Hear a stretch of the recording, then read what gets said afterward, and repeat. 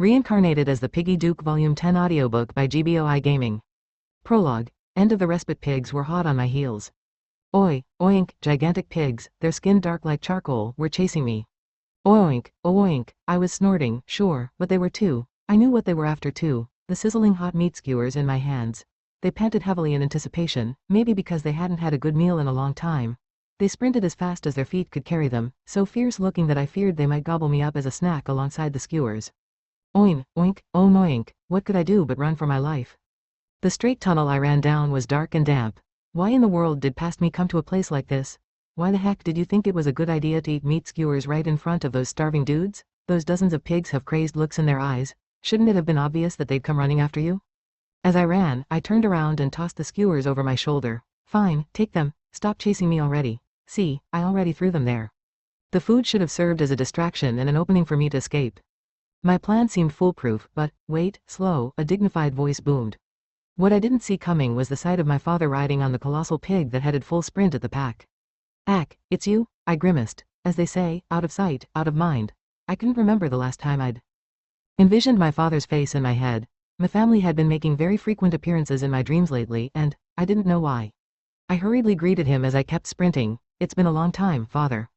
Is it because I met Louis the skeleton inside the labyrinth of Cirkista? I wondered. My encounter with Louis had opened the rusty door to my memories of the past, and dreams of my childhood were the latest trend. Har har har, my father barked out a hearty laugh. You've been making a name for yourself recently, Slow. Will you return to House Denning soon? Wait, stop. My strict and old-fashioned father would never laugh like that. Knowing you, he continued, you likely feel too guilty and awkward to return to House Denning. The worst part of this nightmare was my figure. My body was as round and plump as a grape, like it had been back in my black-hearted Piggy Duke days. Unfortunately for me, this body wasn't built for sprinting. Stop, for once, I'm the one proposing a compromise, don't run away, he shouted. At that, I deliberately slowed my pace and let him catch up to me. I was curious about what my father would do in my dream, but he apparently didn't have anything else to say, because he disappeared like smoke from the back of the giant pig. My eyes cracked open. Seriously, he didn't say anything? I realized I'd been dreaming. My heart pounded in my chest. Letting out a sigh, I muttered, you know, I honestly thought he'd tell me to become the head of House Denning or something. No words could accurately capture the hardships that came with the title of family head. They had to meet the queen's expectations and had shouldered the burdens of the responsibilities that came with being one of the most influential nobles in Dareth. I wasn't cut out for that job at all. Of course I had run away from such things, in real life and in my dreams, but he's not going to comment on that? Not only that, but that dream took place at Kirsch Mage Institute. What kind of nonsensical dream is that? It's not like my father's going to pay me a visit here or anything. Quite frankly, it's a horrifying omen. I sighed once again. I have a few, no, a whole laundry list of choice words for my father as well. Specifically, I wanted to express my displeasure about the new betrothal between Alicia and me, which had been orchestrated without my knowledge or consent. Our expedition to Cirkista had been so significant that even the most influential person in Dareth, Queen Eleanor Dareth, had to step in. If we considered only the amount of time it took for us to retrieve our target item and return to the surface, by all accounts, we had achieved the best result possible within an unimaginably short period, and my father should know about the success. When I get to see him, I need to tell him to keep his nose out of my marriage affairs, I vowed to myself. On that note, Cirkista and Dareth are probably both going crazy at the moment, I muttered. I mean, this is the binary wand we're talking about, a masterpiece crafted by Lectrical, the great spirit of light, and Holt Grace, the great spirit of water, as a symbol of the friendship between Dareth and Cirkista. The wand had long lost its power, but after it had been snatched away by that magical artifact-obsessed slime, the relationship between the two nations had deteriorated at an alarming rate. The two nations had entered a temporary alliance up until recently to combat a common enemy, the Dustdoor Empire, but we weren't sure how long that would last. Whatever. Worrying about stuff like this is the job of the big cheeses at the top, not the common folk. I breathed out slowly, feeling the fatigue slam into me. I thought I already recovered, but it looks like I was wrong. My painful experience in that dungeon still weighed down my body like lead. I was currently lying down, sinking into what felt like a soft, fluffy cloud. My bed. In a cliché story, this was about when I would start panicking in an unfamiliar room, but I did recognize this place. I'd been living here for the past few days after escaping the clutches of that hellish dungeon. Indeed, I was in the Adventurers Guild Cirquistan branch, Arrow's Lighting Void, a stronghold built at the foot of a mountain range and right next to the labyrinth of Cirkista. Silk curtains draped across the windows, blocking out the light outside. There was only one sound inside the darkness of my room. A choink. We'd fought a battle to the death down in the depths of the dungeon. I'd put my life on the line to give Alicia an opening to escape. We'd fought a ton of the monsters illustrated at the end of a complete guide to monsters published by the Adventurers Guild. In the rare and dangerous category, I'd stood my ground with all my might, and I danced with death. A choink, so, in short, I paid the price for my recklessness by catching a cold.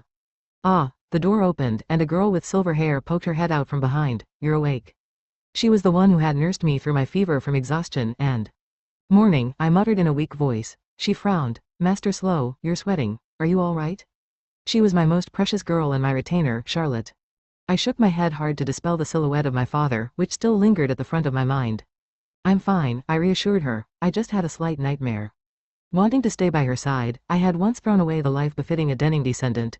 Even if I could go back to the past, I would make the same choice without a second thought. But I chewed on my lip. Having such a dream must mean that somewhere deep down, I still feel like House Denning is my home and family. With a worried look, Charlotte leaned down to peer at my face. Her silky strands of silver spilled down and tickled my cheeks. How are you feeling? Have you recovered somewhat? Oink. I gave her a nod. Does anything feel off? Do your limbs still feel heavy? I slept for too long and am feeling just a tad sluggish. Oink. We were taking our time to recover at an inn run by the Adventurers Guild that sat close to the entrance of the labyrinth. The Arrows Lighting Void settlement was big enough to be called a small city, and I had spent my days exploring or wandering around with Charlotte from time to time. You worked super hard, so please take all the time you need to rest. Lady Alicia also said that you looked after her a lot, so you must be exhausted. Hey, Charlotte, do you think Alicia has arrived in Dareth City already? Well, considering how fast she sped off, she paused, she might have.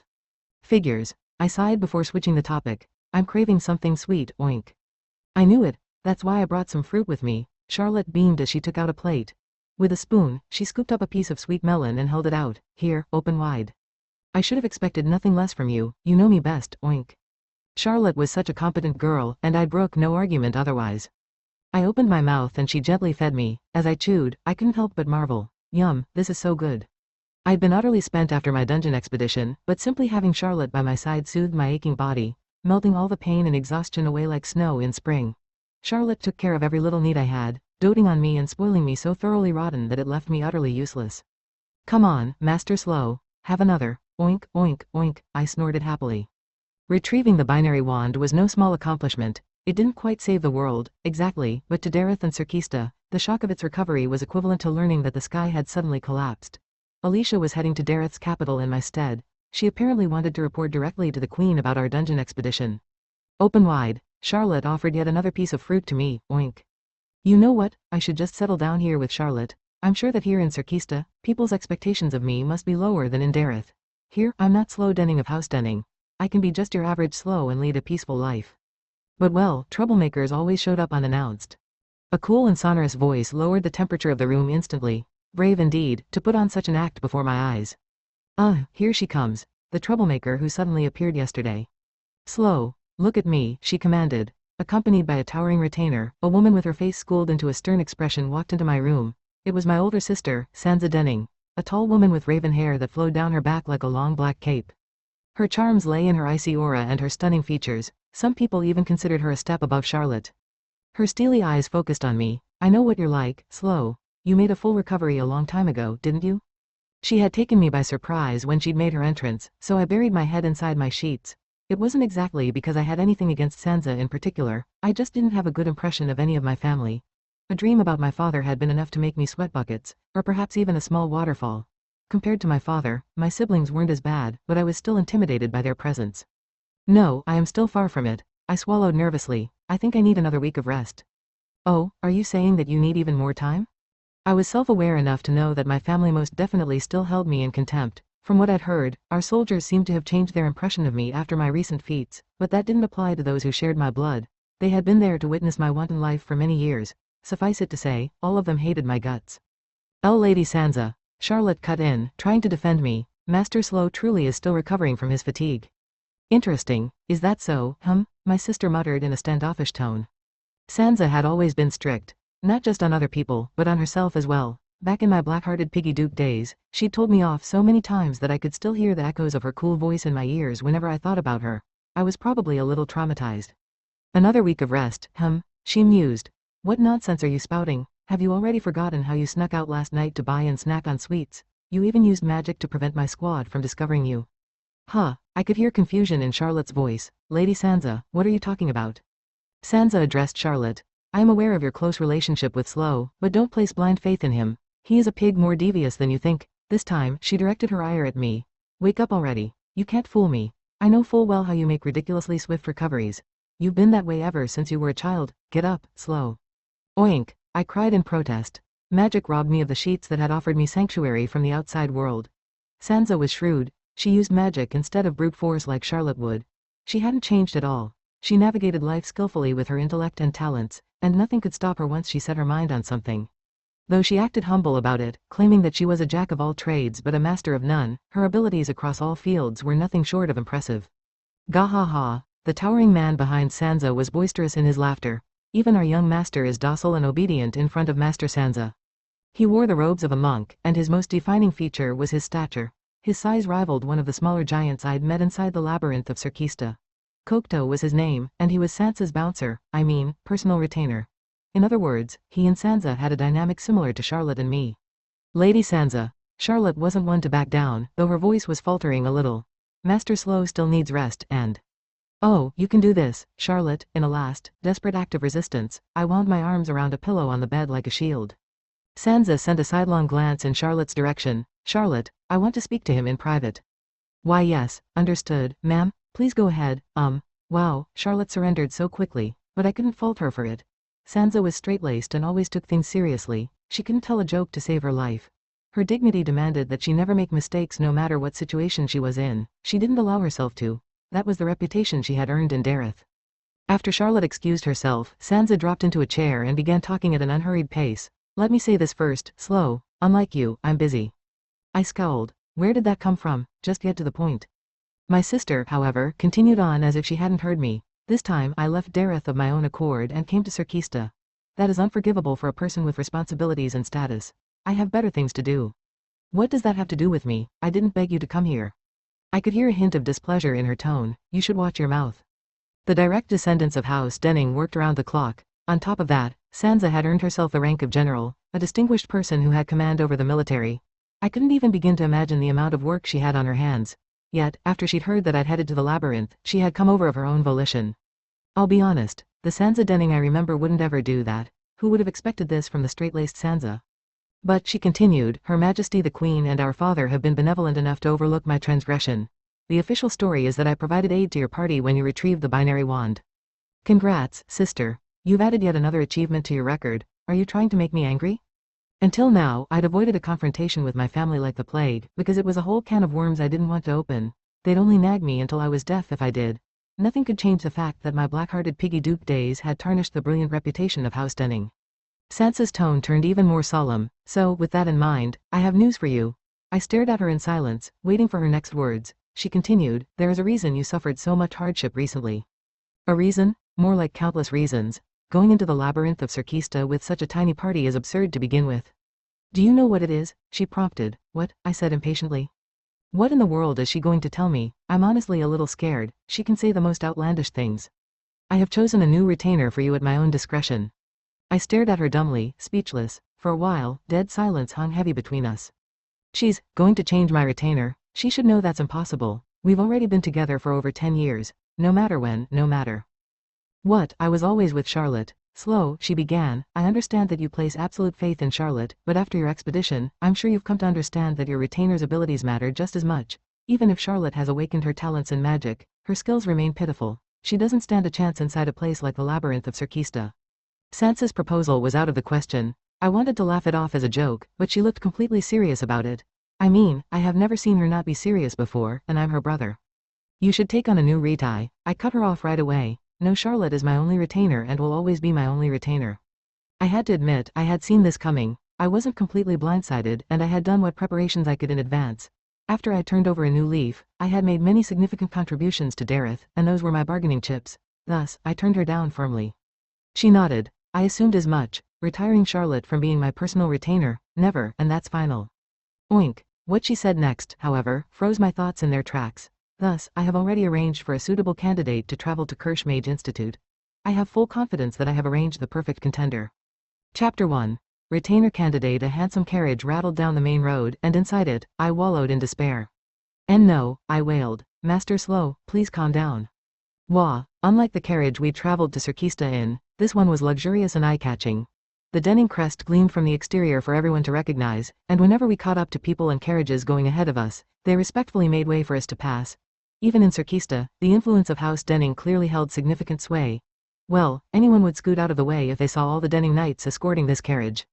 I want to stay there, I whined. As you can see, my sister was bringing me back to Dareth from that stronghold. No, perhaps, bringing back, was too soft of a description. Dragging me away like a criminal was more accurate. My blood-related sister was treating me like a criminal. Charlotte commented, "You must really like that place, Master Slow."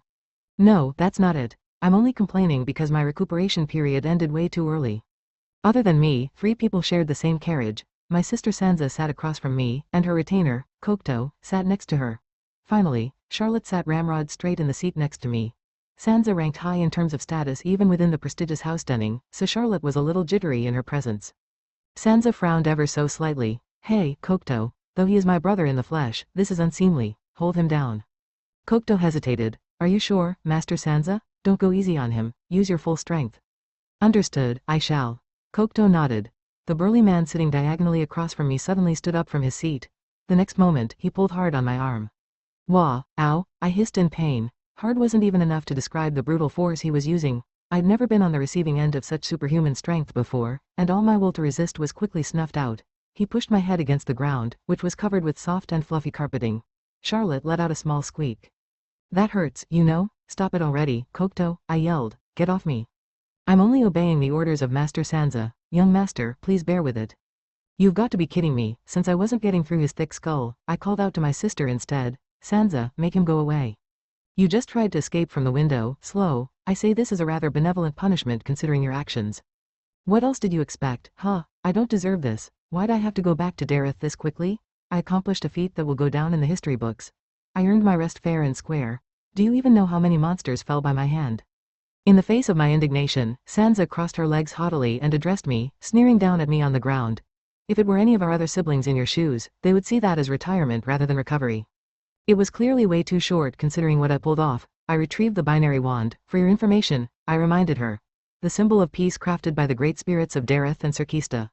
Do these guys even realize how much I contributed to the peace of our homeland? As long as the binary wand was in the possession of either nation, peace between these two nations, at least, was good as gold, yet Sansa was treating me like a dirty old rag she could toss around. Objection, firm objection. I even planned out Cirkista sightseeing routes I could go on with Charlotte, and all of that has gone to waste." "Slow," Sansa said firmly, as if she'd had enough of my willfulness. "If Kondo had been with you instead, your mission to retrieve the binary wand would have been easier by far. Do you agree?" "This again, and hey, you're crushing me, big guy, Kondo, get off me already." "Sansa, even if I go back to Dareth, what am I supposed to do, sleep? Have you already forgotten what I told you? Slow, your new retainer is waiting for you at Kirsch Mage Institute. Have you already forgotten how many times I told you that's not happening?" I snapped. "Charlotte is my only retainer, end of story. Can you listen to me for once?" That's right. A new retainer was waiting for my arrival at Kirsch despite the many times I had rejected the idea. Sansa was being way too persistent. I have heard reports about Charlotte and I know that her diligence is respectable. However, there are some gaps that diligence alone cannot bridge. That matters because she is in a position of responsibility as a personal retainer of House Denning.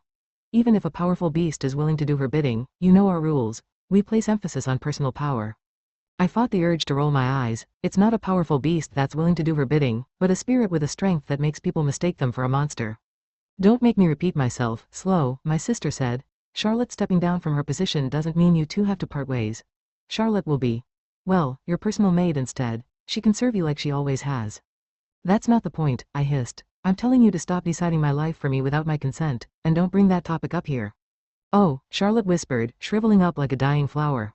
"See, you made Charlotte sad. I hadn't told Charlotte about Sansa's proposal." But out of the blue, my sister had shoved me into this carriage today with the declaration that we were heading back to Dareth. That was when she had suddenly started discussing the matter of changing my retainer. It had put Charlotte on the brink of tears, and I had felt like I was dying inside. Furthermore, the grumpy cat that usually sat on Charlotte's lap wasn't just a formidable monster, far from it, in fact. They were a great spirit. Sansa doesn't care about how I feel at all. My sister shrugged slightly. Changing retainers isn't anything unusual though. Kondo, for example, is my third. Like Sansa had said, it was a common practice in House Denning to change retainers. I alone was the exception, insisting on having Charlotte as my retainer. Anyone else was unthinkable. But father hasn't changed his retainer either, I argued. She inclined her head. Father's retainer was special. One would be hard-pressed to find a substitute for someone of Lord Glacé's caliber. Oh, I see what's going on. I produced some results, so you're trying to give me a retainer of your choice to keep me in check, is that it? I scoffed. In that case, it's a lost cause. Changing a retainer can't change me. Having Kondo as my retainer opened doors for me. You should know how vital talented retainers are for our future prospects. Kondo let out a cheerful laugh. I'm very honored to receive such words from a celebrated personage such as yourself, Master Sansa. She was right. After assigning Kondo as her retainer, Sansa had begun achieving dramatic feats on the battlefield. In the south, the pair of Sansa Denning and Kondo was a legend among those who took pride in their prowess in combat.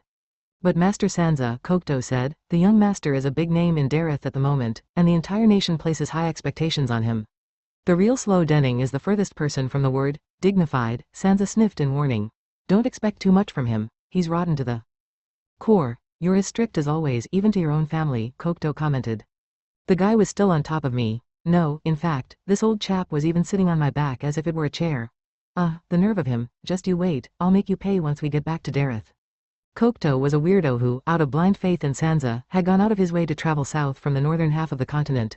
Family standing was regarded as important in House Denning, but he had climbed to the position of personal retainer despite that fact, because his extraordinary abilities had made up for what he lacked in background. Lady Sansa. Charlotte spoke up for the first time during this conversation. What kind of person is this candidate for Master Slow's new retainer, if I may ask? I had never brought up this new person even once, wanting to avoid all mention of them. Charlotte, however, seemed very curious about the candidate House Denning had selected for me. The arrival of night brought with it a sharp drop in temperature. I borrowed a coat from one of Sansa's subordinates and waited restlessly for dinner to be ready. Lady Sansa, I heard a knight's crisp voice ringing out. Can I put in all the prized meats we obtained in Serkista as well? Young Master Slow looks like he can't wait any longer, so let's cook them all in one go. The knights preparing our food were chucking one ingredient after another into a big pot, and it was clear that they were all experts at cooking. They worked efficiently and were full of spirit. Their supervisor must have been excellent at training troops. Charlotte was helping out too. I felt bad about sitting back and watching, so I decided to help with dinner as well, but... Young master, please take it easy and rest over there. We can take care of the cooking, a knight called out to me. Yep. The moment I make the motions to stand up, someone stops me. Danilo, Sansa's glaring daggers at us, I muttered. Oh, that is just her default expression, Danilo reassured me. Please don't take it to heart. I recognized some of the knights Sansa had brought along. After all, before I'd gone off to Kirsch, I had lived in the main manor at the Denning lands ever since I was a child. I was familiar with many of our people. Danilo was a knight around 5 years my senior. Even during his trainee knight days in the Denning lands, he had always been a social person who livened up the atmosphere, and he hadn't changed one bit. To my surprise, the knights were quite friendly to me even though I had been the black sheep of House Denning. Oi, Danilo, Sansa barked. Don't spoil Slow. Lady Sansa, Danilo greeted my sister immediately. But you were the one who said we should let Lord Slow rest, my lady. I don't remember saying anything like that. Danilo grinned. Please don't underestimate the amount of time we have spent with you, my lady, we can tell from your aura. Though I was a member of House Denning, I wasn't the one with the highest authority around here. The stern woman who joined the knights in their work was the big boss. She gave brisk, concise instructions to the tough-looking men as she walked around with confident strides. Yes, that was my sister, Sansa. Though it probably didn't sound convincing when I was the one saying it, she was one of the most brilliant people I knew. As I sat down again, I muttered, how much longer is this going to take? I'm starving. Various cuts of meat and a variety of vegetables were being thrown into the massive pot. The knights were toiling away, stirring the pot with simmering liquid, and a delectable aroma drifted my way. I felt my endurance wither away. I sat all alone on a tree stump, waiting for dinner to be served. There was a growl. Oh, I think that was my stomach, actually.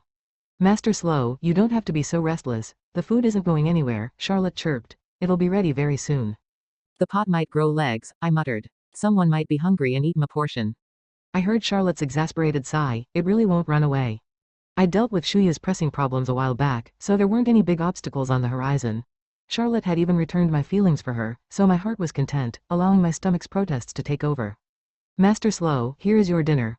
Charlotte hurried over to me. Whoa, you don't have to be so rushed. Nobody is going to take your food. I blew hard on my food to cool it and swallowed a big spoonful of stew. Good, the savory flavor of the meat has permeated the broth perfectly.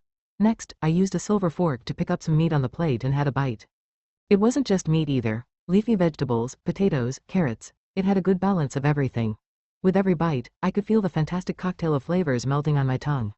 Charlotte, seconds, I said happily. What, you're already done? That was an entire plateful. Charlotte, seconds, I repeated like a parrot. I was sitting on the stump, and Charlotte was sitting right next to me. The Great Spirit wasn't around. They had lent a hand during our battle in the dungeon, and that apparently went against their principles. For some reason, they were rather dejected afterward. They had declared that they would take some time to do soul-searching in Cirkista. From our spot, I could hear the sonorous voice of my sister, Danilo, eat.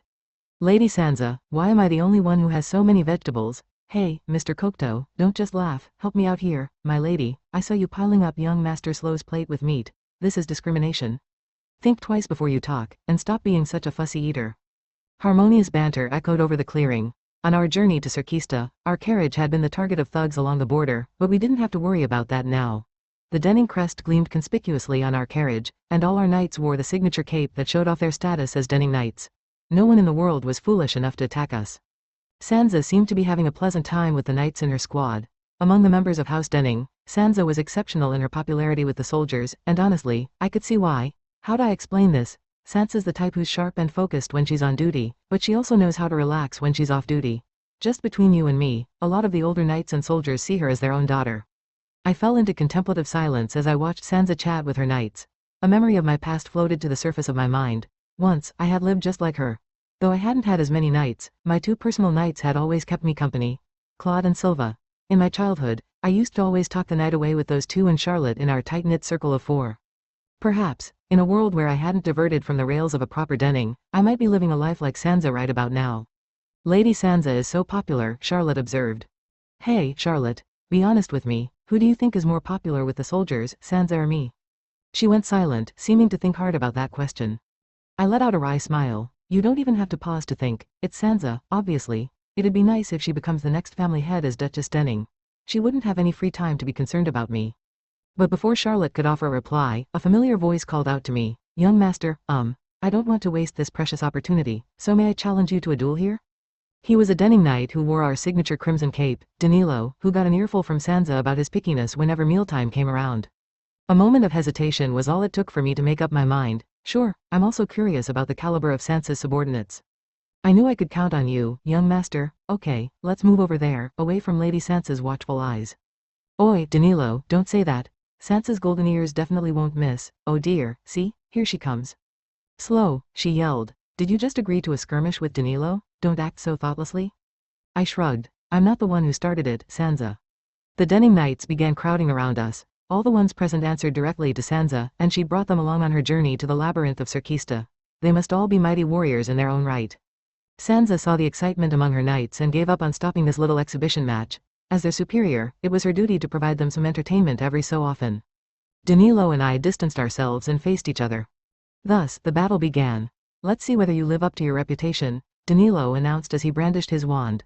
A fire blade surged out of the tip of his wand, flickering with the wind. Denning knights mostly engaged in melee combat, a stark contrast to normal mages, whose offense was based around long-range spells. I observed his blade. That's a very refined spell. Shuya's fire spells don't hold a candle to him. Even if a mage attacked Danilo with spells, at his proficiency level, he would be able to stop a blow with his blade. Young master, why are you just spacing out over there? Oink. Well, I'm not exactly under pressure. Oh, you're on, I'll take this seriously too. The fire swelled and flared up, growing to a length many times Danilo's height. My eyes grew wide, and my face paled. Hold on, wasn't this just for fun? How am I supposed to be calm in front of that pillar of flames? Weren't we just playing around? That blade is strong enough to cremate everything in a straight line, be it the enemies or the environment.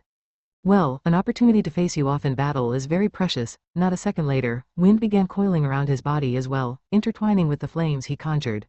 This is a duel with slow Denning. Turning it into a game would be such a waste. As soon as he finished that sentence, Danilo lunged forward, closing the gap between us as he swung his blade with all his might. What had started off as a sword of fire had been transformed into a deadly combination of fire and wind. The wind fanned the flames, boosting its force as it inched closer and closer to my body. It wasn't a big deal, however. A water barrier, fire's natural enemy, was sufficient to stop it in its tracks. That's a destructive blade you've got there, Danilo. I was rather impressed. The last time I saw you, you weren't able to cast spells like these. Now that's what I expect from our young master. You weren't perturbed in the slightest. That's just an act. I totally lost my composure on the inside. I thought this was all just fun and games, but he actually fought for real. But after that initial fluster, I could feel the thrill thrumming in my chest. A duel with a skilled knight made my heart race. This was different from a battle with those freakishly strong monsters in the central levels of the labyrinth. My opponent had polished skill and technique for the art of fighting, not for slaughter, and I admired such warriors. Danilo exclaimed, I shall make another attack. Though I know I'm facing someone of higher skill, I won't let that faze me, oh wind. He's so fast, my eyes widened a fraction as he closed the distance instantly with one step forward. I shouldn't be surprised, considering the fact that he's a Denning Knight directly trained by Sansa. He used wind magic to manifest tailwind and rode on the current. Our gallery was just as amazed, and they began cheering.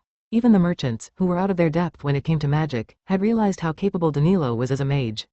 The Denning Knights were also hooting at us. He dodged that, Danilo, so much for your signature attack. Don't waste this precious chance, my dude, you should try out everything you can. Their commentary was at quite a high level, a big contrast to the students of Kirsch. The knights had a very accurate understanding of the battle and Danilo's attacks. As I sidestepped Danilo's blade, I also shuffled backward to widen the distance between us. The tactic Danilo used centered around turning his wand into a sword, and depending on his abilities, the blade could grow as long as he wanted. Yo, Danilo, looks like the young master turned your own spell against you. Damn it, Danilo swore as I hitchhiked the current of the wind he had manifested. I'm the type who makes use of everything I can, I thought, slightly smug. That thought didn't last long because in that instant, I had a sinking feeling in my gut, as if something wasn't quite right. Danilo had clicked his tongue in displeasure, but I saw the ghost of a smile fly across his lips. I looked up. In the clear, azure sky were 20, 30, maybe even more ice pillars levitated and poised to strike. Their tips were sharp and pointed like stakes, and I was willing to bet that being impaled by these would hurt like hell. The biggest problem was that they were all aiming at the exact spot I would land. No way, he lured me here. That was when Danilo finished with a chant. Oh foam, frost over. Afros Nova. Yikes, I yelped, dodging that area by the skin of my teeth. Icy air tickled my neck like the breath of the Grim Reaper. When I turned my head to look at the spot I had just been standing on, I saw the ground had turned into a pincushion for ice pillars, and I felt goosebumps rising on my skin. After a moment of silence, Danilo shook his head slowly as he muttered, just as you'd expect from the young master. Excuse me, I would have died if that hit me. A member of House Denning wouldn't die from a weak attack like that, Danilo said firmly. He's a goner. Joining Sansa's squad corrupted him completely. I sneaked a glance at Sansa, and I saw her biting her thumb with frustration. Oh, that's a rare sight. She only does that when she's truly and utterly disgruntled about something. Wait, was she the one who taught Danilo this strategy? Though I was surrounded by the rough voices of cheering knights, there was one voice that stood out to me, pleasant like a chime. Master Slow. You can do this, don't lose to him. My energy grew 100-fold and my motivation was an infinite fountain. All right, it's about time I end this. Once again, Danilo kept me at a wide berth. It seemed that he was going to switch his tactic. So he's going to use a dual-element spell of fire and water this time. Unfortunately for you, the spirits are giving away all your plans. Danilo, Sansa yelled, agitated. Stop casting, Slow's spell is heading your way. Her warning came too late, however, because I'd already fired my spell.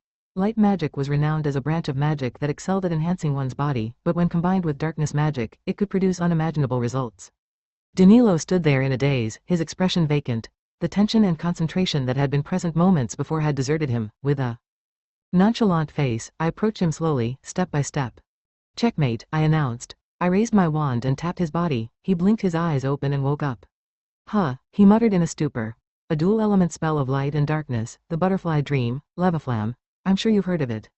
When in the world did you? Danilo shook his head. It's my loss. Leviflam was a spell that stole the awareness of its target. When mages weaved a sophisticated spell, we would all channel our focus on constructing our spell.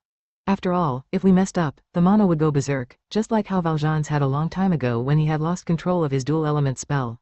That was why we had to handle multiple-element spells with great care. That being said, Sansa caught on pretty quickly.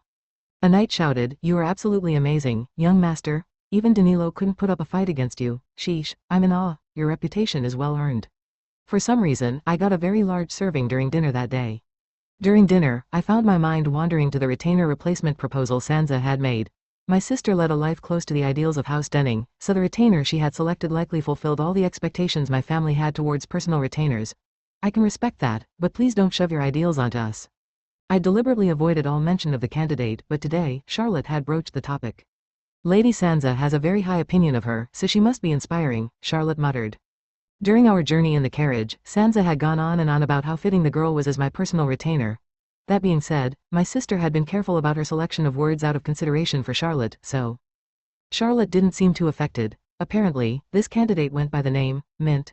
Sansa was a strict person, but Mint had her stamp of approval. I admit, that made me a little curious about the girl.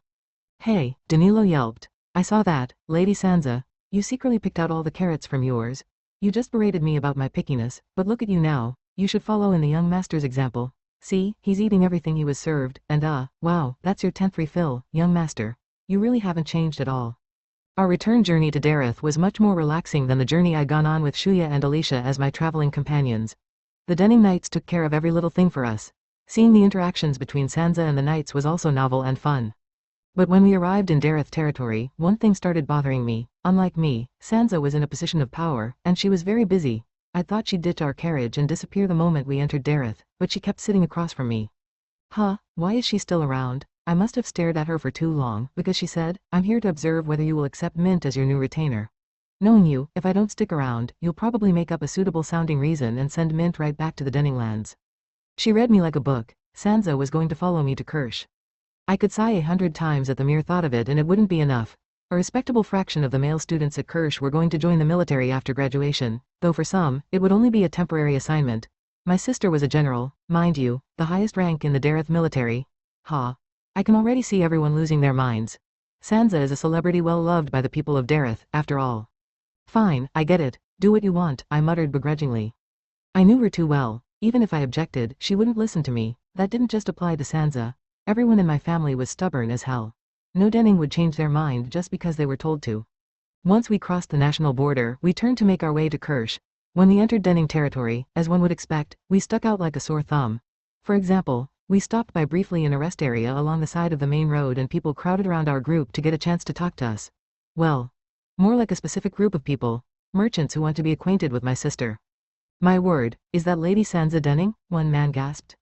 I thought you'd complain a lot more, young master, Kondo said, sounding amused, but you were surprisingly cooperative with my master. Gahaha. If putting up resistance would make a difference, I'd do it, but knowing Sansa, she's definitely going to Kirsch. I sighed. You certainly know her very well. Now that's what I expect from her younger brother. Of course I do. We're siblings. During our travels, I had more opportunities to chat with Kondo, Sansa's personal retainer who wore monk robes.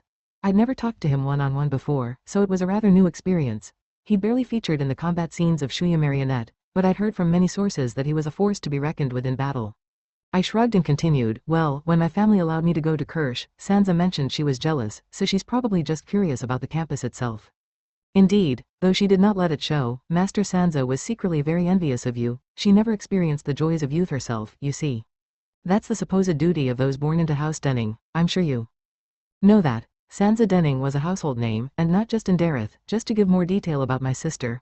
In fact, back at the Cirquistan Adventurers Guild branch, a bunch of daredevil high-ranking adventurers had challenged her to test their abilities a few days before we set off. Naturally, she'd beaten them to a pulp. Speaking of duels, I had the feeling that I had grown closer to the Denning Knights after I'd crushed Danilo in that battle. It seemed that communication with fists and wands was the most effective when you wanted to be friends with battle junkies.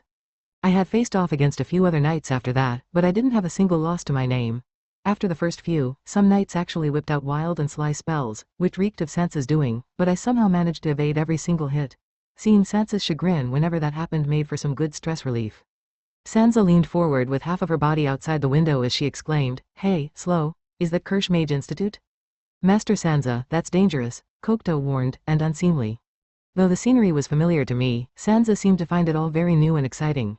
"There's no way I could hold in my excitement," Sansa yelled. "Kondo, that's Kirsch. I've wondered for the longest time about the environment our new recruits studied in." Charlotte and I made our glorious return to Kirsch, but our party was nothing like the one we had started out with. The General of Dareth and a handful of Denning Knights were our company. I got off the carriage. That long journey was over at last. I had to hand it to the horses who had dragged us all the way here from Cirquista. Hopefully, they'd get plenty of rest in pristine, comfortable stables. Now that we're back, I'm actually a little curious and thrilled to meet this potential retainer. What kind of person is she? "Here, Charlotte." I offered my hand to my retainer, who was just about to climb off the carriage. Oh, thank you, Master Slow." She shyly placed her hand in mine. As I escorted her, I took a quick glance around the nostalgic Kirsch campus. The staff had paid a fortune during its reconstruction, and the gardens and fountain were even more breathtaking than before. You know, seeing all this makes me feel like I've come home for real. "We're finally back," I cheered. "It does feel like years have gone by, doesn't it?" Charlotte remarked. "Considering all the pains we suffered in Cirquista, I'm not surprised." Our expedition had only lasted 1 month, but that 1 month felt as if it had dragged on forever. The memories from our journey still haunted my mind vividly. Please, I don't want to see hide nor hair of monsters ever again. I've had my fill of them. And don't even mention the word dungeon, because I will go crazy. Oh, and no slimes, either, thanks.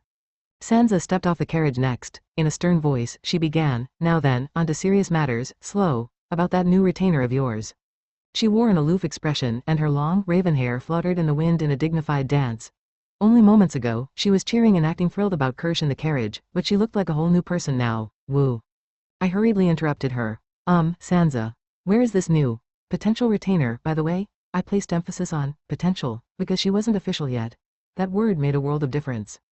Sansa pursed her lips and narrowed her eyes. I have already asked Mint to stand by in the boys' dormitory, but I haven't informed her of the exact time of our arrival. Knowing her, she might have waited since early this morning. My eyes widened. Since early morning, it's nearly the end of the day now. I was dragging my feet about meeting the girl, but making her wait any longer would be unfair. Guess I don't have a choice. As we walked across the campus, I could hear Sansa talking animatedly with the knights who were graduates of Kirsch. Danilo, what are those tasteless bronze statues over there meant to be? Sansa asked. Lady Sansa, please refrain from calling them tasteless. Those are all the past headmasters of Kirsch. Huh, she didn't sound impressed. They would look creepy at night. Another knight joined in. On that matter, when I was a student, there was a rumor going around that these statues would come to life at night. Interesting, Sansa muttered. That sounds fun. School rumors, I see. Sansa, I know you're keeping up appearances by looking solemn, but your voice betrays you. Oh well, I can't really blame her. Among our siblings, she's probably the one who most longed for a normal school life. The knights who indulged her seemed like they were having fun as well, in contrast. Oink. I shrunk into myself. Master Slow, why do you look shorter than you usually are? Charlotte asked. Why, you must be seeing things. Frankly, I was pretty anxious. I had submitted the application for an extended leave, but I was late by many days. In other words, I had ditched school without permission. I am? Charlotte didn't sound very convinced, but then she hit her fist on her palm in realization. Oh, I see. You're worried about how you skipped class without permission, aren't you? Charlotte, I protested. Don't read me like a book, please. I mean, you're right. We had actually arrived in the early evening, just in time for the end of a school day. Very soon, students would rush out of the lecture buildings like a tidal wave. The Denning Knights wore their signature crimson cape, and in this environment, they were basically giant signs saying, look at me. Even Sansa, one of the most famous Dennings around, was among us. You'll be fine, you can breathe easy, Charlotte beamed at me. How could I? I mean, I'm kinda famous now. People might start making a big fuss about the return of the truant Slow Denning. She shook her head. I don't think so. Really? They won't? As we walked across the campus, I slowly realized that Charlotte was completely right. After all, judging by all the whispers around us, the students didn't care that much about me. Instead. Hey, you've got to be kidding me. I must be seeing things, right? That's Lady Sansa. I must be dreaming. Why is Lady Sansa here in a place like this? Oh, I totally saw that coming. Though my anxiety had clouded my judgment for a moment, it was no surprise that everyone's eyes were glued to my sister instead. Sansa had mentioned that only Headmaster Morozov had been informed of her arrival. Why in the world is General Sansa paying a visit to Kirsch? A third year exclaimed. The students especially thrown off by her appearance were the third years with exceptional physiques. Likely, they aimed to join the army after they graduated. A group of such third years approached us and greeted my sister with a bow. In fact, they were bowing so deep that I could almost see the back of their heads. Wow, I can't remember the last time I saw people doing this. There was a tiny hint of melancholy in Sansa's voice. Is it that strange for me to appear at Kirsch?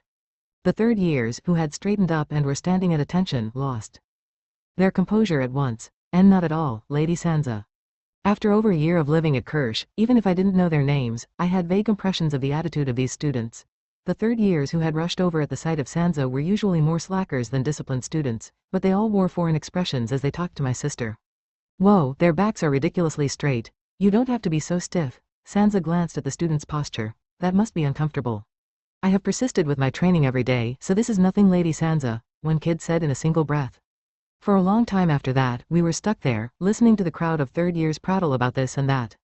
Lady Sansa, if you encounter any difficulties or inconveniences during your stay at Kirsch, please summon me at once.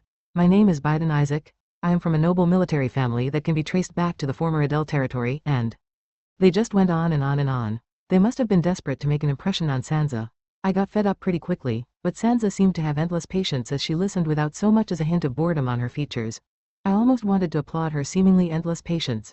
From time to time, she would nod or offer words of her own, such as, I know your father. When the third year was done, Sansa said, I have high hopes for you, Biden. I'm afraid that I have other matters to attend to, so let us speak later. Yes, ma'am, I am very honored to receive such kind words, Lady Sansa.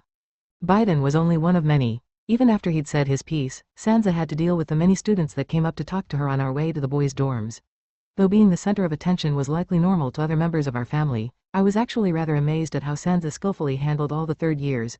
After a long time of being away from my family, I had almost forgotten the weight and duties that came with being a Denning. But she was reminding me of all that. Slow, I could hear the disapproval in Sansa's cool voice. You should listen to what they have to say, you know, pay attention. Here she goes again, another one of her lectures. The public impression of Sansa was a flawless, astute soldier, but as her family, I knew otherwise. That was only a front, a mask she put on before others because that was her duty as a member of House Denning. The real Sansa wasn't as mature as she had led people to believe. In fact, she was the pettiest person alive, nowhere near perfect. The third years are only acting that respectful because they're talking to you, the head of the army. I shrugged. Those future soldiers wouldn't want to waste time on little ol' me. I'm aware that you have chosen a different or perhaps improper path compared to the rest of us Dennings. No one knows what the future holds, however. There is a chance that you might join the army one day. Never, I declared without hesitation. She frowned. You are a Denning, and you ought to behave like one from now on. Sansa proceeded to give me a long, tedious sermon. Once she started preaching, she'd never stop. That was a habit of hers. As her brother, naturally, one of my best skills was to let it all go in one ear and out the other. Master Slow, this is a first for you. For some reason, Charlotte chuckled. It is. I blinked. What is? Why is she laughing? While I let Sansa blabber on in the background, I glanced around us. Oh, I see the boys' dorm in the distance. Students were going in and out of the entrance. Some spotted us, and their eyes grew wide. Among all the activity, there was one person who stood stock still, and my eyes were drawn to the girl instantly. Hey, Sansa, I said, is that girl? She nodded. Yes, she is your new retainer. The girl in question was standing like a statue in front of the boys' dorm.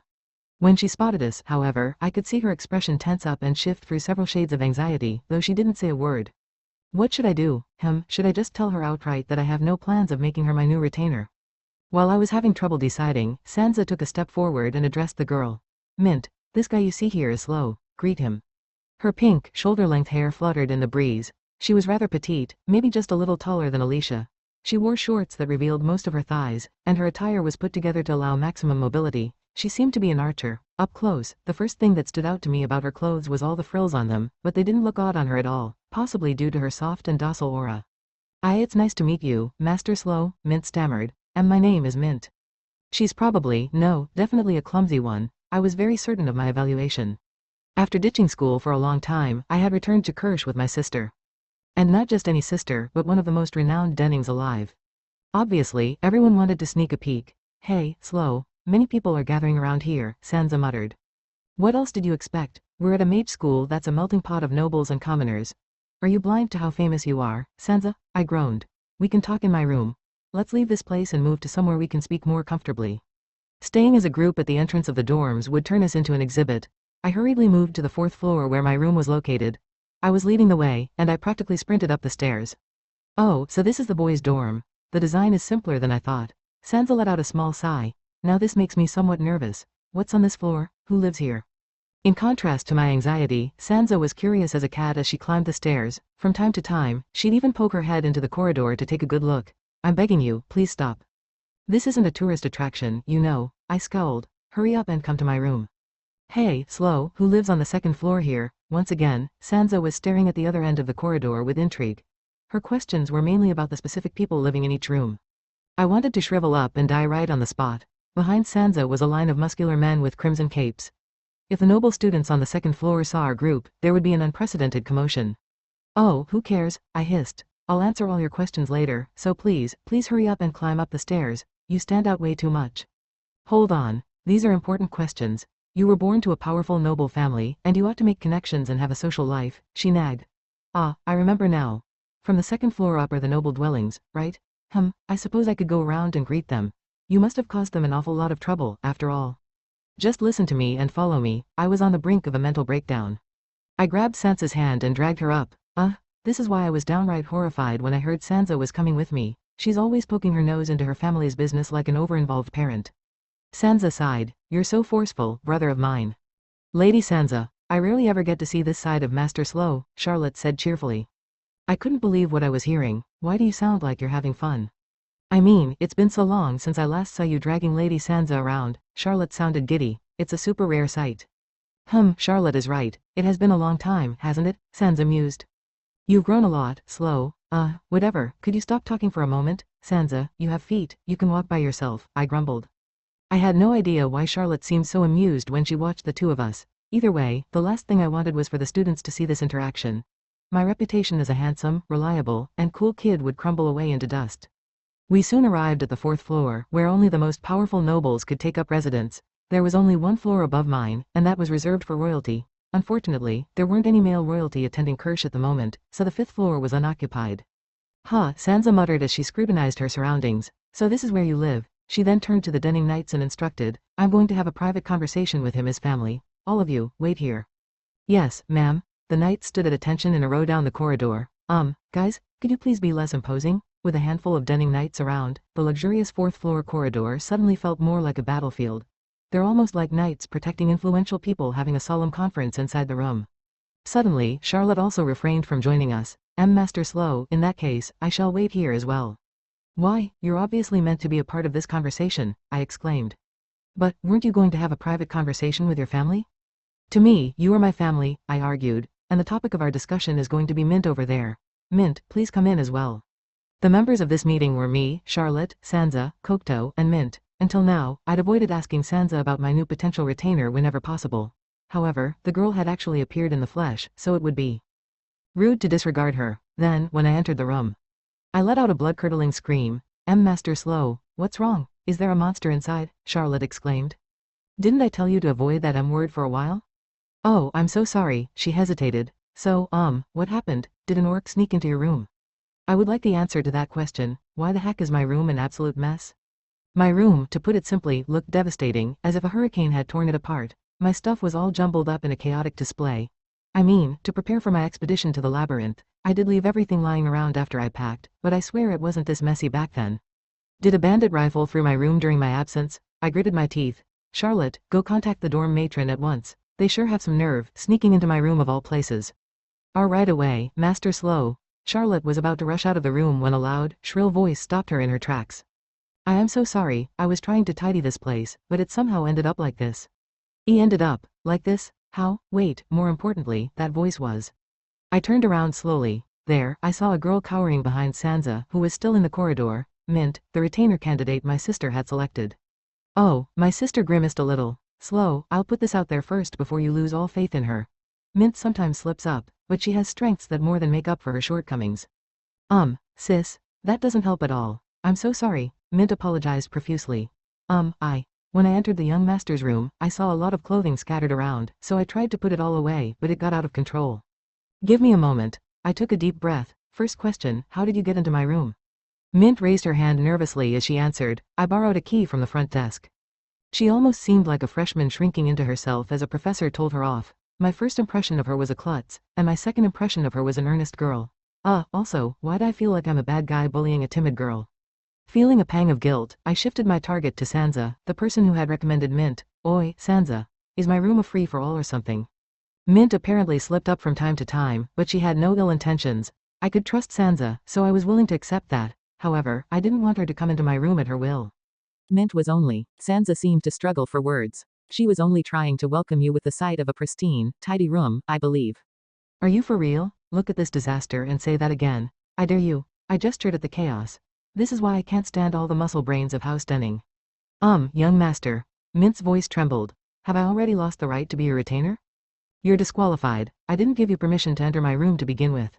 Oh no, she whimpered. Lady Sansa, I'm disqualified. I'm sorry, I'm so sorry, I messed up again, but thanks to this incident, I have a good excuse to dismiss her. As a retainer, entering her master's room without permission is utterly unacceptable. We haven't even gotten to know each other. I feel sorry for Mint, but I should be firm in my refusal. You saw what happened, Sansa, I said calmly. Send her back to the Denning. An unexpected person, however, cut me short. Hold on one second, Master Slow. I think we should give her another chance? Who would have thought? Charlotte, of all people, was the one who stopped me. Wah, Charlotte? I stared at her dumbly. Why? We haven't seen her talents yet. For Lady Sansa to nominate her, she must be a very capable retainer candidate, so it's too early to make conclusions. No, but, I mean, you're right, but, my mind was in utter chaos. Why the heck is Charlotte on their side? Charlotte, do you understand the implications of Mint becoming my retainer? We would be That's a completely different topic. Charlotte should understand what I was implying. If Mint became my retainer, she would lose her position. So, by rights, she should join me in the opposition. Why in the world was she siding with Mint? Sansa's voice interrupted our exchange. Can I come into your room now? She wore a thrilled expression on her face, unable to suppress her curiosity about the rooms in the boys' dorm. That face looked completely out of place on a Denning and a great general of Dareth. I led Sansa and Mint into my room. All the while, I watched my step, evading the textbooks and messy clothing scattered on the ground. Leave the exploration for later, I muttered impatiently. I believe an explanation about Mint is in order. But, Sansa looked reluctant. We have all the time in the world to do that. We also have all the time in the world to explore my room, Sansa. This is not up for debate. Damn it. Fine, but only this once, she said through gritted teeth. This once, excuse me, priorities, the topic of my retainer should be much more urgent than exploring my room. Am I the one who's wrong? No way. We gathered around the black table sitting majestically in the middle of the living room, and I ushered the others to sit down. Sansa finally got down to business. You see, father once entrusted Mint's training to me, saying that she has promise. At first, I planned on turning her into a knight to guard Denning territory, but after I took her around a few battlefields, she came out with many achievements to her name, and here, I thought it would be a waste for her to be a mere knight. Not at all, Lady Sansa. Mint shook her head vigorously. I'm not cut out for the post of the young master's retainer. Something caught my attention. Hey, you said father entrusted her to you? Tell me more. More, that's it. Sansa inclined her head in thought. Or do you perhaps want to hear about how he came up to me on a hot day in early summer or something along those lines? No, forget that. I shook my head. Go on. Father specifically requested Sansa to train Mint, but judging by her appearance, she's clearly just an ordinary girl who doesn't belong on a battlefield at all. Something bothers me. Why did father go out of his way to do that? Of course, I never thought about assigning her as your retainer at first. But, Sansa paused. You can't stay at Kirsch forever. I thought this would be a good opportunity for you to properly consider your future prospects as a member of House Denning and appoint Mint, a powerful individual, as your retainer. If she is by your side, all combat would become much easier. Did you train her from scratch? I'm a busy woman. I put together a training program for Mint, and with that as a guide, she worked her way up. Well, considering father's endorsement, she must be a diamond in the rough. He has a keen eye for potential. Though I was first, he was the second one in House Denning who noticed Sylva's talent. Anyway, Sansa, can you stop glancing at my room while you talk? Take this more seriously. Kokto seemed to be holding back laughter. Young master, seeing such childlike wonder on Lady Sansa is a very precious opportunity that even money can't buy.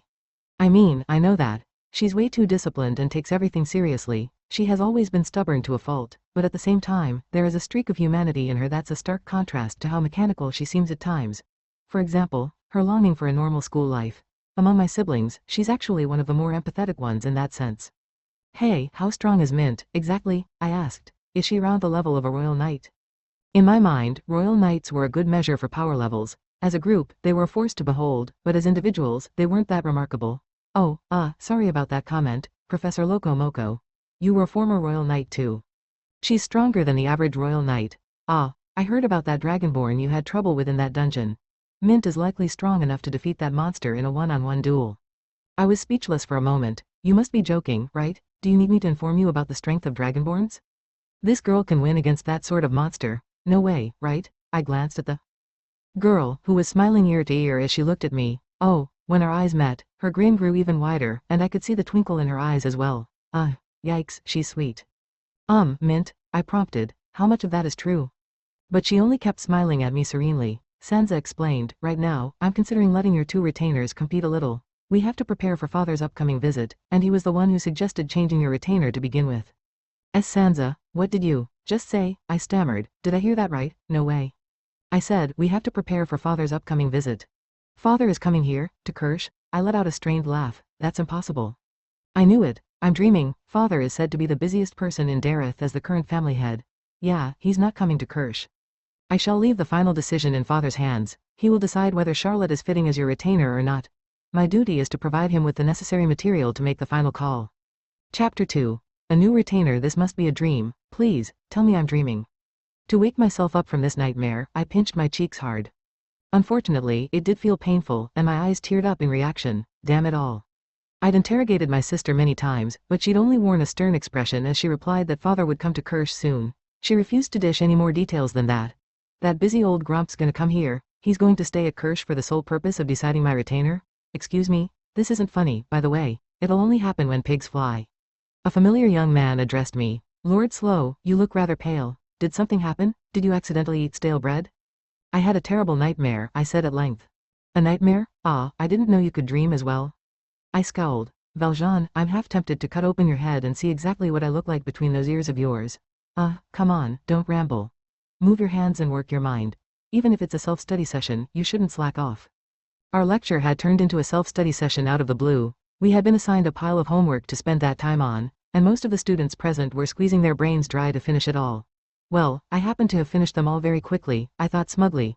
And wait a second, I was hailed as a hero by everyone after I saved Kirsch. Where did everyone's all fly off to? But you were spacing out, so you can't blame me for doing the same. I'm already done, so I can do what I want. More importantly, I hesitated. Say, if I told you that my father is coming to Kirsch, what would you think?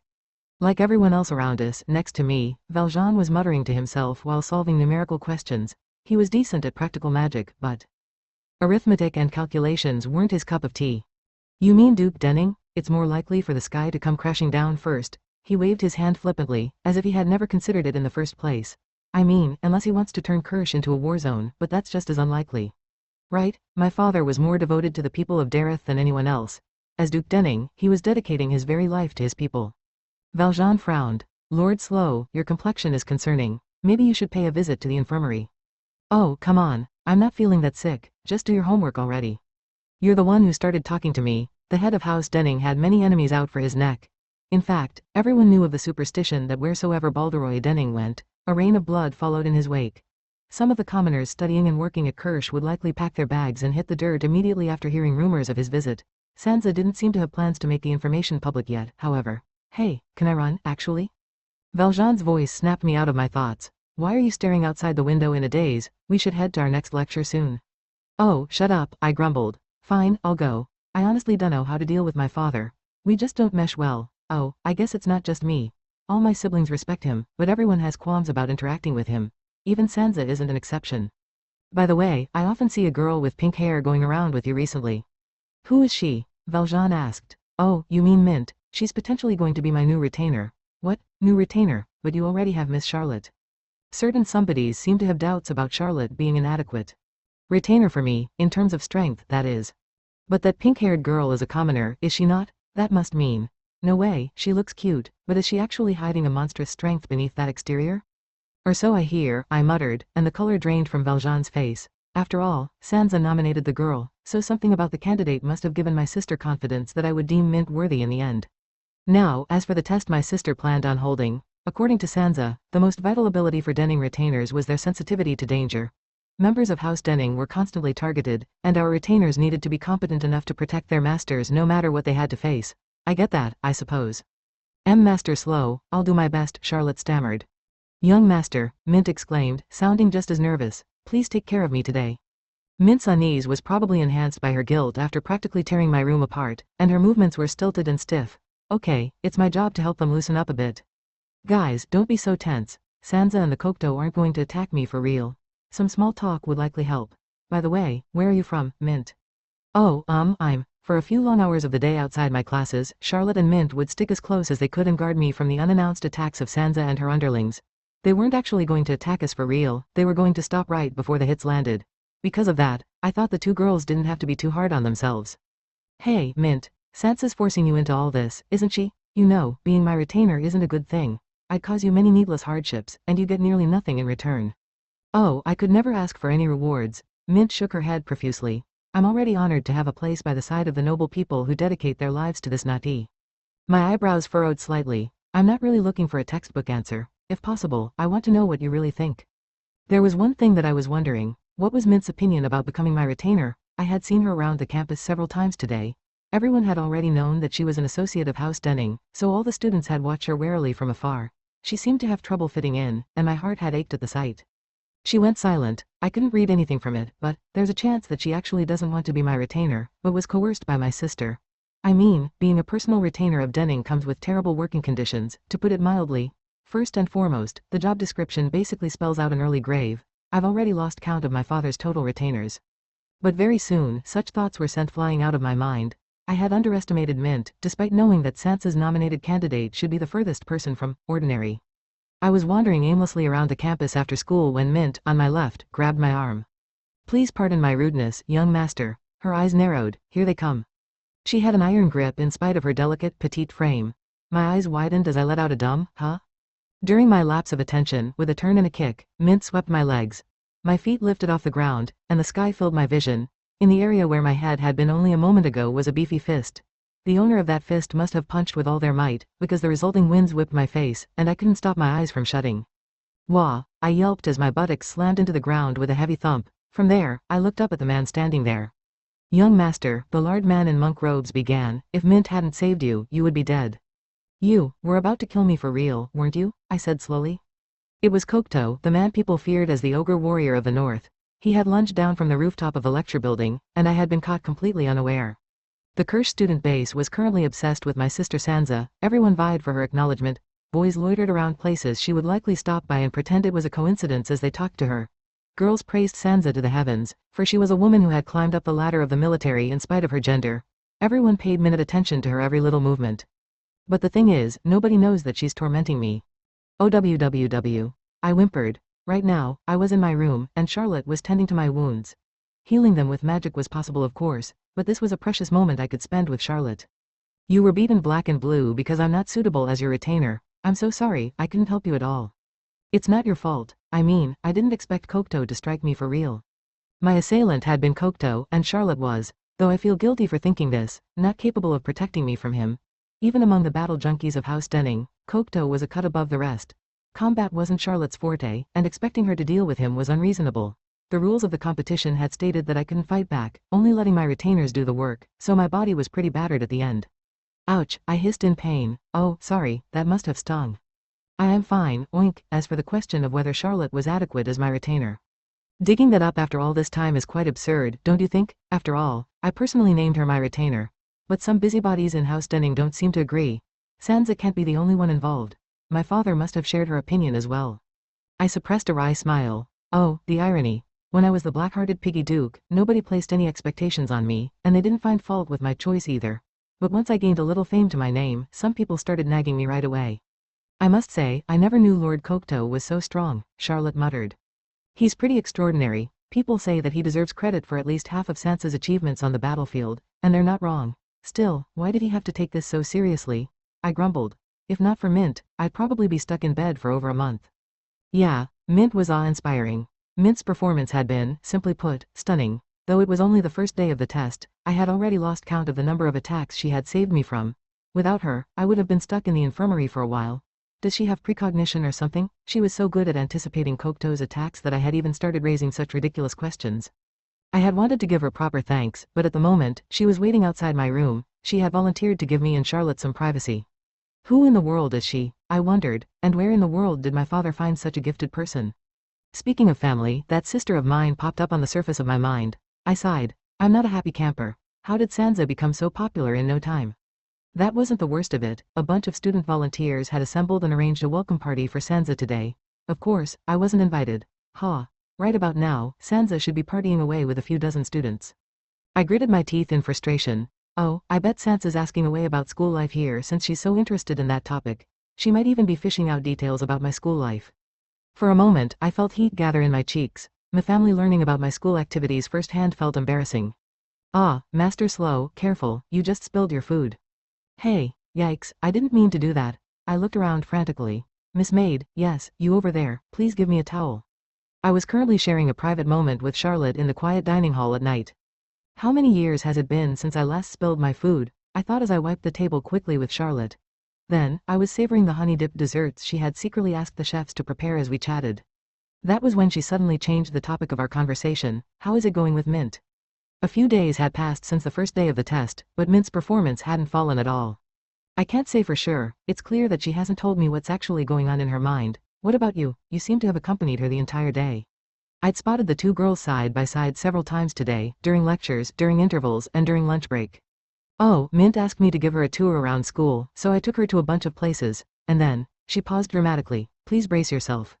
Oh okay, she's downright amazing. She discovered 3 secret shortcuts even before I told her about them. Well, yeah, that's pretty impressive. I've already been here for over a year, but even I still don't know the entire campus that well. I'd been on guard the entire day, wary of Kondo's assassination. attempts. Because of that, I hadn't squeezed out any time to sit down and have a good chat with Mint. Okay, I'll have to have a heart-to-heart conversation with her tomorrow. I have a ton of burning questions I want to ask her. Why does she want to be my retainer? How did she meet my father? House Denning was said to be a treasure trove of talent. All year round, young, capable people would come knocking on our door, claiming that they wanted to offer their aid. Not just nobles who took pride in their swordsmanship and magic, but also commoners. But Mint didn't seem like the type who would take the initiative to show up at our front gate. Someone dropped down their lunch tray on the table in front of me with a clatter. Yo, Denning. Seems like you're up to something dicey again. Look around ya. Are the only one sitting alone in this whole dinner hall? This someone had a black perm and a devil-may-care attitude, Professor Loco Moco, who rarely showed up in the dining hall. Most of the professors requested to have their meals delivered straight to their quarters, like I used to. The professor plopped down with a thud in the seat in front of me. Seems like y'all have it tough in House Denning. Y'all poor soul. I heard rumors that y'all might have to change your retainer.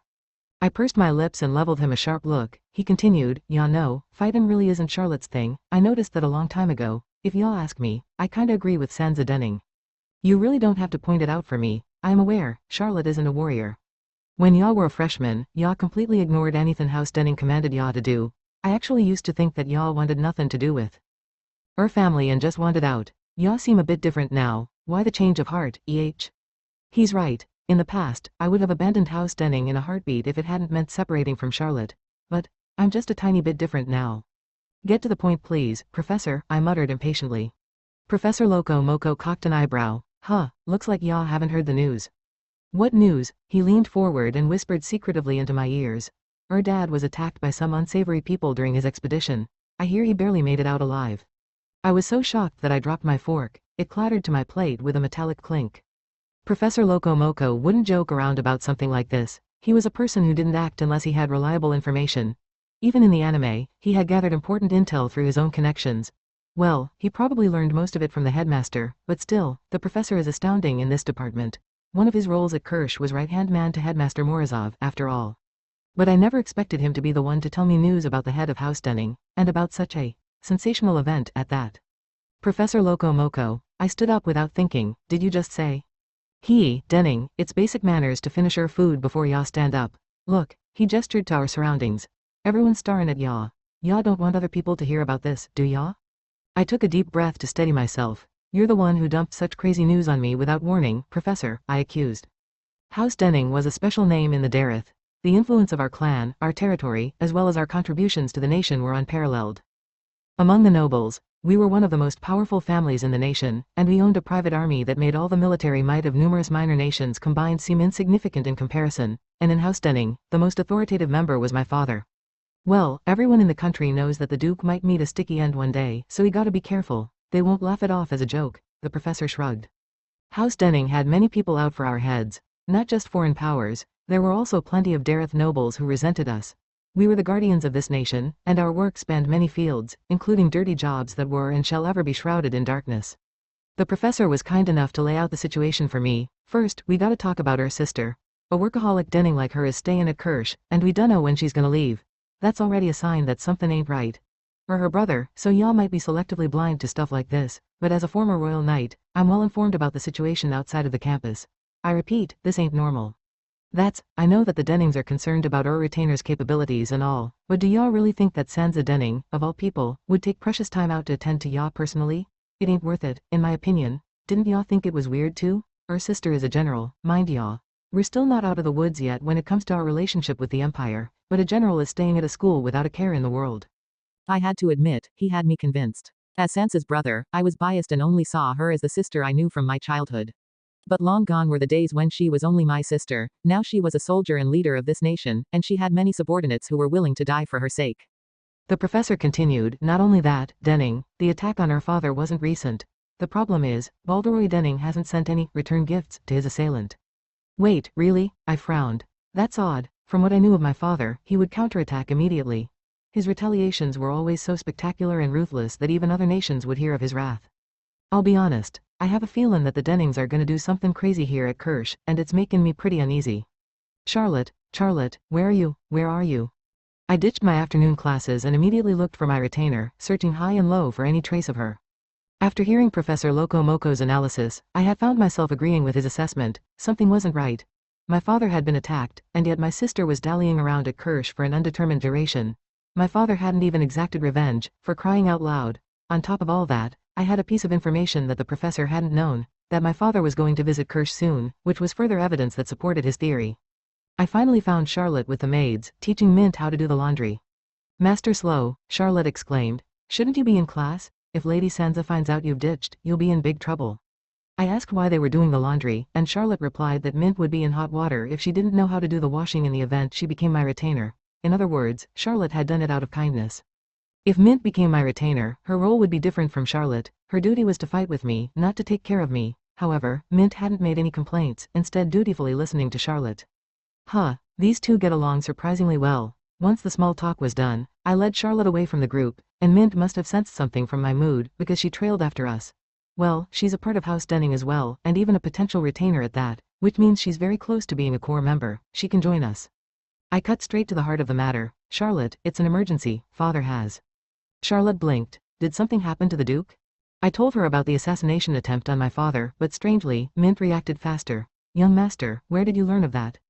Did you know about this, Mint? I gave her a glance of scrutiny. She said nothing in reply. In my mind, this was groundbreaking news, but this potential retainer seemed almost nonchalant about it. On the other hand, Charlotte was so astonished that she was speechless. After a moment of silence, Mint finally spoke up. I am sure you are aware, young master, that House Denning has many enemies. Assassinations are normal for the Duke. Normal? That's one way to put it. But House Denning isn't your average noble household. Attacking one of ours is. I hesitated, essentially declaring war. Mint, tell me everything you know. Who's behind this? Duke Denning is in good health. Though he was wounded in the fight, his injuries are not to the extent that they would affect his daily life. In the underworld, there were hefty bounties on the heads of any Denning member. My father should, by all reckoning, have a constant retinue of capable bodyguards protecting him at all times, just like our queen. Somehow, though, the recent would-be assassin had gotten past all of his protection. That was the furthest thing from normal. Charlotte was still dumbfounded, trying to process our words, and I took her hand in mine. We had to act before it was too late. Let's run away from Kirsch right now, Charlotte. This place is going to turn into a battlefield.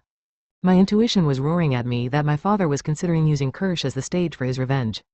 Charlotte gave me a strained smile. Be battlefield? You must be. I'm his son. I know him very well. The Duke is a little eccentric, yes, but he wouldn't do anything that extreme. I shook my head. Everything he does is extreme. Actually, only someone that crazy can withstand the life of a Denning head. I'm half suspecting that he has a heart made of iron or something. Think about it, Charlotte. You know what kind of person he is. He'd readily lead dangerous people to Kirsch without a second thought. Balderoy Denning believed that war was what he lived for. He dedicated everything he had to this nation, a true patriot, just like the Queen and Cardinal Maldini, though he expressed it in a different way. After a moment of hesitation, Charlotte muttered, if your hunch is right, Master Slow, I have the feeling that the Duke has high expectations of you. High expectations of me, I mean. Yeah, my father always had high hopes for me, too high, in fact. Normally, selecting the next Denning head was a difficult decision. But before I fell from grace, he would have unquestionably named me the successor of the title. I mean, the Duke has always doted on you. Presently, there are a handful of promising candidates for the next family head, most of all Lady Sansa, but in the past, you were the only one he considered his true heir. I'm sure that the Duke is very happy after hearing about your change of heart. I gave her a wry smile. If that's the reason he's gonna lure his enemies to this school, that's a pretty twisted form of affection. Well, Charlotte faltered, I think it's his way of showing his love to you. Back then, I wanted nothing to do with the perilous life of the Duke of Denning, because there was no way Charlotte could be with me in that future. Even now, I stand by that decision. Come on. Charlotte placed her hands on my cheeks and squeezed them with her palms. Chin up, go back to the Master Slow I know. She leaned forward, her breath tickling my face. Her hair was like pristine white snow, and her big, expressive eyes shone like jewels. I felt my cheeks grow hot. We don't know whether the Duke is really going to lure those dangerous people here. Maybe he's just coming to visit you, or maybe he got hurt and wants a small vacation. I need to work hard so that he approves of me as your retainer. I let out an internal sigh of defeat. Charlotte was staring at me with a brilliant smile, and it had instantly blasted away all of my unease. I never stood a chance against her, did I? Filled circle from a carefully calculated distance, Mint observed the pair. Slow had incredibly sharp perception, and avoiding detection while tailing him was no easy feat. Mint was a nervous wreck. She wiped the sweat off her forehead with the back of her hand as she watched the heartwarming pair. The young master is so carefree, Mint muttered, shaking her head. Slow Denning and his retainer Charlotte had sneaked out of their dorms at night to go on a little date. That's nice. I'm almost jealous. They're really basking in the joys of life, Mint thought. Slow seemed to bend all the rules. Despite his status as a denning, he enjoyed a peaceful school life. Well, what do I do now? Looks like I don't have a chance, she sighed. Nobody can tear those two apart. Until now, she had done what she could to sway Slow into picking her as his new retainer. Everything had been to test the strength of his bond with Charlotte. What a waste of my time, she couldn't help but think. That aside, I never thought the young master would catch on so fast. I guess I shouldn't have expected anything less from him. After all, he had clearly passed the test in Mint's eyes. Separating the two would only result in disaster. There were no upsides to this plan. In that case, I need to use the time I have to try and curry favor with him by helping him out. Slow's father, perceptive man that he was, had also long since realized this fact. With that knowledge, the Duke was making every effort to grant Charlotte the right to be Slow's personal retainer in the most indirect way, to make people approve of her. Mint sighed. A doting parent is very troublesome to those around him, Your Grace. Filled circle war was the trade of House Denning, and danger was our closest neighbor. Countless enemies foreign and domestic came after our lives, seeking the glory that came with defeating a Denning. Balderoy Denning, my father, had always laughed them off as proof of our prestige. Such is but a pittance we pay for our fame, he'd said, and he'd told us that we should accept it all with a magnanimous heart. But I hadn't wanted to be a part of that. No, all my siblings had probably shared my opinion. Why should we even bother being gracious towards the opinions of strangers? Young master, you clearly aren't used to defending yourself from assassins. I don't really like attacking people through underhanded means, but... Kondo sighed. We need you to fend off such attacks of this scale as if they are nothing. When you're actually on the battlefield, you won't get a second chance. Today, much like every other day, I'd slumped to the ground after Kondo's abrupt strike. Damn this guy, I cursed in my mind. I had been walking in the corridor with Charlotte during lunch break when this dude attacked me, lunging in from the window, shattering the glass panes, and delivering a solid kick to my face. Is he crazy? We're on the 4th floor, mind you. Oh, shut up, I grumbled. I have no plans of going down the same path as your master. But you are a Denning, aren't you? A Denning only has one path available to them, I believe. That's not up to you to decide. As we talked, my mind wandered. I was thinking about Mint, my potential retainer, the person who was trying to snatch away Charlotte from me. She wants to be my personal retainer, which means she's our enemy. She was so talented that I couldn't even muster up a single complaint. Though she looked younger than us, she held an unimaginable strength within her lithe body. She always succeeded at protecting me from Kondo's assaults. Charlotte and I both had a burning question in our minds. How does she manage to sense Kondo's attacks so quickly? Surprisingly, Mint voluntarily came up to us with the answer. She offered to teach her trade secrets to Charlotte, which was no different from helping her rival. Of course, we were wary of such an offer. Mint, however, was very firm, insisting that if things didn't change, Charlotte would be considered inadequate as my retainer. Mint's forcefulness took us by surprise. In the end, we had no choice but to surrender and allow her to have her way. I invited her to my room along with Charlotte. Mint began, Lord Kondo has a habit of attacking you, young master, when you're with Miss Charlotte, and, in turn, letting your guard down. Huh? Charlotte pointed at herself. Me? Looks like you really were unaware. Mint sighed. The relationship between you two is much different than that of normal master and retainer partners in House Denning. I'll be honest, you're way too intimate. Hold on. Mint, didn't you want to be my retainer? She was giving me a very different impression from her initial timid one. In a strict, no-nonsense manner, she held a long black pointer stick like a professor and knocked the wall with it. I'll be frank, she declared, when you're with Miss Charlotte, young master, you're too distracted. The petite girl expanded on the details with gestures for clarity. She looked nothing like the clumsy girl who had turned my room into a crime scene on the day we had met. She was brimming with confidence. This must be her real personality. I shouldn't be surprised, considering she works for House Denning. And has the approval of my absurdly strict sister. She must be extremely talented. That aside, I'm too distracted. Never. Kondo's such a menacing guy. I could never let my guard down knowing he's around. Charlotte drooped her shoulders. What do we do, Master Slow? I can't argue that at all.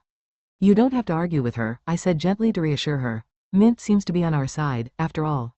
I'm right, aren't I? I turned to the pink-haired girl. You're not interested in being my retainer. I have the right to remain silent. Mint hesitated, and, Miss Charlotte, you really don't have to note down my words.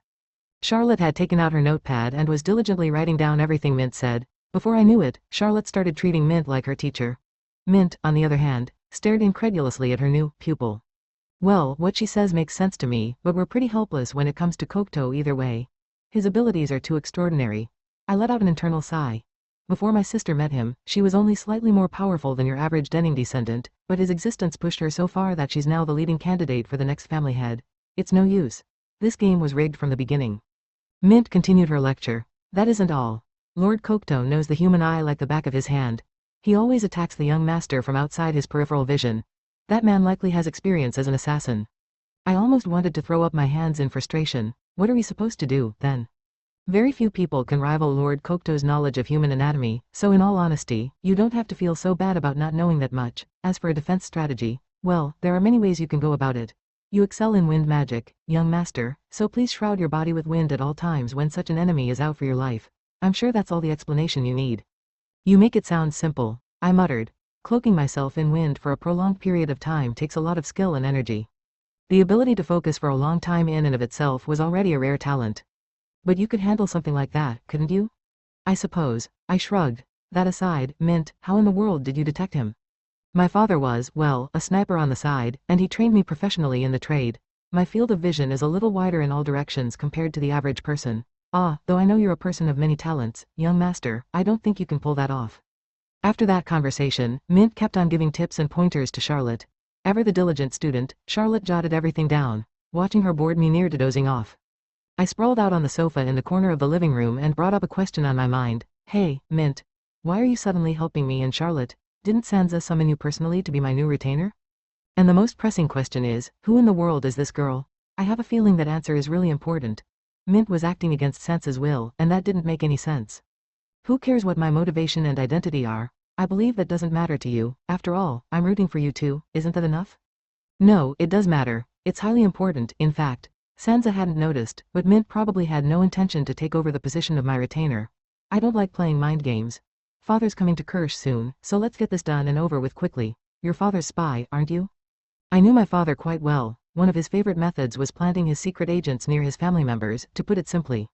Mint hadn't even tried to deny my accusation. Part of me was a little bummed because I'd honestly thought she'd act all mysterious about it, but the other part of me was relieved that I could forego all the deception. After Mint left my room, I was left alone with Charlotte. I slouched on the sofa, but Charlotte, meanwhile, Master Slow, how did you conclude that Miss Mint is the Duke's subordinate? Charlotte exclaimed, hitting the desk with her hands deliriously. Well, I paused. I suppose my intuition clued me in. Are you serious? Charlotte pouted. Father likes cooking up schemes like this. He plants reliable subordinates everywhere. Many of them have deceiving looks and auras that nobody would ever expect to be associated with House Denning. Father has many such spies under his command. Mint had declared that she was acting under the orders of Duke Denning. Then, after requesting that we keep it a secret from Sansa and her subordinates, the girl had left my room quickly without a second glance. Moments before she had passed the threshold, I asked her why she had admitted it so readily. I changed my mind after seeing you and Charlotte, you see, was her answer.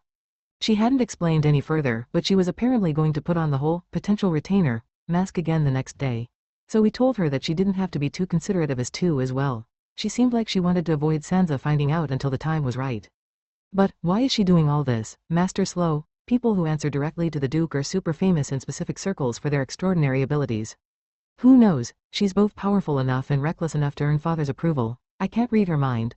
I wasn't expecting her to straight up confess that she was one of Father's shadows after I confronted her, for example. My father's direct subordinates were elite soldiers who acted on his behalf. They were somewhat similar to the knights who answered to me in the past, Claude and Silva. Despite her youthfulness, Mint had my father's complete trust, and that was a big deal. In terms of potential, she might have even surpassed Claude and Silva. If they heard me say that though, they'd probably insist that they're stronger than her, ha. Pulling myself out of my thoughts, I concluded, either way, the one thing we can be certain about is that Sansa doesn't know who Mint really is. What in the world is the Duke planning? Charlotte muttered, sounding lost. Dunno. I think he's the only one who knows for sure. Unlike us common folk, whoever holds the seat of Duke Denning is one of very few who have the power to decide the fate of this nation, just like the Queen and the Cardinal. As for what tipped me off about Mint's identity, well, she's capable, too capable, yet I had never heard about someone of such ability. Though I might not seem like it, I had never slacked off when it came to keeping tabs on the latest information, even during my black-hearted Piggy Duke days. My future had been obscured with uncertainty, and I could only rely on myself to weather out all the storms. I know people say we shouldn't judge a book by its cover, but, Charlotte muttered, this cover was practically a scam. I totally agree. I nodded. That girl's very strong, maybe even stronger than me. Even stronger than you, her eyes widened. In fields she excels at, that is. From what I've seen of her, I can kind of tell that long-range sniping is her forte. If we were to hold a sniping competition, I don't even stand a chance. Charlotte still seemed to be having trouble coming to terms with the fact that a girl younger than her was my father's elite subordinate. Sometimes, that's just life. In every generation, you'd come across geniuses that effortlessly overcame the constraints of their family status and upbringing. The key to success wasn't to fight them, but to find a way to quickly convince these stars to join your own faction. Night at Kirsch was still and silent, or at least, it had been before Sansa's arrival. Her knights patrolled the campus regularly, keeping their eyes peeled for any disturbances. Sansa was currently one of the most influential figures in House Denning. This meant that, as a general, she had many enemies. She was constantly surrounded by a wall of bodyguards. Walking to the school gate, I spotted a group of students outside the campus. "Oh, they're Sansa's groupies," I muttered. "My sister's quite the passionate trainer, huh?"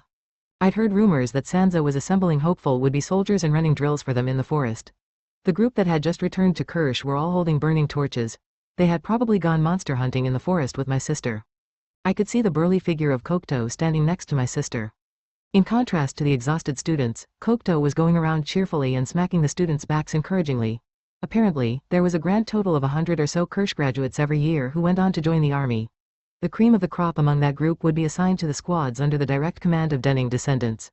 The students crowding around Sansa right now were likely desperate for a chance to join her squad. It was common knowledge that the squads under the command of Denning members often danced with death on the battlefield, but in exchange, these soldiers and knights also had the most opportunities to shine and make a name for themselves, and these students must have kept that in mind. I stared at them, feeling a little conflicted. I wonder how these guys will react when they hear that Duke Denning, someone higher up on the ladder than even Sansa, is gonna visit Kirsch soon. Chapter 3. Let the battle begin. My father was a beloved hero of Dareth, worshipped and loved by all. In my eyes, he was just a stubborn man who was serious to a fault, but I had to respect him for his patriotism and all the sacrifices he had made for Dareth. News of Balderoy Denning's visit, unsurprisingly, spread through the campus like wildfire.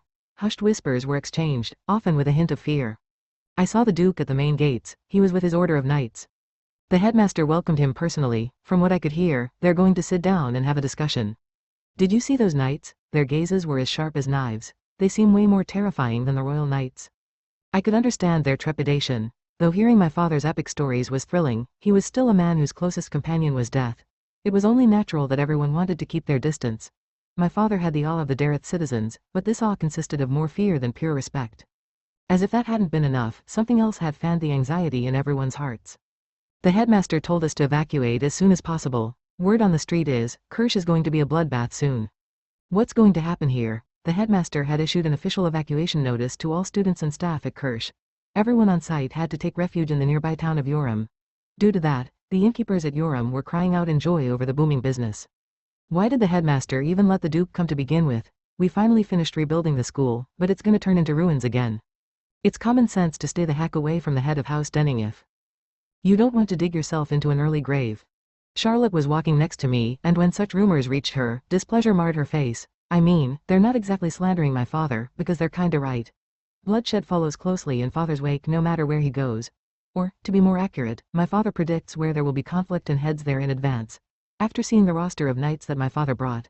Yep, war is definitely coming to Kirsch. Oink, oink oink, I snickered. Master Slow, why did you start laughing all of a sudden? You're being a little creepy. You heard all that, right? You know, it feels like people shun my father even more than they shun me. I couldn't help but laugh. Oink. I wouldn't say shun, to be honest. They're more scared of him than anything, in my eyes. We sauntered through the disorganized chaos that had overtaken the campus. Things are pretty busy around here, but I need to check up on that guy. I have way too much stuff to attend to. Who am I talking about? That guy, of course, that moron Shuya Nukern. He wants to join the army. There's no way he'd miss out on a dream-come-true event like Duke Denning's visit. What kind of reckless thing is he going to do this time, I wonder? I went up to Shuya's friends and asked them about his whereabouts. Lord Denning, the student stammered. Shuya isn't at Kirsch at the moment. He just went off and disappeared without warning. Really? I blinked at them dumbly. Shuya isn't here? Apparently, Shuya and a few other students had vanished from the campus a few days ago. Shuya had declared that he had important business to attend to and had sprinted from the campus in the middle of the night. Sneaking off campus without permission was out of the question, and usually, it would become the hottest topic among the student base. However, Duke Denning's sudden and astonishing visit had eclipsed Shuya's little escapade, and no one paid much attention to his whereabouts. When I heard the names of the students that had vanished with Shuya, I figured it out. I see, it's that weapon merchant arc where Shuya defeats the illegal drug and arms trafficker. Phew. I let out a sigh of relief. You're smiling all of a sudden again, Master Slow. Did you hear some good news? Yeah, there's one less thing I have to worry about. Worry about? Charlotte repeated, confused. Yep, worry, unease, anxiety. That guy always keeps me on my toes and is generally a thorn in my side. And now, that's one thing off the list. Shuya's probably going to be away from Kirsch for a while if he's dealing with that weapon merchant. That arc was pretty lengthy, and he had to do some city hopping. At the very least, he won't show up out of nowhere while my father is here. Good. Master Slow. Charlotte hesitated before lowering her voice into a whisper. I'm not very knowledgeable about them, but, Rust, was it? Yeah, father must be after Rust. Only moments earlier, Mint had told me the purpose of my father's visit since I would be involved in the proceedings. I hadn't told the full story to anyone other than Charlotte. Rust was the organization that my father and his knights wanted to end once and for all, and he planned to do this at Kirsch. Due to my status as a Denning, Mint had mentioned that I might have heard rumors of Rust. Of course I know of them. In the anime, they played a vital key role. Information about Rust is closely guarded, so not knowing about them is normal. Only father can contact those guys because their very existence is confidential. Even within House Denning, only a handful of people know about them. Does that mean you were kept in the dark about them as well, Master? Slow, pretty much. I only know the bare minimum. They are, well, how'd I explain this? I lifted my hand and pointed a finger at Sansa, who was deep in conversation with Kokuto. Look at Sansa over there. She looks disconcerted, doesn't she? That reaction explains it all. My sister and her retainer were standing in the shade. For once, she wore an anxious look on her face, deep in thought. She'd been completely unaware that my father's enemy was Rust. I had brought them up in passing during our conversation earlier, and she had paled instantly. But Master Slow, if they're a unit under the command of the Duke, shouldn't they be loyal to him? Technically, father and Rust are only partners who cooperate with each other. They're not his subordinates. Still, considering the history between Rust and House Denning, our relationship should be close and amicable, not hostile. What in the world is father thinking? Rust had always obeyed the instructions of the Denning head throughout the generations. They took care of all of Dareth's dirty work. Not even official records held any trace of the organization. As we walked on, we came across a bunch of passionate third years. Listen, if we earn the Duke's approval, we're guaranteed a bright future, said one. The knights who answer directly to the Duke have more field experience than the royal knights, and they've escaped the clutches of death countless times, exclaimed another. I hear there are commoners among his order of knights. Duke Denning doesn't care about status or bloodlines. In the army, even minor nobles like us can climb our way up as long as we're talented enough.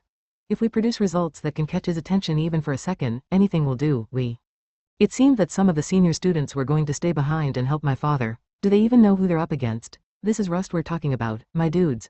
I bet my father doesn't have any expectations of such. Students making a difference, but then again, earlier I heard people whispering that he is allowing motivated students to join him. I really want to know what's going on in that head of his.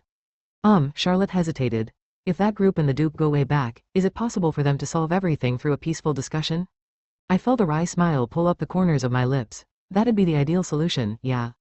But the chances are slim. My father has already decided to declare war, considering the fierce looks of all the knights he brought with him. There's one thing I don't get, though. Why did he have a falling out with Rust? In the anime, they were good buddies to the end. Or, no way, did my father issue an unreasonable command that caused Rust to bite back at him? How did Mint learn about all this? Charlotte wondered. I paused to think. It's probably because she's father's subordinate. A very trusted subordinate, at that. Everyone scrambled to flee the campus, seeking refuge. They had bulky bags in their hands and on their backs, as if anything they left behind would be destroyed by the time they came back. Guys, that's overreacting. Surely the battle won't be that destructive. Among the rushing crowd, one girl suddenly appeared in front of me. Lord Denning, may I ask for your advice on this interesting bet I'm taking part in? It was my commoner first-year friend, Tina. She looked up at me with her big doe eyes, and she carried a large backpack on her back. It seemed that she was going to evacuate to Yoram with her friends. A bet? I raised an eyebrow. Now, there isn't a better time than now. The entire student base is actually secretly putting our bets on how battered the school will end up this time. And so, I was thinking about wagering a large sum. This might be my chance to win big. In your opinion, how much of the school will be left standing? I choked on my saliva. What? I didn't hear anything about this. Is this because I don't have enough friends or something? Why'd I always miss out on all the coolest talk around school? Hearing me coughing, Tina looked at me worriedly. Lord Denning, are you all right? Sorry. That took me by surprise. Well, then, Tina clapped her hands together enthusiastically. What's your opinion? A lot of people are betting that at least 3 school buildings will be razed to the ground. If possible, I want to bet on something unpopular so I can rake in the money. Even in a grim situation like this, Tina was scheming away for methods to make a fortune. She's such a tough girl. Though she was a commoner, she still thrived in an environment like Kirsch. I respected her for that, and I wanted to help her if possible. But, I'm not sure what's going to happen. The popular opinion is that 3 school buildings will be left in ruins. I'll be honest, that's the likely outcome. If House Denning deploys all our forces, that much collateral damage is standard. I stroked my chin. If you're going for a long-shot win, how about taking a leap of faith and betting that the school will be ruined to the point that it gets temporarily closed down again? Tina, for some reason, looked ecstatic at my answer. I sighed after Tina and I had parted ways. I should have thought harder before I gave her an answer. The school being so utterly trashed that it had to close down again was outside the realm of possibility. My father should know the tremendous amount of money Kirsch's reconstruction had burned through. Damn. Sorry about that, Tina. I was just joking though, I hope she doesn't take me seriously, but judging by her reaction, she might have. That was when a cheerful voice, seeming out of place in all the chaos, cut into my thoughts. Yo, Lord Slow, it's been way too long, have you been faring well? I had studied at Kirsch for a little less than a year and a half. In my opinion, I had adapted pretty well to the school life here, but very few people were able to talk to me so casually. Scratch that, it should be nobody. Yeah, nobody would act all chummy with me like this. Haha, long time no see, my lord, the guy continued. Then, he even slung his arm around my shoulder. I was aware that I was somewhat of a menace in the eyes of the Kirsch students, so it couldn't have been a fellow classmate. Normally, the natural reaction should be to ask for this stranger's name, but I didn't need to, I had recognized him by his voice alone. It's you, Silva, I muttered, turning to look at him. His long bangs concealed one eye, and he was filled with energy that stood in stark contrast to the aura of gloom and doom that permeated the campus. Before I turned into the black-hearted Piggy Duke, I had always hung out with him in Denning territory. Sure is, he grinned, and not just me, ta-da, even Mr. Claude's around. I looked behind Silva and spotted Claude, who had been a professor at Kirsch until he had resigned last month. The man's attire was unadorned and humble as always, making him blend into the Kirsch student body. Wow, what a rare pair we have here, I commented. It's been years since I last saw you two together. Oh, maybe more. With a weary face, Claude said, I was just about to celebrate my long-awaited vacation before I was deployed on emergency orders. House Denning isn't very kind to their employees. Ah, don't say that, Mr. Claude. That means they think highly of you, Silva buttered Claude up. You think so? Well, perhaps you're right. I hope that's the case. That aside, 'tis strange. Summoning Mr. Claude's normal, but who would have thought they'd even call me here? Silva inclined his head and thought. I'm pretty sure that my position's closer to the royal family than House Denning recently. We grabbed a few beverages at the dining hall before moving to the park full of lush greens. A church stood tall and proud before our eyes, and since this area was relatively far away from the residential quarters, there weren't too many people around. The entire school was a mess right now because of my father's visit, and only a select few places were quiet enough for us to settle down and talk in peace. Hey, Claude, Silva, I addressed them. You know, it feels kind of weird talking as a trio again. I didn't know how to describe it. It was as if someone was tickling my heart with a feather. In the past, these two had been my knights of the twin wings. When I was a child, we always stuck together wherever we went. After turning into the black-hearted Piggy Duke, I never thought I'd ever be reunited with them. I had abandoned House Denning, and these two were a part of the past I had thrown away. I hesitated. You guys came with father, right? I want to ask you something. Though I wanted to reminisce about the days gone by with them, there were more urgent matters. In the distance, I saw my father and his knights walking alongside the headmaster and professors. A long line of knights followed this group, and they looked like they were preparing for war in this formerly peaceful school. I gestured at the group of people. Is that all the people father brought here? There are too few knights. I recognize every single one of them, yeah. They all serve my father as his most trusted subordinates, and their abilities speak for themselves. The problem is, there are only around 20 of them, and I don't think my father has hidden a second squad in the forest. There weren't nearly enough knights around considering that they were up against Rust. They couldn't possibly be counting on the hot-blooded students of Kirsch. Does that bother you, Lord Slow? Claude asked with a small smile, as if he'd anticipated my question. Yeah, of course it does. The more I learn about the enemy, the more uneasy I grow after seeing just a handful of knights. Ah, does that mean? Silva paused. Do you already know who we're facing, my lord? Rust, right? I frowned. From the sounds of that, you guys know as well, huh? Silva raised an eyebrow, impressed. Wow, you seem to know everything. It's apparently super confidential info, so even though we're participating in this battle, we were only informed moments before our arrival at Kirsch. Oi, Silva, do you know what exactly Rust is? I asked.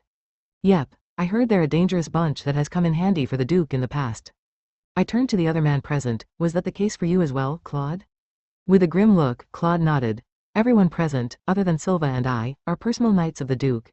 They seemed to be somewhat aware of the group called Rust and the nature of their work, but we had never heard their name before. I never thought the Duke was affiliated with such unfortunate people. Huh, you seem to be a little shocked, Claude, I commented. So you finally learned how dirty House Denning is underneath all the glory. I suppose you could say that, yes. I wasn't proud of it, but my father's hands were black as charcoal from all the dirt and blood he had on them. House Denning is one of the fundamental pillars of Dareth. In exchange for many of our privileges, the Queen gives us numerous tasks that we have to fulfill. Naturally, some of these missions are quite foul in nature. I continued, Rust is a perfect group we can make use of to do the dirtiest work. That's why the heads of House Denning have prized them for generations. Those guys are willing to do anything as long as they receive fitting compensation. That is what I heard, yes. Claude nodded. I have heard that the members of Rust are officially considered dead, as far as records go. Hua, Silva whistled. The dead? That sounds cool. I see, so we're gonna fight a bunch of undead. Claude was stern and gloomy, but Silva looked as if he didn't have a care in the world. The concept of a secret organization, apparently, had stirred a tiny bit of admiration and awe in Silva's heart. He was thrilled that he had learned of confidential information. What a jolly guy. Then, Claude swerved our conversation back on track. Lord Slow, do you think the Duke is choosing quality over quantity, perhaps? That's what I'd like to know, I sighed. What I can tell you is that based on what I know about the strength of Rust, the knights present are far from sufficient. Claude, are you sure that's everyone? It is. Claude nodded. Though I am unsure about the Duke's plans, some of the knights in his order are voicing their unease as well. The knights have already clashed with Rust a few times, it seems, and they have a good gauge of the organization's strength. Most of them think that their current forces are insufficient if they want to utterly destroy Rust. Silva folded his arms and said, either way, that clears some things up. I'm sure you've heard of how the Duke has disappeared without notice a few times in recent months. Even your siblings didn't get any answers when they asked about his destination, my lord. He would come back wounded all over, escorted by his personal knights. He must have been off fighting Rust. I frowned. Silva, what are you talking about? Oh, didn't you know? I hear that the Duke has been fighting that group for a while. My eyes widened. When did you hear about this? Silva paused. Probably about 2 months ago. I believe there was a rather big incident in Xenolaus around that time. Now that I think about it, it started around the same time when Dustor suddenly suspended their plans of conquering the south. My breath hitched, and my heart thumped loudly in my chest. And no way, it can't be. Did my father end up fighting Rust because I changed the fate of this world? Silva continued, but for the Duke to come to Kirsch, where you were present, maybe that means he hopes to rely on you when things look grim, Lord Slow, despite being spoiled for choice in terms of talented children. In case you forgot, I'm not the only denning around, Silva, I reminded him. Right, I heard that Lady Sansa was here too. Perhaps father wants Sansa to do the honors of eliminating Rust and gain glory with that achievement, and on that thought, I turned to Claude. Where is father, by the way? He was heading to the headmaster's office, I believe, Claude replied. He has already contacted the headmaster in advance, but he wishes to explain things formally in person. That is to be expected. He is going to turn this school into a true battlefield, after all. The headmaster's office, I see, I chewed on my lip. I didn't think the headmaster would agree with my father's actions, but my father wouldn't act unless he knew that victory was in sight. There must have been a reason he chose Kirsch, of all places. Actually, why are you guys just chatting around with me here? I gave the 2 puzzled glances. I'm sure you have better things to do. You don't have to stick with me. Once you finish your drinks, get back to work, you two. My father had specifically summoned these 2 who weren't on his roster of personal knights. They must have some kind of special role. They didn't have time to waste with me. Or at least, that was what I had thought until. About that, Lord Slow. Silva raised a hand casually. We were told that. We're supposed to take orders from you. My mind blanked. Excuse me? Though I would have loved to talk with my old friends forever, now wasn't the right time. Our conversation left me reeling. My father had directly instructed Claude and Silva to follow my orders after arriving at Kirsch. Why would he? For the time being, I asked them to stick with Charlotte. Before I had left Housedenning, they had been good confidants to her, so I thought it was a good idea. Why did father tell them to be my subordinates? What is he even planning? There was something I wanted to check on alone, to be more accurate, someone, my sister, who seemed to be constantly absent-minded after my father's arrival. I found Sansa standing in front of the staff building. Our father was currently having a discussion with the school staff in the headmaster's office on the top floor. He'd even left my sister behind, despite the fact that she had come to Kirsch before him. Hey, Sansa, did you know that father was going to bring so few people with him? Of course, but I wasn't aware of just who his enemy is. I folded my arms and listened without a word. She continued, I have heard about them in rumors, an organization that the Denning heads from each generation rely on to perform immoral tasks that I don't dare speak of. What I didn't expect was that father is fighting against them, not with them. I remember hearing that they were on good terms with each other, but that doesn't seem to be the case. What I can't believe is that father barely brought any knights with him, even though he's facing Rust. Don't underestimate them, brother. Though they may be few in number, they are all legends in their own right. That being said, Sansa hesitated. I finished her sentence for her. They're still going to lose, obviously. She said nothing for a long moment. You could say that, she admitted at last.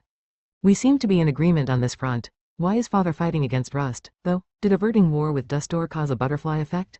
Am I the cause? I know it's a big change, and I'm aware that there must be many unpredictable effects of me meddling with the timeline. For example, Shuya might not end up as strong as he was in the anime. After a pause, Sansa muttered, you might be right. I heard that their most capable members are able to capture an enemy base completely by themselves. In the anime, Rust had allied with Shuya when he marched into Dustor. At first, due to the presence of Eldred in his body, the Dareth Queen had considered him an extreme threat. Rust had been deployed to take care of him. They'd also been the ones who had ultimately judged him to be harmless. When the last member of Rust had fallen, Shuya had wept out of sorrow. They had, at least in the anime, been depicted as good-natured fellows. Hey, Sansa, do you think father decided to turn on Rust of his own accord? This is just a guess, but it must be the Queen's will as well. If she didn't grant him permission, turning Kirsch Mage Institute into a battlefield once again would have been blasphemous. Ah, good point. I sighed. This school's full of hideouts that Rust would take a liking to. How troublesome. The members of Rust weren't exactly warriors who overpowered their opponents in battle. They were warmongers, assassins who lurked in the shadows. Their battle tactics were completely different from ours. In other words, they fought dirty. Do you know about the leader of Rust, Slow, the man known as Magna? I paused. No idea?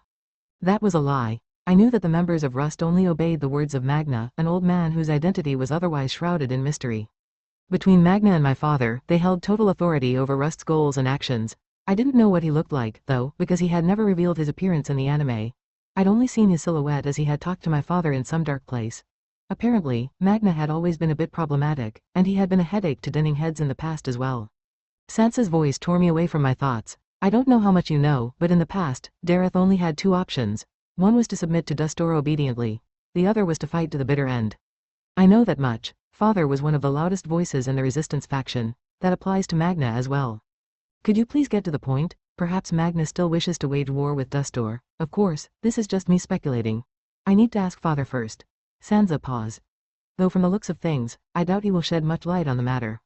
In the anime, the members of Rust died in battle against the most powerful warriors of Dustor, so they definitely held some bad blood against the Empire. But I still don't get why they're fighting the Duke. I know I changed the future, but I don't see how that led to this situation.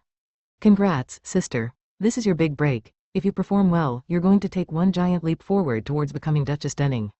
She gave me an odd look. Where did that come from? Father has been fighting Rust lately, right? Previously, he only asked for the aid of his most trusted knights, but now, he's here at Kirsch and relying on your help. Isn't the implication obvious? Who put such ideas in your head? HMPH, likely Claude or Silva, though it's rather unfounded. Perhaps you were correct. It is a great honor. It was clear at this point. My siblings had fought for days and nights on end for the seat of Duke or Duchess Denning, but now, father had personally chosen. Sansa. Rust had been my father's agent, and disclosing confidential information to Sansa must have meant that he had chosen her as his heir. There was a small, faint grin on Sansa's lips. Yep, that's the simple-minded Sansa I know. That was when Kondo spoke up. Master Sansa, the meeting has adjourned. My father exited the staff building, escorted by a select few knights. Among them, I spotted my potential retainer as well, directly at my father's side. Sansa stared at her in silence. She had likely only just realized Mint's true identity. She probably had many words for the girl and for our father, but this matter was trifling compared to the war looming on the horizon. Follow me, Kondo, Sansa commanded. I believe a conversation with father is in order. The headmaster followed after my father and his entourage. He looked absolutely haggard. I wondered what they had talked about during the meeting that could have drained him so. Well, he was an innocent bystander dragged into the mess of House Denning this time. Poor guy. I can't imagine what he's going through. I'm really sorry, headmaster.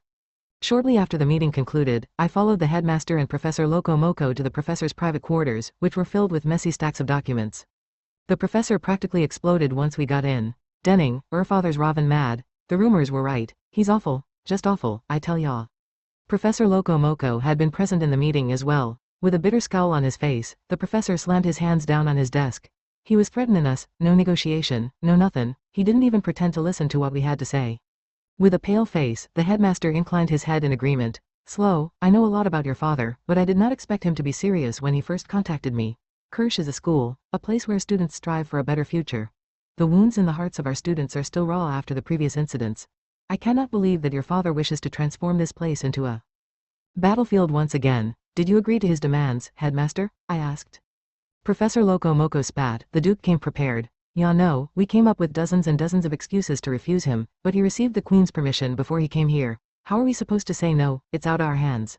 I knew it. The Queen was involved as well. But, why Kirsch, of all places? The headmaster answered my question before I could voice it. The Duke's enemies specifically chose Kirsch as the battleground.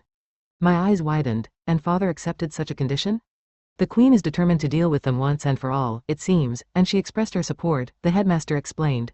The opposing side has declared that they will not harm common folk, they will only target House Denning and its affiliates.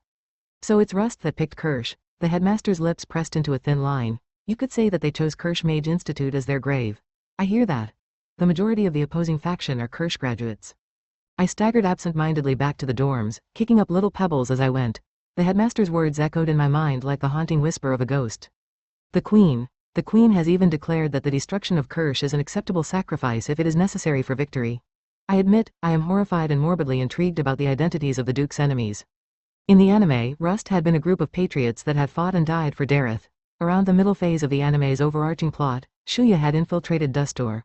The members of Rust had been his avid protectors in the shadows, eliminating all the Dustor assassins who had been on the prowl. Though their work wasn't honorable in nature, they were more devoted to Dareth than anyone else. So, is it really my fault after all, oink? Armed with my anime knowledge, to date, I had done everything I could to change the future to be the best I could possibly make it. I wasn't an idealistic optimist who thought that I could save anyone and everyone. But, how could I have known that this would happen? As I walked on, I heard Sansa shouting in the distance, "Father, why did you choose me? There are many other candidates better suited for the task." Oh, now that's a first for her. My sister seemed to be yelling at our father. She continued, "My abilities will come in handy. I have proven myself countless times on the battlefield." Only moments earlier, she had taken pride in the fact that our father had chosen her, but that was nowhere to be seen. I didn't know what they were talking about, but our father must have given her unexpected instructions. Sis, the students are watching you. You know that, right?" A soft, melodious voice distracted me. Yikes, I can't bear to watch this. She's practically throwing a tantrum like a spoiled child. I turned around. Oh, it's you. Mint was there, gazing at Sansa with frosty eyes. I mean, I know that my sister is acting a bit unseemly at the moment, but when Sansa had first introduced Mint to me, the girl had acted shy and naive. None of that showed on her face now. This must be her true self under the mask she wore. I decided to toss a question at her. So, Mint, did something happen to Sansa? The Duke has decided to dispatch Sansa to Yoram and have her evacuate with the rest of the Kirsch students and staff. Basically, she's going to stand by. Lady Sansa won't participate in the battle with Rust, and that is the Duke's decision. I see. No wonder Sansa's pestering him. Though she hadn't voiced it, my sister had probably been fired up with motivation to prove herself. Mint sighed. You know, she should just dutifully obey her orders. It's not like complaining will change the Duke's mind. Well, father is just as stubborn as the rest of us. I shrugged, changing the topic. So this is what you're actually like, huh? Now that the Duke has arrived, there's no point hiding anymore, she replied. Sansa was one of the most influential people in House Denning, yet Mint didn't mince her scathing remarks at all. Wow, I'm impressed. She continued, we are fighting Rust. Without doubt, the battle will be fierce. Standing by in Yoram is an important duty, though it might not seem like it. Giving her this post is a display of the Duke's profound trust in her, but Lady Sansa is none the wiser. Or did she have the delusion that she has earned enough of the Duke's faith for him to allow her to participate in a war against Rust? Laughable, really. I was a little taken aback. Isn't that going a little too far? You know what I mean, young master. Against such opponents, we don't have the luxury of protecting Lady Sansa's life during the battle. Well, I couldn't argue against that. The Duke is keeping her at a distance because he wants the best future for her. Mint let out a small sigh. Lady Sansa should be perceptive enough to catch on, but she's acting like a willful child. She's just, I chewed on my lip, she thinks she can help him, and I personally don't disagree. In the unlikely, no, nightmare scenario where Lady Sansa falls in battle, it would be the most tragic outcome possible. The Duke decided he wouldn't involve his family in his conflict with Rust, and that was what he's been fighting for all this time. Her death would render all his efforts in vain. There was no inflection in Mint's voice as she gave me more information. My father and Magna, the leader of Rust, had opposing opinions on a certain topic. That had been the catalyst behind their assassination attempts on my father. The members of Rust hid among civilians and in places he visited on a daily basis, leaving my father to fight them in secret. This time, he has selected the cream of the crop among the Denning Knights as his escorts. He is serious about decimating Rust. Hey, he doesn't want to involve his family, right? Can I evacuate to Yoram as we? No can do. You are a precious military asset, young master. I can vouch for that. I did a double take. Vouch for me? What in the world gave you the confidence to do that? After observing your skirmishes with Lord Kokto, I concluded that you would adapt quickly enough to be useful even against Rust. Furthermore, pure power isn't your only strength. There is something only you can accomplish. What's that? I asked, puzzled. You are the only one who can get through to the Duke, young master. I shook my head fiercely. No way, absolutely not, impossible. The Duke has high expectations of you. He says that you have a unique creativity and intuition that he doesn't possess. That's ridiculous. Sheesh, pressure, much, I can't. That stubborn Balderoy Denning would never listen to me. Young master, you are the only one who has managed to continuously defy the Duke's orders outright. Ack, she's got me there. With impassive eyes, Mint glanced at Sansa, who still didn't look convinced. Rust won't attack civilians, but Lady Sansa doesn't fall into that category. If she's away from the campus, however, she will be safe. She turned back to me. That aside, you're acting awfully calm, young master. That's odd. You've already figured out who I am, haven't you? Are you not surprised? Making such sharp comments about Sansa meant Mint had an extremely high standing in house dining. It wasn't hard to deduce. Who would have thought that father officially appointed a new personal retainer? I am surprised. Yes, indeed, I'm the Duke's personal retainer. Earlier, in the park, Silva and Claude had mentioned in passing that the Duke's personal retainer would make their debut in the battle against Rust. My father placed a lot of significance on this battle, and he was practically wagering everything he had. Glacé, the Duke's former personal retainer, was my father, Mint explained. He was the one who taught me how to fight. I can confidently assure you that his training was many levels more rigorous than your education or that of Lady Sansa's. Ah, I see. To you, Kokuto's attacks are. She finished my sentence for me. Child's play. I am far stronger than him. Glacé hadn't only been my father's retainer, he had also been my father's teacher. His main method of attack had been long-range sniping, and I had heard that man had the eyes of a hawk. If Mint was Glacé's daughter, she most certainly wasn't boasting. When I first heard about the debut of my father's new personal retainer, I hadn't expected her to be a young girl who had yet to come of age. I mean, I had the feeling that you were a person who was raised in the midst of bloodshed and war, but I hadn't predicted. As expected, you are very sharp, young master. In terms of shrewdness, Lady Sansa pales in comparison. Not at all. I shook my head. I'm just much less trusting than her. Even I had trouble detecting Kokuto's attacks, but Mint had made evading his surprise strikes look easy. That should be absurd. It had been evidence that she had a special upbringing, but I had never guessed that she was my father's retainer. Huh? W.H. What? Charlotte exclaimed. Did you just say Mint is the Duke's retainer? Shish, Charlotte, keep it down. I was back at the boys' dorm, and nearly half of the residents had already abandoned the building. Since my father was going to make Mint's existence public, it wasn't exactly a secret or anything, but we didn't have to shout it out for the world to know either. Charlotte had slipped up out of shock, her eyes went wide as saucers. Until now, she had seen Mint as a cute little sister figure, and the revelation left her stunned. She'd always accompanied Mint when the younger girl went around exploring Kirsch, so they'd grown rather close during the process. I could empathize. Claude and Silva, who were sitting with us, couldn't suppress their shock either.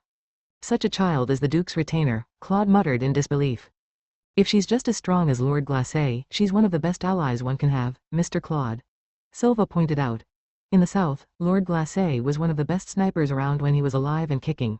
You know, she might be even stronger than you. Glacé had been an exceptional mage. It was a pity that he had lost his life in a fruitless attempt to rescue an ally on the battlefield. Ever since his demise, my father had refused to officially appoint a new retainer. Who would have thought that he hid such a secret weapon? But, I suppose he was forced to reveal her existence because the upcoming battle is going to be more intense than I could ever imagine. As the evacuation progressed, the school gradually grew more desolate. Knights patrolled the campus in place of the missing students. An opportunity to talk to my father came surprisingly swiftly. The knight escorting me said humbly, "Young master, please follow me. You don't have to be so polite around me," I replied. "I know the way from here. You can resume your patrols." He shook his head. "It is dangerous. Rust could be lurking just around the corner." I let out a small sigh. "You guys have it rough, huh? Father is working you all to the bone." In the garden, there was a beautiful place of respite encircled by a small stream. Gravel blanketed the ground around it, adding a special touch to the nature there. It was in this little corner tucked away from the world that I found my father, sitting down beside the stream. A coat of dark forest green adorned his frame, and the metals on his chest glinted in the light. My father always brought a handful of knights with him wherever he went. These veteran knights had commanded the army with my father in countless military campaigns and were his most trusted aides. But it seemed that they were going to give us some privacy to talk as father and son as they left the two of us alone. Silence. Finally, I spoke up. "Is the sky going to crash down on us tomorrow? I can't believe I'm talking to you like this, father." "Now, don't say that. I am so hard-pressed that I'll need all the help I can get." "Huh, another surprise. For once, you're not acting as if everything is in control. I am sure you are aware of my situation. I am only human, after all." A small smile appeared on my father's stern features. How many years has it been since I last saw him smile? Oh, but then again, I've been avoiding him the whole time, so I haven't even talked to him for all those years. He continued, slow. "I didn't expect you to appear before me without a struggle. You hate me, don't you?" I suppose. My heart ached. It was as if a claw was squeezing it hard. I didn't really want to recall my past with this man. He had tormented me thoroughly to whip me into the next denning head. Even after my transformation into the black-hearted Piggy Duke, he still had his hopes placed squarely on me. Of course, this man's way of expressing his expectations in someone was to discipline them until they were a tattered rag. Wary, I fell back on my manners and addressed him politely. Father, I was under the impression your relationship with Rust was at least on the amicable side, I said. Why are you fighting them now? You were well informed. You don't need an explanation from me, I see. That is because you are attempting to turn Kirsch into a war zone. A person in my position would learn of such basic information even if I didn't seek it out. I thought I would be more nervous in front of him, but words came to me easily. I guess my mind knows that I don't have time to waste, since we're going to fight Rust. You should be honored, Slow. If you had maintained your previous behavior, you would have never come into contact with such information. I know and trust that our knights have good judgment of character. They must have deemed you worthy as you currently are. Really? Well, yeah, his knights wouldn't have told anything to the black-hearted Piggy Duke, that's for sure. That goes for Mint and Sansa as well. At last, my father answered my question. It is Her Majesty's wish. The destruction of Rust is her will and decree. I narrowed my eyes. The Queen, huh? If that's the case, my father doesn't have any other choice, he continued. There is a man called Magna, and he is the head of Rust. He has been consistently pressing us to investigate Dustor. He claims that Dustor is a risk. Though Rust does take commands from me, I don't have absolute authority over that organization. Rust answers to Magna, and he is a rather extraordinary character. He has led a long life. From what I know, he was around when my grandfather was alive. I knew it. Magna is a part of this. My father clasped his hands solemnly. When I inherited the position of Duke Denning, my predecessor warned me not to stand against Magna. However, when Her Majesty learned of Magna's demands, she declared that Rust must be no more. In this matter, Rust's competence is their shortcoming. With their level of power, I am certain that they can infiltrate the heart of Dustor against our orders. Allowing that organization to make a move might result in a hostile relationship with the Empire, which would be an undesirable outcome. Do you think you can win against Rust here on this campus? He paused slightly. Decimating them is no easy feat. That is the precise reason I accepted their conditions and decided to fight them here at Kirsch. I am sure that when the battle begins, you will understand my choice of location. He probably can't win. He only has his direct subordinate knights with him. They're not enough. Father, you wish to settle things with them once and for all here, don't you? But I can feel the strength of his resolve. I saw the ring he wore on his right index finger, and that was a testament to his determination. I do. He nodded slightly. I honestly did not expect to take out the Ring of Authority so quickly after we reached a tentative peace with the Empire. The Ring of Authority was a magical artifact that had earned the Denning heads their reputation as gods of war. Only the Denning head of each generation was permitted to use it, and wearing it meant that my father was serious about finishing Rust off here. He closed his eyes briefly. Seldom do things in this world ever go as planned. That much has not changed, even after I became the Duke. Does that mean, you do not wish to fight them, father? He didn't reply. I continued, if you do not speak, I am afraid I will have to assume that silence means yes. My father stood up slowly. You may assume anything you wish. I have no wish nor intention of controlling your thoughts. Even someone in a position of power like my father couldn't go against the Queen's command. That's probably what he's implying. That aside, father, why did you assign those two to me? I was talking about Claude and Silva. Depending on the roles he gave them, those two were actually more useful than my father's knights. My father's reply was cryptic as ever. Slow, you are free to act as you wish on this matter. You may do anything you want. What do you mean? I mean exactly what I said. At this rate, the chances of a complete victory are slim. What I require is an outside element that they cannot predict. I will grant you the necessary pieces to make that possible. Do what you wish with those two. Understood, father. When I was a child, I had been hailed as the prodigy of wind. I would never have earned that moniker without the support of my twin wings. In fact, they could take credit for about half of my reputation. The fact that my father had summoned them specially to Kirsch must mean he was investing everything possible into this battle. Now, then, I did not call you here to talk about such trifling matters, Slow. In my opinion, it is far from trifling. You are going to sully Kirsch's campus with bloodshed, I reminded him. He paused, but changed the topic regardless. I wish to talk about the reason I sent Mint to your side through Sansa. Oh, your retainer? I was rather surprised when I received a potential retainer out of the blue. Mint is Glacé's daughter. She is astoundingly talented. I would have preferred to keep her identity secret for a little longer, but against Rust, beggars cannot be choosers. Though it is earlier than I planned, she will play a part in this battle as well. I understand that Mint is your trump card. Is that the reason you summoned me today? Do you wish for me to be her assistant? No, you see, he paused. I am saying that if you have a wish you cannot give up on, you should fight to destroy all your obstacles to realize it. Fighting to realize my wishes? I believe I have done that throughout my entire life. In the case of House Denning, you have not. At least, it wasn't a convincing victory. The amount of trouble you have caused us is immeasurable. I can't argue that. I chewed on my lip with slight chagrin. He continued, however, Slow, if you slay Magna, I will grant you freedom. Wow, I didn't expect that. That night was reminiscent of the old times. I dragged Claude and Silva, and our quartet was reunited once again. Well, now this is what I call a lavish room, Silva marveled. Even in the lowest points in your life, you're still a Denning. I'm so jealous. Silva, Lord Slow is a legitimate Denning descendant, Claude said. Did you expect anything else? Silva hummed. Looks like family standing is still one of the most important things at the end of the day, huh? We still had some time before Rust's assault. Those guys wouldn't make a move until the civilians at Kirsch had finished evacuating.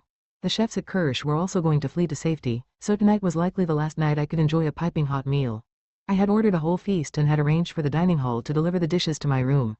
Right now, I was savoring the delightful flavors with everyone else. I had invited Charlotte, Claude, and Silva to my room to spend the night as we pleased. Looking at the people gathered here stirred up some old memories, and I wasn't the only sentimental one.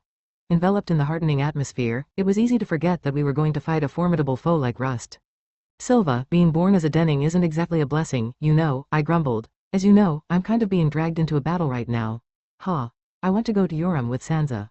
I was with friends whom I could trust with my life, and my voice came out more lively than usual. If I took one step outside my room, the forlorn dorm bereft of its residents was the only thing that'd greet me. However, inside the confines of my chambers, joyous chatter persisted throughout the night.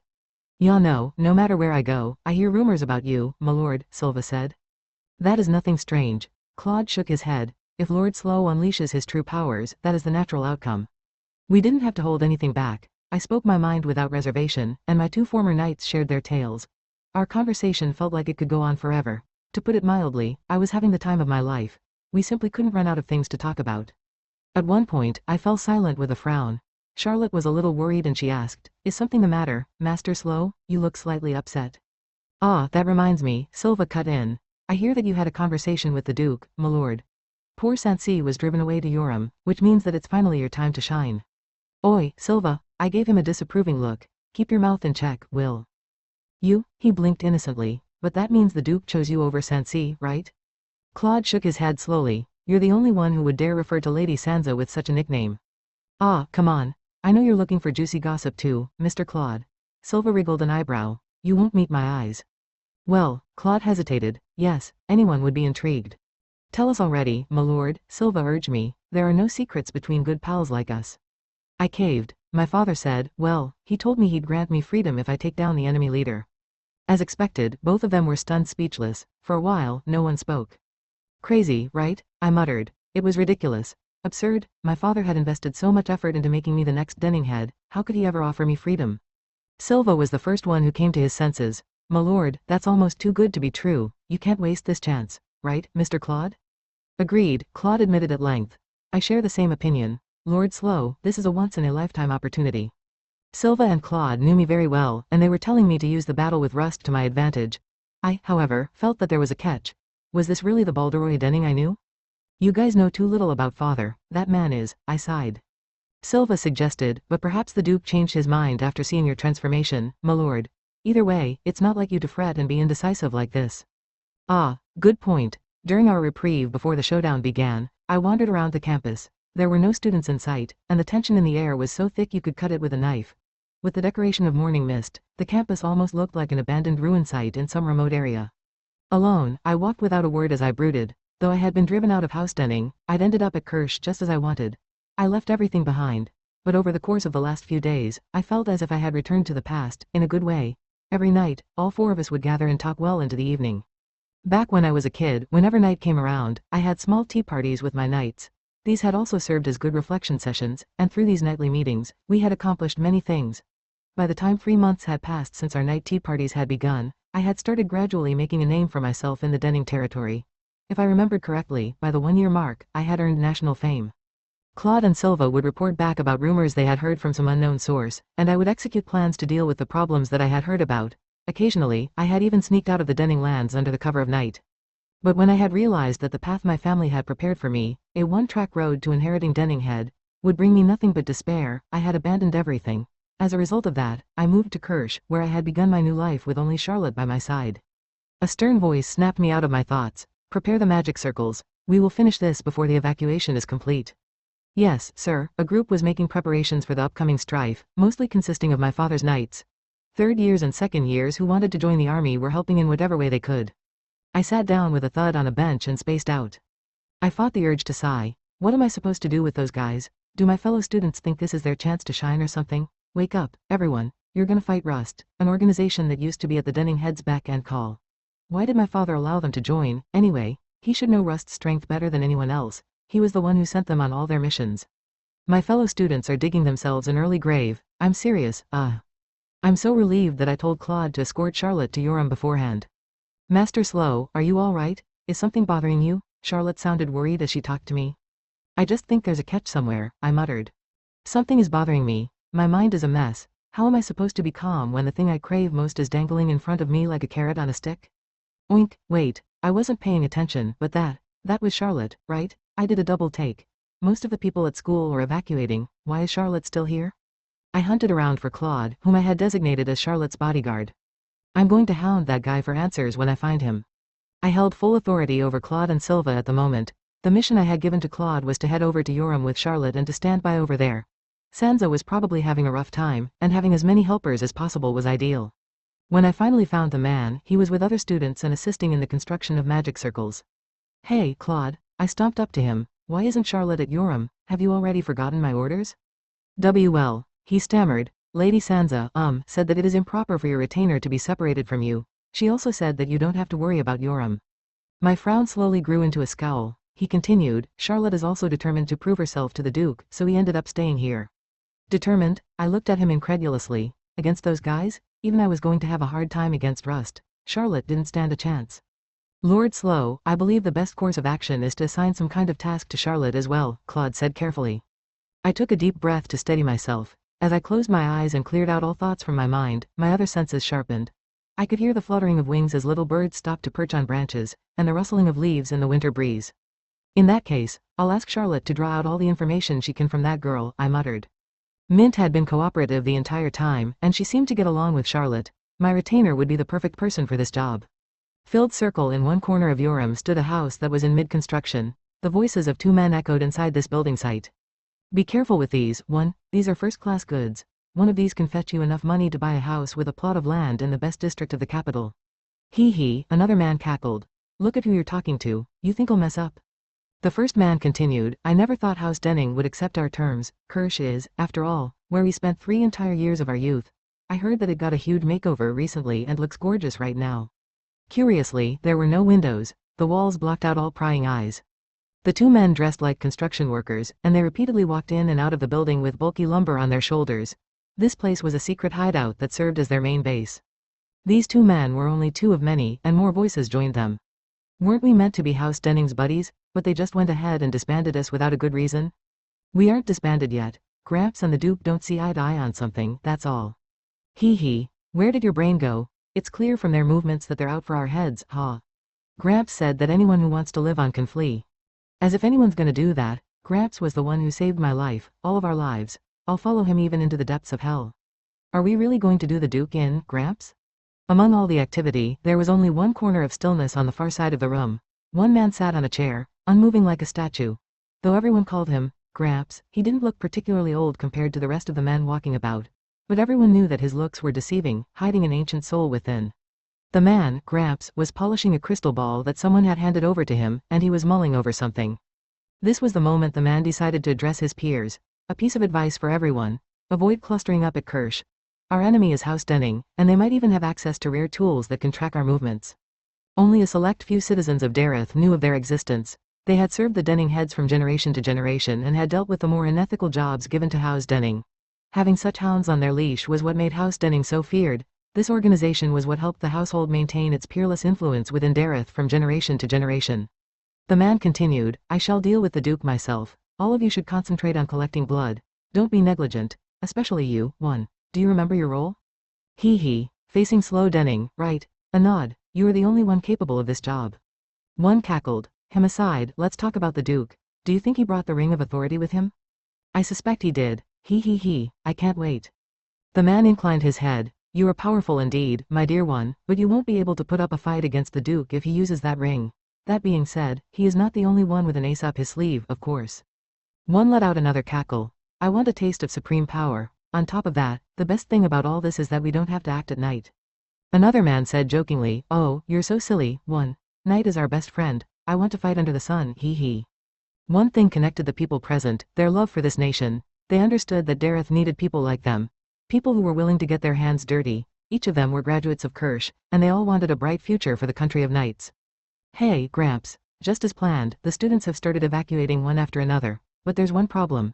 Some of the more motivated students are staying behind.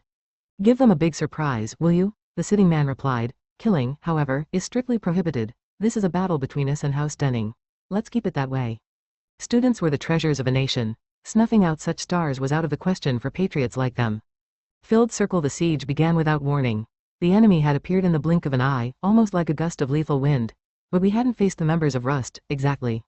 An army of golems marched forward towards Kirsch brazenly.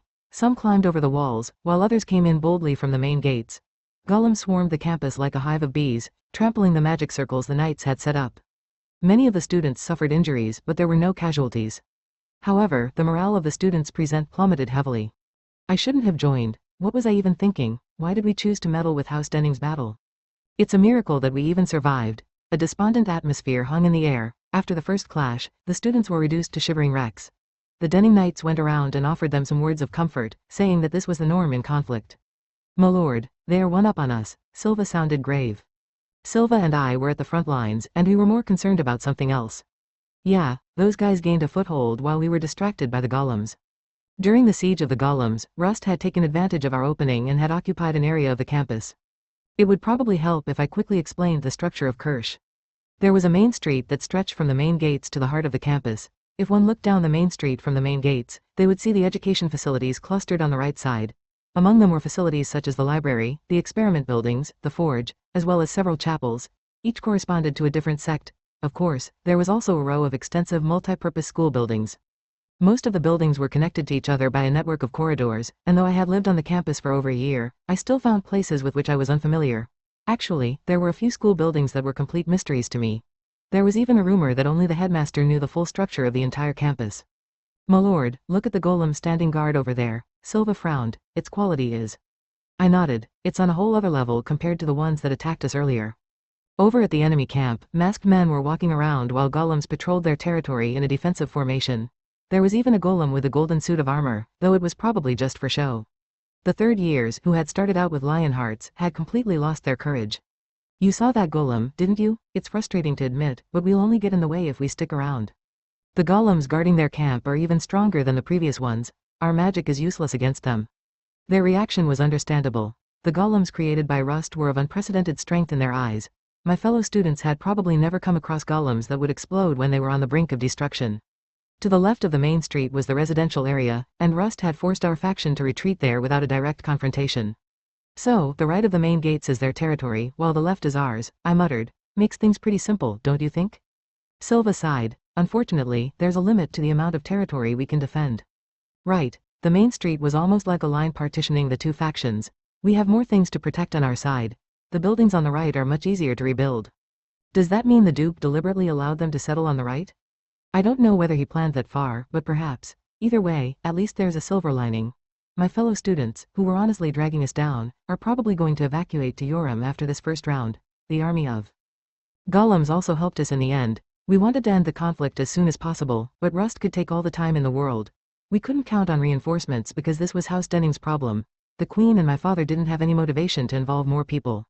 When I came to that conclusion, suddenly, everything clicked. Ah, I see. That's why they chose Kirsch.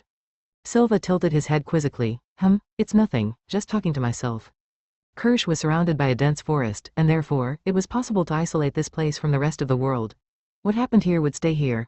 That was why my father had only selected the people he could wholeheartedly trust to form an elite squad. There's still one unsolved mystery though. I dunno why he included me. Look at that. I gestured. Those guys sure did a number on the stuff around here.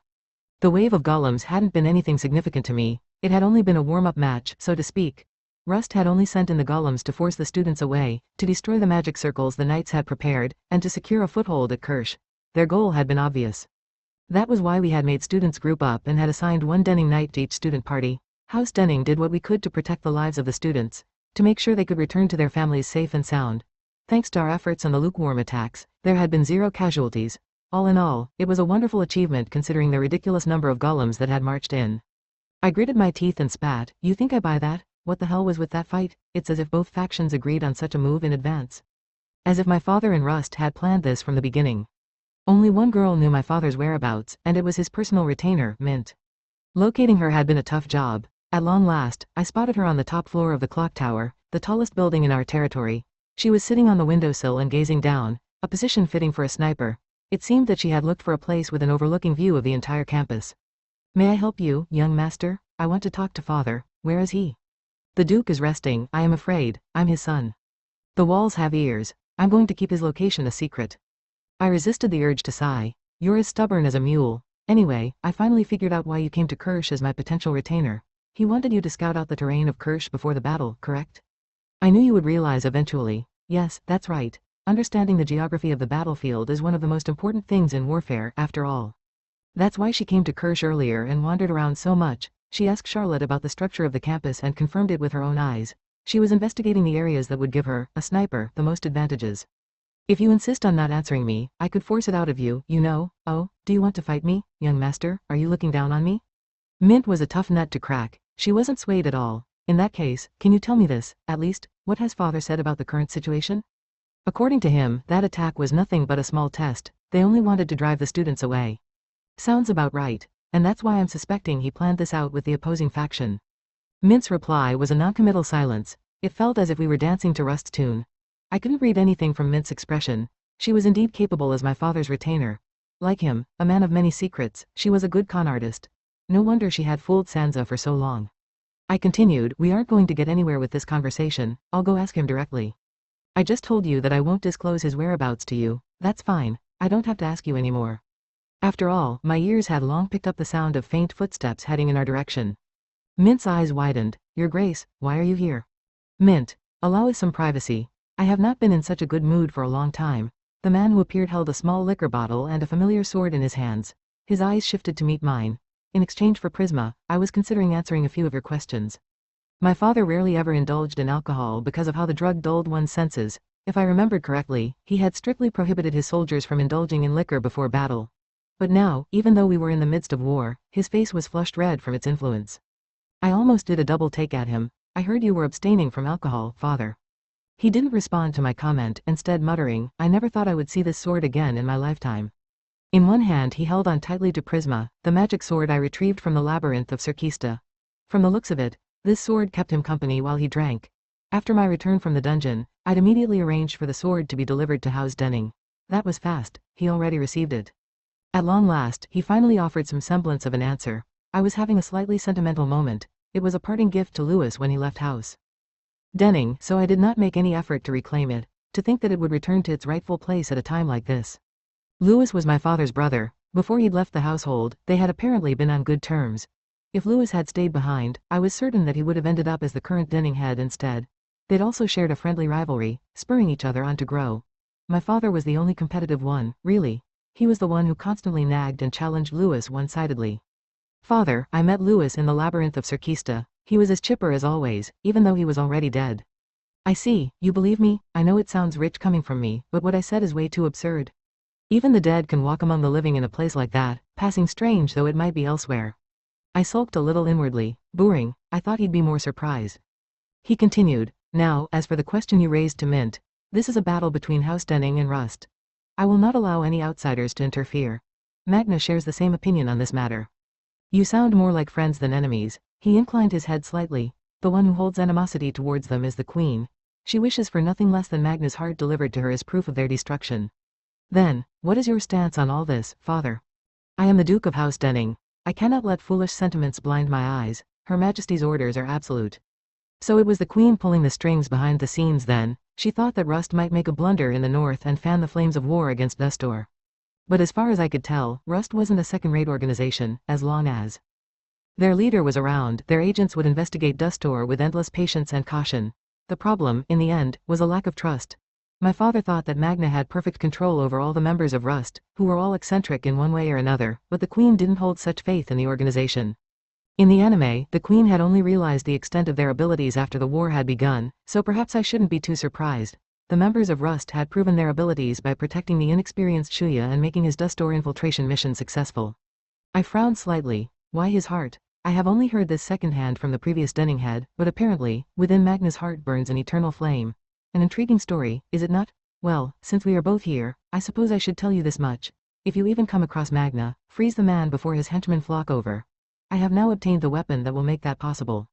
My father took a swig of his drink as his grip tightened around Prisma's hilt. You seem very well informed about Magna.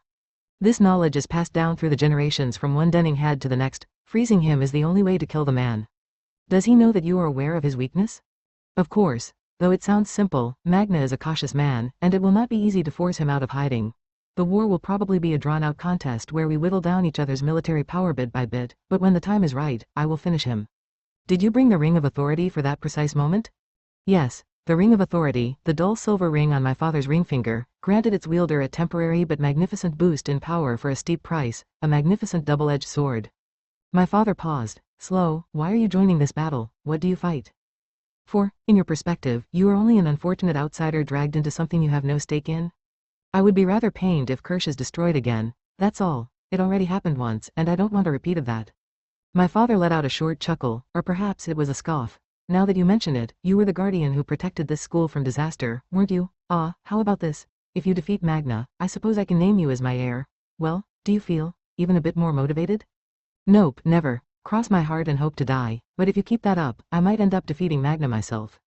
He was acting strange. To him, Magna was special in many ways. He would never hand over the opportunity of killing him to me, not even as a joke. I see, he said at length. You seem very against the idea. There was the faintest of smiles tugging on the corners of his lips. As he continued to down his liquor, my father told me more about his relationship with Magna. When my father had taken up the mantle of leading House Denning, the previous Duke had informed him about Magna's character, how he should handle Rust, and even the superstition that Magna wasn't human. Now, he was passing all of that information down to me, which was rather unusual for a man of many secrets like him. Tradition held that he should only tell his heir. He's very talkative today. This is a golden opportunity. Hey, why did you choose me to stay behind at Kirsch and not Sansa? You are different from Sansa. If you were ever forced to pick between my life or victory, I am sure you will choose victory without a moment of hesitation. That's not. You can. You are able to make the necessary sacrifices to achieve your goal. You are completely different from Sansa and me. I fell silent. I couldn't argue against that. After all, I'd done it before. Once, I had sacrificed everything I had to protect the one treasure that was more precious to me than anything else. We held a strategy meeting that night, we, being Claude, Silva, Charlotte, and myself. Charlotte spoke up. Master Slow, there's something that bothers me. Why did the headmaster allow Kirsch to become a battlefield? He cares a lot about his students. The Queen wills it so, I replied. She wishes for the destruction of Rust, and she is determined to see it done. I knew it, Charlotte muttered slowly. Since the Duke is personally tackling the enemy, I assumed the Queen played a big part. After all, there was only one person in this entire world that could order my father around, the Queen of Dareth. Ah, that reminds me, Charlotte. Father actually said something pretty significant to me today. He said that he's willing to make me his heir if I defeat Magna, the leader of Rust. How did you respond, then? I declined his offer without a moment of hesitation. Soon, I learned that my father hadn't been exaggerating about the intensity of this battle. No, this all-out war. We destroyed the golems that guarded the enemy territory and invaded their half of the campus. Though we had the option of joining my father's knights and fighting alongside them, I had decided against that plan. My lord, are you sure we don't need any more people? Silva asked. I nodded. Yeah, I prefer to fight with people I know like the back of my hand. Silva raised an eyebrow. Oh, can I assume that you have full faith in me, then? You sure can. Our enemies were very good at hiding inside their territory. They dragged their feet about coming out. Perhaps I shouldn't have been surprised, given that they were agents lurking inside the shadows who had fought their way through endless conflict. They're probably trying to lure us into areas that'd give them the advantage. Silva hummed. Wow, those guys won't come out at all. Well, they have all the time in the world to fight us. They're not in a rush. After a moment's pause, Silva asked, do you think we can win, my lord? Who knows, part of me still doubts father's true plans and motivations. One thing I know for certain, though, is that if we defeat these guys, Kirsch won't end up in ruins. Good point. That aside, I glanced at our surroundings. I see. Considering that we're all isolated here, Kirsch is indeed the best battleground they could hope for. As former graduates, they knew this campus inside and out. Practically every corner was a good hiding spot. I wouldn't be surprised if they had set up traps for invaders. Keeping our guards up, we headed towards a school building. Since they're playing the hermit game, I'll march right into the places they're probably lurking in. Silva, keep on your toes, I warned. We don't know where they're going to leap out from. The campus, which was usually filled with crowds of students bustling about, was now eerily still. This kind of fight really isn't my thing, Silva sighed. Same here, I admitted reluctantly. I rolled my shoulders with a crack. On a whim, I glanced up at the sky. The next moment, there was a crater on the ground before me. In the place I had been standing only a second ago, I covered my nose and mouth with one hand, trying to avoid breathing in the resulting cloud of dust. Hee hee, someone cackled. This someone had approached us at an alarming speed, sprinting with their body crouched so low to the ground that they had almost seemed like a ferocious beast. When they had gotten close enough, they had aimed a kick at my face from below, an attack from outside my field of vision, identical to Kokuto's signature move. I had only barely evaded it because I had shrouded myself in wind, like Mint had suggested. Hee hee, what a surprise, I'm impressed you dodged that. The man there wore a mask that resembled the face of a wolf. I recognized it, it was a soul mask, a magic item that had a blood-curdling effect. If someone other than the wearer took it off, the wearer would lose their face in the literal sense, leaving none of their features intact. It was a disguise that many assassins and bandits were fond of, since revealing their face in such professions had devastating consequences. The man cackled. Why, hello there, my target, Slow Denning. He had his hair tied behind his head, and his eccentric laugh was very distinctive. It's one. I know this guy very well. He continued, this is so fun, this place is perfect for us, hee hee. One, who had been the culprit behind the first strike, chased us now like a predator on the hunt, looking for an opening to take us down. He was an acrobat that used his mastery over his body to his full advantage, leading his enemy around by the nose in battle. Among the field team of Rust, he often took the lead, or something close to it. Hee hee, those few decades changed this place entirely, huh? It wasn't this fancy when I was around. The agents of Rust were eerily silent when they were on a mission, however, this man now dashed across the campus like an unchained beast.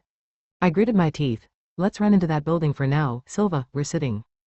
Targets if we stay outside, hee hee hee, wait up, guys.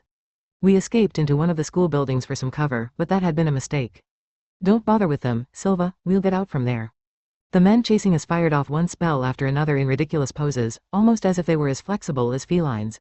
A man with a monkey mask had joined one, they seemed to be buddies, and with wand in hand, he aimed spells through the windows from outside. Though we had run into a building, the situation had only gotten worse.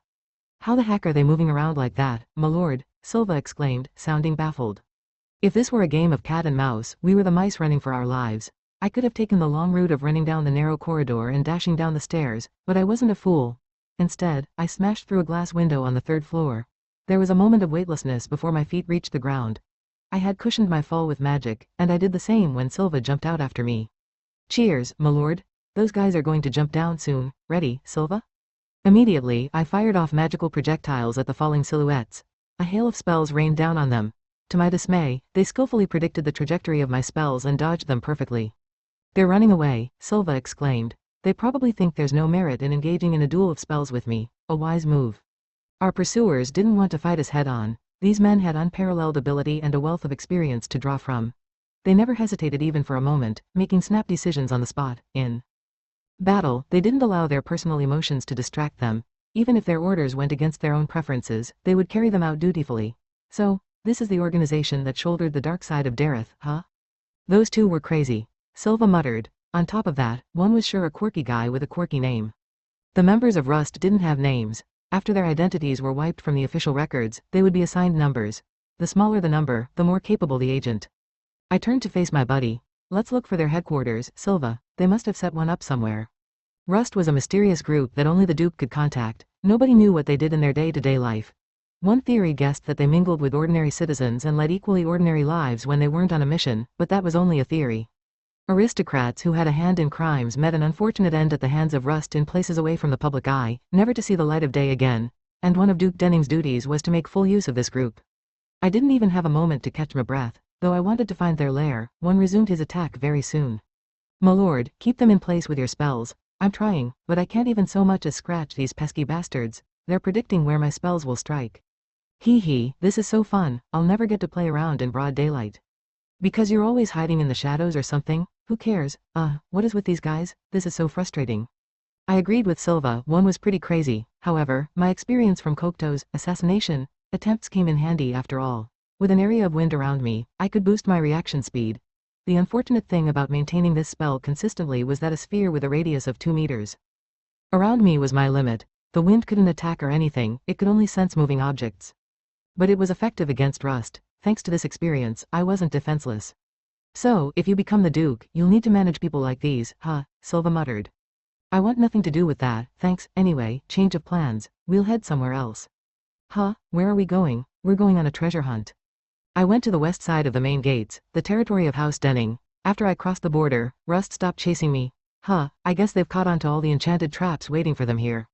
So, my lord, what's this about a treasure hunt? What in the world is inside this door? Silva frowned, looking at the sign. It says, no entry. But it's fine to go in if you can crack the barrier. He paused. Ah, you're right, it does say that too, but, wasn't this place the residence of the big cheeses at this school? Don't sweat the small stuff, I said before walking right inside. We were on the top floor of the staff building, in the headmaster's office. It was more of a large hall than a room. All the walls of this floor had been knocked out. This was the domain of the headmaster, who was a water mage. My lord, the plants in this room are kinda attacking us. It's the private office of the headmaster. I shrugged. That's what we get for entering without permission. I've never heard of such a dangerous place at Kirsch before. The plants which the headmaster had raised with love and care were attacking us, the intruders that barged into the room. Silva, I gotta look for something, so watch my back, alright? You're way too easygoing. There was a grand desk right at the center of the office, likely a place the headmaster frequented. If I wanted to reach that area, I had to endure the assault of trees and shrubs cultivated carefully by the headmaster. They came in a variety of species and sizes, and I honestly didn't recognize a lot of them. Behind me, Silva cut down the branches that closed in on us, and while he bought time, I rummaged through the drawers of the headmaster's desk. Found you. Please forgive me, headmaster. I'll make sure to return this when I'm done so that you won't find out. The shrill sound of a flute pierced the air, echoing throughout the campus. This was one of the agreed conditions between the two factions. Rust's flute would signal the beginning and end of every conflict. I was rather peeved that they had full control over the length of the battles, but for now, I was glad that the fighting was done for today.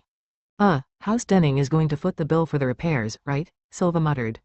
I stifled a sigh. He continued, this doesn't look good at all. We were at the rooftop of the boys' dorm, surveying the enemy territory.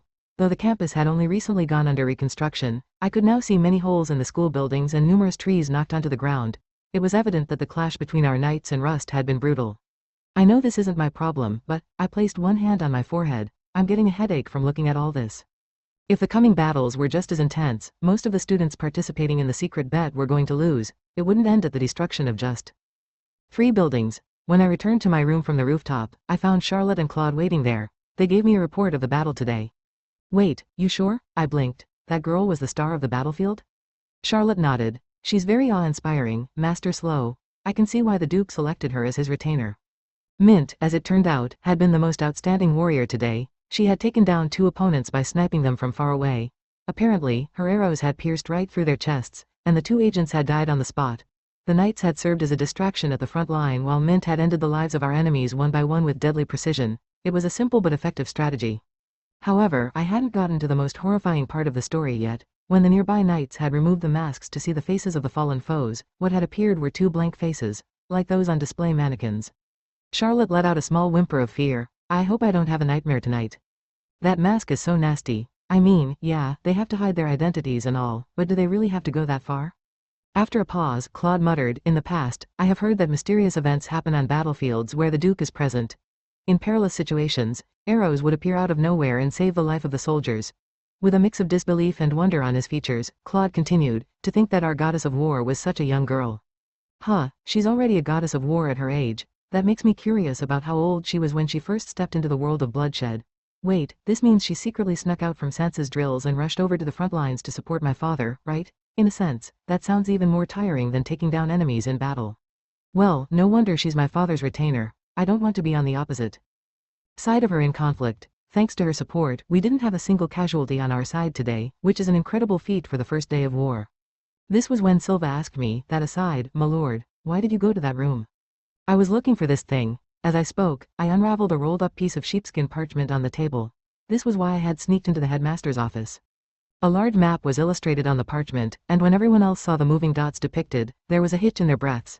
Yes, these dots represented the people currently on the campus. Yahoo for anime knowledge. This thing's amazing, Silva exclaimed. The only downside is that it's not that accurate. I pointed at one part of the map. Look at the boys' dorm for example. There are only 2 dots, but we know there are 4 of us here. Blindly relying on this map wouldn't be wise, but it'll help us keep track of their movements. What I want to know is the location of their headquarters. Rust knew who they were up against, the elites of House Denning. Like us, they must have prepared a respectable collection of healing potions and precious magic items. And of course, they had to store all that somewhere. If possible, I wanted to destroy their cache of supplies as soon as I could. I looked up from the map. Claude, Charlotte, I'll leave this with you too. I want you to locate the enemy headquarters. The map had been crafted for the headmasters of this school. With this, they could observe the movements of their students. However, the map was roughly 100 years old, and Kirsch had been renovated and expanded upon many times since then. In other words, to find the enemy base, one would have to compare the enemy movements in real life with the dots on the map. And this was a job only Claude and Charlotte could do. Tedious work was one of Claude's specialties, and Charlotte was very knowledgeable about the current layout of the campus. So, Claude, you wanted to chat about something. Claude had asked me to come out into the corridor. Inside my room, Charlotte was staring so hard at the map that she might burn a hole in it with her gaze alone, and Silva was already fast asleep. I might be overthinking matters, but there was something that bothered me when the golems attacked Kirsch. Go on. Claude hesitated. Back then, we had not realized the severity of the situation. Thus, I went outside for a brief moment with Charlotte to observe what was happening, and Claude took a deep breath. When a golem saw Charlotte, I think it backed off. Chapter 4. The Duke's decision. A few days had passed since the real battle had begun. We were currently at a stalemate. For every step forward, we were forced to take a step back. Rust hadn't been too proactive about attacking us, probably to show off their prowess, or at least that was what our knights had concluded. Rust were displaying their value and how useful they could be, forcing us to realize that their destruction was a steep loss for House Denning. However, other than my father, no one knew whether that theory was correct or not. The cathedral had transformed into the headquarters of our knights, and right now, tension and frustration were high in the air. One knight yelled, "Are they making fun of us? They aren't even taking the battle seriously?" Another knight tried to placate the former. Cool it. Overall, they've suffered more losses than we have. Our enemies had practically reduced my father's knights to their playthings, but it wasn't because the knights were incapable or anything. I hadn't managed to defeat anyone either. Because of this, the knights were rather stressed. What can I say? I should have known that most of my father's knights have a one-track mind for battle. I can understand their frustration, though. One knight clenched his hand into a tight fist. No amount of interrogation can pry an answer out of any of them. They simply refuse to tell us where Magna is. Rust's members shared bonds more robust than even steel. No matter what we did to them, they remained stubbornly silent. None of them would disclose the location of Magna. According to them, even they were unaware. Their loyalty towards Magna likely overshadowed their loyalty to my father. All the knights were doing their own thing. Some were resting in a group, while others had looked for unoccupied rooms to rest in privacy. There was never any conflict at night, one of the many agreed upon conditions between my father and Magna. I call it an agreement, but it was more of a one-sided declaration those guys made. But what could we do other than accept their demands? After all, it was necessary if we wanted to hunt every last one of them at Kirsch. Rust was filled with insane people who didn't fear death. I stifled an internal sigh. I never thought I'd end up fighting those guys. "My lord, Charlotte and Mr. Claude sure seem to be having a lot of trouble," Silva commented. "We wouldn't be stuck in limbo like this if it was that easy to locate their base. Silva, let's go back to my room." Even after our battle for the day was over, the agents in the enemy territory were still on the move. Charlotte, who had been observing the map closely, even suspected that the members of Rust weren't getting any sleep. As I walked, I glanced over at the mountains of rubble and let out a strange chuckle. Sheesh, only a few days have passed, but Kirsch is already like this. We haven't even found their base yet. It was as if a pack of rowdy monsters had lived on the campus for a year. Kirsch was practically in ruins. I was morbidly curious about how the evacuated students and staff would react when they saw all the destruction of their newly restored school. But, against Rust, this is good news for us, I muttered. Our enemies excelled at hiding behind cover or inside buildings. Of course, we could do the same, but Rust was superior in this aspect. In enemy territory, there was already a school building that had been knocked down entirely, so that's the commotion I heard yesterday. Oof, can't imagine what went on there. When I returned to my room, I found Charlotte and Claude staring intently at the map. They had been observing the moving dots on the map since the morning for hints that pointed towards the enemy base. Claude sighed. "Lord Slow, I am going to lose my mind at this rate." I nodded sympathetically. "I feel you, Claude. I'd never want to be stuck with such a job, but it's worth it." That kicked off our nightly strategy meeting. Silva grumbled about the actions of our enemies while Claude lamented the work he was stuck with, claiming that he might go cross-eyed at the drop of a hat. Charlotte, meanwhile, shared information she had heard from Mint. Mint told me that at the moment, our goal is to slowly but steadily deplete their forces. They have roughly 30 agents inside their organization, a little more than we have. That was more or less how this night went. My father and his knights knew that my group was acting on our own.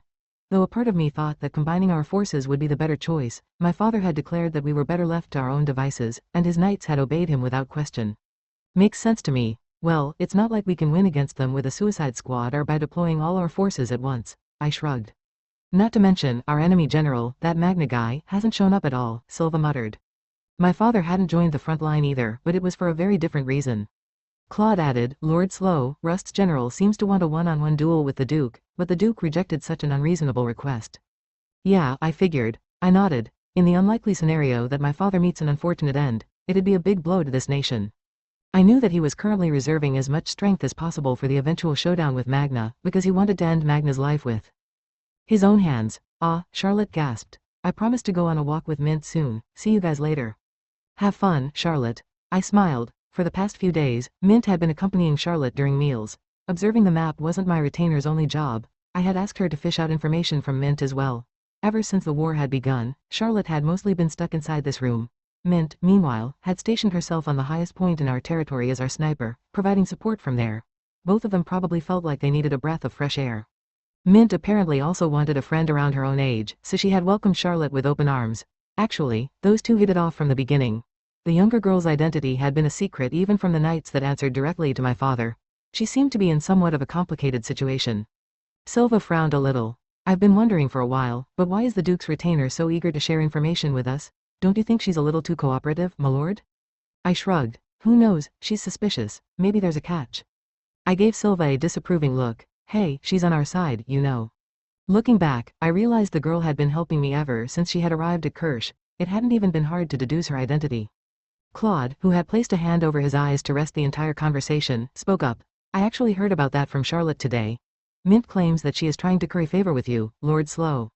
Favor? I inclined my head in thought. Claude nodded. According to her, she thinks that you are the type who would repay her in double. She seems to be a calculating girl. By now, I had mostly figured out the schedule of our enemy's attacks. Each battle would start when the sun was at its highest point in the sky and end in the evening. I took a deep breath. Okay, time to beat someone up. If I come out with my hands empty again, I bet my father and the knights are going to mock me for it. The shrill sound of a flute, as always, signaled the start of the clash. It was so loud that it even reached the central area of the campus. It's probably a magic item. What's our objective today, my lord? Silva asked. We're gonna defeat that annoying wolf mask guy. Oh, that sounds perfect. He keeps jumping around us like a grasshopper, and he's been getting on my nerves. In the anime, the man with the wolf mask had been the only named character of Rust's field team. He had been especially good at surviving, even among his peers, and he seemed like a berserk warrior who was only interested in a good fight. Most annoying of all, he was tenacious, and that guy has his sights on me. I'm not a happy camper. When we stepped into hostile territory, I couldn't help but stare at the devastating scenery. After a long pause, Silva muttered, Yikes, it's really bad over here. Even an outsider like you would think that, huh? I can't let the students see this. Silva shook his head slowly. Agreed. The longer this fight lasts, the more severe the destruction. Places where I had studied every day were reduced to a mere shadow of their former glory. The west side occupied by House Denning wasn't too affected, but the east side was unbearable to look at. Rust had continued to destroy the architecture even when they weren't fighting us. The school was completely unrecognizable. I knew that Rust did this deliberately to create better hiding places by changing up the terrain. Suddenly, Silva halted his footsteps. My lord, please stop for a moment. He furrowed his eyebrows slightly. I think something just moved over there. He had sensed something inside the debris. I'd sensed movement as well. Some creature was wriggling below the debris. Without warning, the pile of rubble exploded, throwing up a cloud of dust and dirt, blocking my vision. Silva had a coughing fit. I manipulated a wind spell to blast the cloud away. However, the enemy isn't there, I muttered, sensing an abrupt presence behind me. When I stepped aside to dodge the knife thrown down at me, the man revealed himself with a cackle. You dodged me again. It was the man who wore a wolf mask. He only appeared for a brief moment. After a blink, he was gone again. I clenched my jaw, feeling rage towards the people that had caused all this wreckage to bubble up. I knew I was walking into a trap, but I chased after him into the building he ran into. After climbing up a flight of stairs, I stepped into the corridor. Second floor. This school building was familiar to me. I had often attended lectures here, but for a moment, I thought I had walked into the wrong place. The windows had been shattered, and there were big, gaping holes in the walls that revealed the outside scenery. The ceiling had caved in, and I could peer into the floor above. Our knights must have fought here before. Wow, you know, tearing it down and rebuilding it might be cheaper than repairing the building at this point. Silva, I hissed, there are several people hiding here. My lord, I sense them. In the classroom over there, please do the honors. Of course, I used a spell to knock down the wall violently without uttering another word. One of my strengths was my ability to cast spells of this caliber without any preparation. Through the wall, I could see the agents inside the nearby classroom. I had likely caught them off guard by opening a giant hole in the wall. Among them, I spotted one, who had been Shuya's greatest ally during his dust door infiltration. With inhuman agility, the man evaded my spell, but one of the ambushers lagged behind. When I had blasted the wall away, they had been in the blast radius and the spell had crashed right into the far wall. I could see them clearly, an open target. All right, first one down, Silva yelled as he attacked the unfortunate agent. Hee hee, one cackled. Hey, you guys are starting to tear this place apart as well. Yeah, but it's nothing compared to what you people have done, I shouted back. If I tried to preserve the campus, I couldn't fight on even footing with Rust. I had long lost such idealistic thoughts. He. You seem to be very sensitive to our presence, Slow Denning. Have you fought people like us before? I don't owe you an answer. Our target, 1, leapt out the window in a fluid motion. I followed his movements with my eyes. He kicked the building's wall once to slow his descent before landing elegantly on the ground. Cackling, he looked at us before he slipped into the shadows. My lord, that 1 guy keeps getting in our way. He's been following us everywhere. Yeah, it's annoying. I sat down on a desk in the classroom and let out a big sigh. Only warriors above a certain level can stand their ground against Rust. I finally understand why father was so obsessed with quality over quantity. If my siblings were around, they'd likely be blinded by ambition, chase too far, and end up on our casualty list very quickly. Silva had eliminated an agent with 1 strike, but that agent paled in comparison to 1 in terms of ability. Still, I should be proud that we managed to take down 1 enemy in the presence of 1's interference. The man appeared once again when I stepped out of the building. You're not going to get any rest today, my good fellows. Ah, what a coincidence. I was thinking the same thing, I replied. When I first met 1, he had declared that I was his target. From what little information I had, my father's knights also seemed to have specific agents assigned to them. But something doesn't seem right today. 1 had attacked us incessantly, sometimes even running across the wall of a building if he had to. However, he suddenly stopped stalking us like a shadow. Instead, he was running away and leading us on a chase. My lord, something smells fishy. Right, he's clearly leading us to a specific location. We quickly moved out of the residential area, eventually ending up at an open field with no buildings or trees to block our vision. If we crossed this field, we would find ourselves at a vast farm. Kirsch didn't solely rely on outside sources for supplies, which were transported onto our campus with horse wagons. Around half of the food we consumed every day was produced locally. The farm area was a neutral ground, it didn't belong to either faction. Consider this a reward for surviving this long, you'll get to meet Gramps. Through 1's mask, I saw his eyes glint fiercely before he vanished without a trace. Until now, Rust had avoided fighting in this area because of the lack of obstacles they could hide behind. They focused their tactic on guerrilla warfare, and this terrain wasn't suitable at all. I see someone over there, Silva said in a hushed whisper. Keep your guard up, Silva. There were several enormous ponds inside the farm that acted as sources of water. Piers connected these ponds, and someone was right in the middle of one of these bridges. He was sitting down casually and fishing without a care in the world. His back was hunched over like the curve of a bow, and there was a cup of liquid right next to him. I muttered, I'll head over alone. My lord, is that possibly? He might be the guy we've been looking for this entire time. All students and staff of Kirsch knew that the campus was a war zone. Then, was that elderly man a civilian who had somehow ended up at Kirsch? I'm fooling no one with that joke. There was probably no point in trying to creep up without a sound or being paranoid about an ambush. He was clearly waiting for me. Magna, I called out to the elderly man facing away from me. He was still focused on his fishing. His subordinates are fighting the knights in the heart of the campus. What a happy-go-lucky guy. Why, hello there, son of Baal. May I help you? Filled Circle Mint had told me that Magna was a master of disguise. Though my father had been Rust's direct contact, even he didn't know Magna's true appearance. In that case, this form is probably fake as well. The elderly man looked completely at ease, enjoying a lazy day of fishing. He didn't look like the powerful villain out for the Denning head's life. Make your subordinates retreat right now, I said coolly. Now, don't be in such a rush. You could at least let me introduce myself first. Don't waste my time with that. Stop them, now. Does this guy know who I am? If I take him captive here, the battle will end in moments. Oh, don't be so tense. You'll scare all the fish away. There aren't any fish in this pond to begin with. That's why I haven't managed to catch anything for the past few days. So, Baal's son, why in the world are you interrupting the secret hobby of this old bag of bones? Mind games don't work on me. You're so old that people say you aren't human, you know. I pointed the tip of my wand at his neck, which looked like a withered branch. If he showed signs of any odd behavior, I was going to bind him. I wouldn't be surprised if Magna knew that I was a mage who could cast without uttering a single word. However, I had the sinking feeling that if I didn't act as if I was in control, the elderly gentleman's aura might swallow me whole. Shivers ran down my spine during this entire exchange for no apparent reason. As if to shatter the moment of stillness, Magna said, what if I said, no?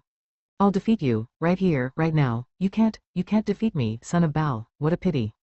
The elderly man looked so thin that he could pass for a dead tree. He wasn't doing anything too special either. He used his wand in place of a fishing rod and had hung a thread from it, even though there wasn't any fish in sight. But there was something hair-raising about him. Neither of us moved. I didn't know whether his words were what he truly believed or a way to mislead me. How about you see that for yourself right now? Princess Charlotte, my heart skipped a beat. He continued, see, those 2 words are enough to fix you in place, aren't they? My instinctive reaction was to look up at the sky, feeling helpless. Damn it, I didn't expect this old grandpa to mention Charlotte. Why, you're very honest, son of Baal. In my eyes, that's a virtue. Please don't lose that along the way. How much does this old guy know? No, considering how confident he is, he must know Charlotte's true identity, but I shouldn't panic. I assigned a capable guard to Charlotte. Claude is with her every single hour of the day. If you dare make a move on Charlotte, your whole organization is done for, I hissed. Claude was an experienced bodyguard and a man who could adapt to any situation that sprung on him, but at the same time, if this old guy puts his mind to it, I'm sure that he'll kidnap Charlotte effortlessly. I mean, he's already leading Dareth around by the nose with his abilities and disguises alone. In a calm voice, he replied, I have no intention of harming you two. None at all. It isn't even possible for me to begin with. After all, you aren't her only sentinel. Even the Great Spirit Altanger is with her. When I invaded Kirsch, I wanted to see the Great Spirit out of intrigue, and so approached them. That was when they gave me a warning. If I try to touch even a hair on her head, the spirit will kill me instantly. The old man then let out a hoarse, throaty laugh, as if he found the whole exchange funny. Wait, Altanger warned him in person? That has never happened before. This Magna guy must be that much of a threat, then, and hey, that Great Spirit didn't inform me that they came back from Serkista, but more importantly, I didn't expect this man to even know about the Great Spirit of Wind. I stared at the man warily. Magna, how much, do you even know? I know a great many things about this nation. In fact, you could say that I am the top expert on the affairs of House Denning. You might not know this, but I was the one who told your father to raise you as heir to the seat of House Denning. I knew you were special the moment I laid my eyes on you. Well, damn, I have a feeling that he already knows all my goals and motivations. In the corner of my vision, I spotted Silva skipping stones on the opposite side of the pond. I swear, nothing can faze that guy. He's so carefree. Be at ease, son of Baal. I have also strictly prohibited my subordinates from getting any ideas about Princess Charlotte. Of course, I didn't inform them about her true identity. You think I can just take your words at face value? I stared at him incredulously. I believe you have come across evidence that proves my words are trustworthy. I've turned a blind eye to her before, haven't I? Did you not receive a report from your knight about the first day of our battle? No, you must have. That event happened because of my orders. I furrowed my eyebrows slightly, recalling the incident Claude had mentioned. So that's why. This man arranged for the golem to back off deliberately to prove to me that he has no ill intent towards Charlotte. I didn't reply to him, but he began moving on to the next topic. I have a request of you, he said. Will you please leave this school? Huh, can I assume that's your way of admitting that you can't win against me? From what I have heard, until this point, you have overcome countless situations that would seem hopeless in anyone else's eyes. I'll be honest, you are the one person I can't read. I want you to leave this area as soon as you can, if at all possible. You know, there's one perfect and peaceful solution. We wouldn't be fighting if you guys stopped being so hostile towards the Empire. This civil war had begun because the Queen had learned of Magna's intentions. If this man made an oath to the Queen that he wouldn't provoke Dustor, the Queen might reconsider her decision to destroy Rust. Problem solved in a single stroke. For the first time, Magna's hand stilled. He stopped fishing and looked at me. If you are serious about that proposal, you disappoint me. I will have to reassess my evaluation of you. His eyes bore into mine. A peace built on a shaky foundation will not last. If we wait until they make the first move, it will be too late. We need to make preparations in the shadows so that Dustor does not take interest in us. My people alone can accomplish such a mission. I shut my mouth, listening in non-committal silence. He continued, Dustor is never short of causes for rebellion. One faction may wish for peace, but what if someone else with influence sets their sights on the south? Tragedy awaits. We cannot put all our eggs in one basket. We need to be prepared for the worst, even if it means exploiting their weaknesses. The Dustor Empire was simply too vast. Naturally, there would be places that would escape the attention of the Great Spirit of Darkness, and those places would only grow in number as Dustor expanded. There were still nations in the north that resisted Dustor's reign, and it was only a matter of time before the Empire captured those territories. At the moment, the conquered nations aimed their hostility at Dustor, the invaders, but if they ever sought out a peaceful land in the south to seize and migrate to, the future Magna feared might come to pass. Magna, I understand where you're coming from, but I'm certain that our queen has considered such possibilities as well. She only has eyes for the present. It's clear that her priority is to maintain her absolute authority within the southern territories. Okay, good point. Now that Dustor isn't a threat anymore, Dareth might fall from her pedestal in the south. The Queen probably wants to focus her efforts on maintaining our powerful status. In summary, these guys want to prepare for the future, while the Queen places importance on the present. I guess they were bound to butt heads eventually. Slowly, as if to drill his words into my head, Magna continued, if the Duke truly wants the best for this nation, he should act now. I chewed on my lip. He inclined his head slightly. If what I know of you is accurate, I am sure you understand what I am getting at. Father, I can't do this. I can't argue against this grandpa. He's scarily perceptive about the true danger that Dustor poses. It's as if he has knowledge of the anime like I do. So that's why father showed mixed emotions at times when he talked about the destruction of Rust. The elderly man closed his eyes briefly. Even if he has to go against the will of the queen, as Duke Denning, it is his duty to act in the interests of this country. If he cannot manage it, he is unfit for his role, worthless. In other words, he wants father to disobey the queen's orders. That aside, wow. I never knew there was such a shrewd patriot inside Dareth. He looked into my eyes. I repeat, son of Bao. I am sure you of all people would understand me. The queen is only human, she makes mistakes. I was honestly at a loss for words. Can you pass on a message to Bao? Tell him to make decisions by himself. Tell him to decide whether he will kill me or let me go. I'm beat, father. This grandpa, it's almost as if he can see the future. My father's retainer, Mint, was at her usual spot on the top floor of the clock tower. When I arrived, 2 guards were standing watch while Mint narrowed her eyes and she adjusted her bow and arrow. I only watched her without a sound. I wondered what the world looked like through her eyes as she finally locked onto her target. She drew her bow, and not a moment later, an arrow shot out from her hands, so swift that it sliced the wind cleanly into 2. She lowered her bow slightly. I missed. After the first day, our enemies seemed to have grown remarkably wary of me. Mint had always provided support during our battles from this place. Of course, when there was a sniper who always stayed at the same spot, she was bound to become a target of our enemies as well. She needed guards to ensure her safety. She finally addressed me, but her attention was still on the unfolding battle. Mint stood upright with her bow poised and ready. May I help you, young master? As you can see, I'm pretty busy over here. Well, I heard you were trying to curry favor with me, so, I paused. Sorry, but could you two give us some privacy? Don't worry, I'll take over and protect her while you guys are away. Looking disconcerted, the 2 knights left the area. As for Mint, she maintained her textbook posture, only her eyeballs darted around. If I were to be blunt, it was a creepy sight. However, this girl's spells had saved countless knights in battles. She looked so delicate. Where does she hide all that power? I took a deep breath. I met Magna just now. The moment she heard that sentence, Mint's body stiffened. She turned around, grabbed my shoulders, and leaned forward with feral eyes like a cornered lion. Where is he? She hissed. Sorry, but I can't tell you. I promised him. There was a crazed look in her eyes as she scrutinized my expression. I continued, I was honestly curious about the man my father has been chasing in a frenzy, but I never expected him to be an elderly man with such a unique aura. Mint finally muttered, I see now. That's why the Duke said it was better to allow you to move freely on the battlefield. I can't believe you made contact with that man so quickly. So, what did you two talk about? This battle is meaningless. Magna has no intention of sabotaging this nation.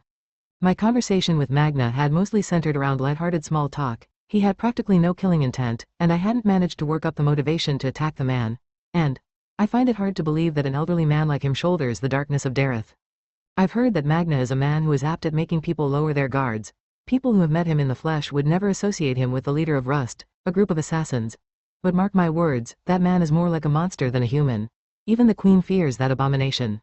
I have a different opinion. The Queen and Magna can reach a mutual agreement. I know I just said that, but it's probably impossible. Thus, I revised my statement with a, maybe? Could you be a little more decisive? Mint stared at me, unimpressed. I mean, you can't blame me for taking his side. I know the future that happened in the anime, so I understand Magna's goals better than anyone else. Dustor is a vast empire that has annexed numerous smaller nations, but because of its size, it's built on a brittle foundation. Magna thinks we should investigate and pinpoint Dustor's weaknesses as soon as possible, and I completely agree. However, our queen thinks we can't afford to gamble with information warfare by sending spies into Dustor. Mint shook her head. The Duke has received commands from the Queen, and he could never make peace with Magna. Anyway, young master, tell me Magna's location. I have curried more than enough favor with you to earn that information, right? Oh, for example, I persuaded the Duke to show support towards your relationship with Charlotte? Okay, I owe her big time for that. I'll be honest, I thought my father would bring Charlotte up the moment he arrived at Kirsch. He would say that she would be baggage during this battle or that she's fired from her job as my retainer. However, he never talked about her, and part of the reason might be Mint's assistance. I owe her a lot if that's the case. But in the end, I remained silent. Figuring that I still wasn't going to give her an answer, Mint picked up her bow once again and raised it. You have it so good, young master. It's unfair. House Denning and those who work for House Denning never get to relish in the joys of youth. She released her hold on the string, and an arrow flew off into the distance. There was a scowl on her face, probably because she didn't hit her target. No, the mundane joys of youth don't belong in the life of a Denning. It's the fitting price we pay for our lives of privilege. We are taught that over and over starting from the day we were born. My siblings, including Sansa, wholeheartedly believe that's the life they ought to lead. A moment later, Mint muttered, that goes for me too. My father always used to say that to me. Serving House Denning is the happiest life possible. If you look at the soldiers in the army, you can see that my father was telling the Truth. I'm probably very fortunate since I have the opportunity to be the Duke's right-hand woman. I know that, yes, but I'm still envious of you. And, in the bottom of her heart, Lady Sansa shares that opinion. Yeah, Sansa likely does. When she arrived at Kirsch, she practically had stars twinkling in her eyes as she looked around the campus. Mint's eyes were still trained on the campus below us as she continued, I'll give up on asking about Magna's whereabouts for now. But allow me to say one thing, young master. I believe there are some things only you can achieve since you have such invaluable experience. You can accomplish things that your siblings can't. Where did that come from? Get to the point already. If possible, please prevent the Duke from meeting Magna. I frowned slightly. Why? The Duke has already decided the outcome of this war, and we are only heading there, step by step. He plans to end it in a draw. He will kill Magna and die in the process. Those were the last words I ever wanted to hear. Mint hadn't given me any more information after that. She had admitted that she didn't have any evidence, but due to her experience as his retainer, she had claimed that she had a good grasp of my father's way of thinking. That didn't make her claims any less credible, however, because being a personal retainer meant that her master spent more time with her than his own family. She should understand him better than anyone else. And naturally, being a fellow personal retainer, Charlotte was the first one who noticed that I was acting odd. She looked at me worriedly. Master Slow, you seem strange today. Did something happen? I didn't want to lie to her. Apparently, father has planned his own death so that he can kill Magna without fail. Charlotte's eyes grew wide, and her breath hitched. After all the battles against Rust so far, I've noticed something. The abilities of my father, Mint, and his knights are the best by far in Dareth. I wouldn't be exaggerating if I said that their combat prowess is enough to rival an army. But against Rust, I can't be certain of our victory, which shows how abnormal they are. Not a second later, Charlotte took a deep breath. Then, cheer returned to her face. In fact, she looked even merrier than she usually was as she beamed at me. That means you have to work really hard, right? I'll also work much, much harder. Ha ha ha, just like I thought, Charlotte knows me best. I have to declare this once again, she is my only retainer and the best person for that role. Thanks, Charlotte. You know what? All my worries seem insignificant now. I smiled, and I've made up my mind. I would kill Magna today and put an end to this war. When I finished him off, Charlotte and I were officially free to do whatever we wanted. When I put it that way, it's actually pretty simple. I felt as if my mind was much clearer. Though I personally agreed with Magna's stance, at the end of the day, I was always going to take my father's side. I saw my father from behind when I arrived at the cathedral. He was talking to each individual knight, likely because he knew that today was going to be the most difficult and critical point of our war. I only stared at his back silently. After all, I couldn't just march up to him and ask, "Are you planning your own death?" For once, Mint was in the cathedral as well. Our eyes met, and she looked away. Maybe she hates me now. She mentioned she was envious of my freedom, of how I came to Kirsch despite the many fetters of house-denning. But, to be honest, I earned it by throwing away everything else I owned back then. Oh, Silva wriggled an eyebrow. Well, you're planning something big? Aren't you, my lord? You have that look on your face today. Yeah, I am. I discovered a tiny reason I have to work hard for. So, what's on the menu today? Don't tell me. Are you going on a treasure hunt again? No way, right? I'm going to take Magna's life. Silva whistled, sounding impressed. Sounds great. Let's do this. Until now, I had paid little attention to Magna, thinking that it was the knight's job to kill the enemy commander. However, things were different today. My heart thrummed in slight anticipation, perhaps because Mint had told me about my father's grim determination. Silva, watch my back. Of course, you only have to worry about what's in front of you, my lord. I pressed forward. One by one, I explored every building that I hadn't investigated before, looking for Magna. I had met the elderly man yesterday and had a taste of his unique aura. He was an intriguing man who was different from his subordinates, who usually only barely suppressed their killing intent. Even if his appearance was different today, I was sure that I could recognize him by his distinctive feel. A cackle entered my ears. He, what did you talk about with Gramps, huh? As I scouted out the enemy territory, the usual guy appeared once again. I didn't want to chat with him, focusing instead on the battle at hand. He rested his short spear on his shoulder, but he wasn't as inattentive as his gesture implied. The next moment, he thrust his spear towards us. However, we didn't back off, because I had different plans today. He grinned savagely. Hey, you have a completely different look in your eyes today. Now this is getting interesting. I couldn't fully dodge all of his strikes. The tip of his spear grazed the side of my torso, and blood gushed out. A few injuries were unavoidable if I wanted to. Stop this man. Instantly, I cast a spell without any incantation. A powerful arc of wind tore his spear into shreds.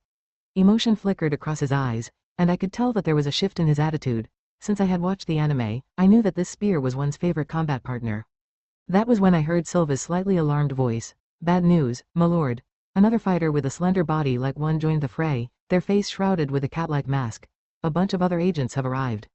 Usually, each agent stuck to one specific target, like how one had consistently pestered me. They must have shifted their attention onto me because I was charging forward without caring about the obstacles in my way. Keep going, Silva, I yelled. Magna won't come out unless we back him into a corner. Brace yourself, we can't avoid their poison. But don't worry, even if you get poisoned, I'll heal you before you die.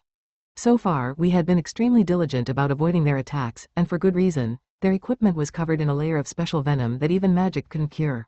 Before the war had begun, my father had warned us to avoid injuries as much as possible because we were going to be in it for the long haul. Both Silva and I were well aware of that fact, but we had a goal in mind, and we were prepared to get hurt in the process. No matter how much blood we shed, it didn't matter. My lord, taking on 3 people at once is too much, and we need to stop the bleeding soon. I can't dodge this attack, but if I can put 2 of them out of commission, it's worth it. I clenched my jaw, preparing to strike. Not a moment later, a trail of light sprinted across my vision like a shooting star blazing in the night sky. And then another. Then another. A hail of flashing projectiles appeared before my eyes, rushing towards the agents that faced us. Instantly, the agents jumped aside, but they were too slow. Something pierced right through their thighs, arrows. But the performance of light was far from finished. Arrows were fired in succession, and some stabbed the wall of the nearby school building. Their archer spotted us. One agent yelled, "Retreat into cover. We're fighting with a disadvantage out in the open." I whipped my head around and looked at the top floor of the clock tower, where our savior was likely standing. "She truly is our goddess of war," Silva chirped. Can't argue with that. Though I couldn't see Mint from this distance, I was heartened by our reliable comrade. Our enemy also had to invest their attention in her, which made things easier for us. Soon, one appeared once again with his backup short spear. I can't let you take another step farther." He lunged forward like a beast and thrust his spear forward at sonic speed. I reacted immediately by jumping backward while constructing a spell in my mind. "I've had enough of you, I'll crush you." I didn't have the luxury of adding an incantation to boost the power of my spell. I faced my palm towards the man to make my counterattack. Answering my summons, several miniature windstorms manifested themselves. However, the man seemed to have seen right through me, and he dodged my attack by a hair's breadth. With a smug cackle, he stabbed his short spear at me so quickly that his arm was a blur. This time, his flurry of attacks began, and he nearly landed direct hits several times. However, Silva used his spear to parry his attacks at the last second. "My lord, I know we've already established this, but this guy is crazy. Let's ignore him and press on." I suppressed a sigh. Unfortunately, I don't think he has any plans of letting us slip by. As I spoke, I readied my next attack, a towering whirlwind mixed with large, pebble-like chunks of ice. My spell was lethal. Anyone with eyes could tell with a single glance. One, however, didn't falter even in the slightest. My ears picked up the sound of conflict echoing out from every direction around us.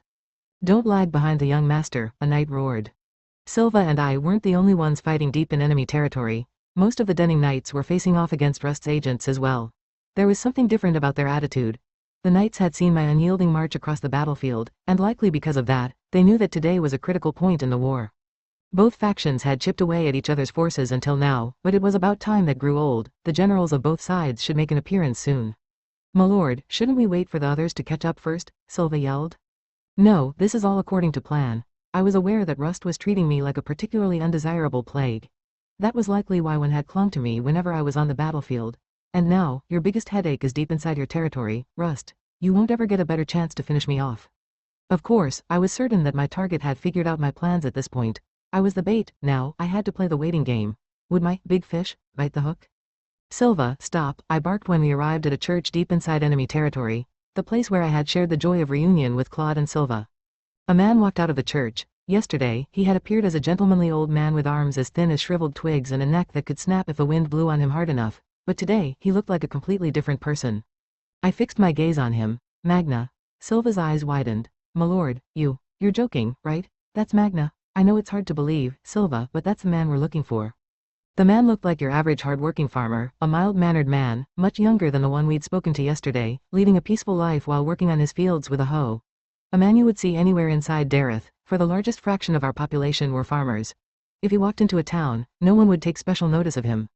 "Is that a disguise?" Silva muttered in a daze. "No, he looks like a completely different person though. He also seems like he's completely defenseless." "Don't approach him yet. We don't know what he's up to. He might be hiding a weapon." "Good point. I have the feeling that if I get within range, he'll kill me in an instant. I don't like this guy." My eyes locked into a stare down with Rust's leader. Silva had been doubtful of the man's identity because he seemed so nonchalant and unguarded, but that was actually what had clued me in.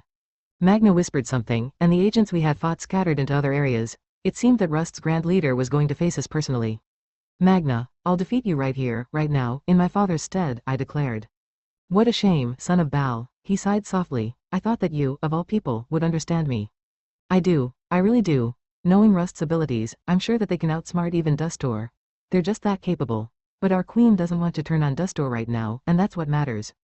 But before anything could happen, a solemn voice rang out and stopped us. Slow, step aside. Commanders of a battle were meant to be stationed deep inside the safest corner of their headquarters, acting like a compass that guided everyone to victory. At the very least, that was what I had worked towards. That was why I was here today.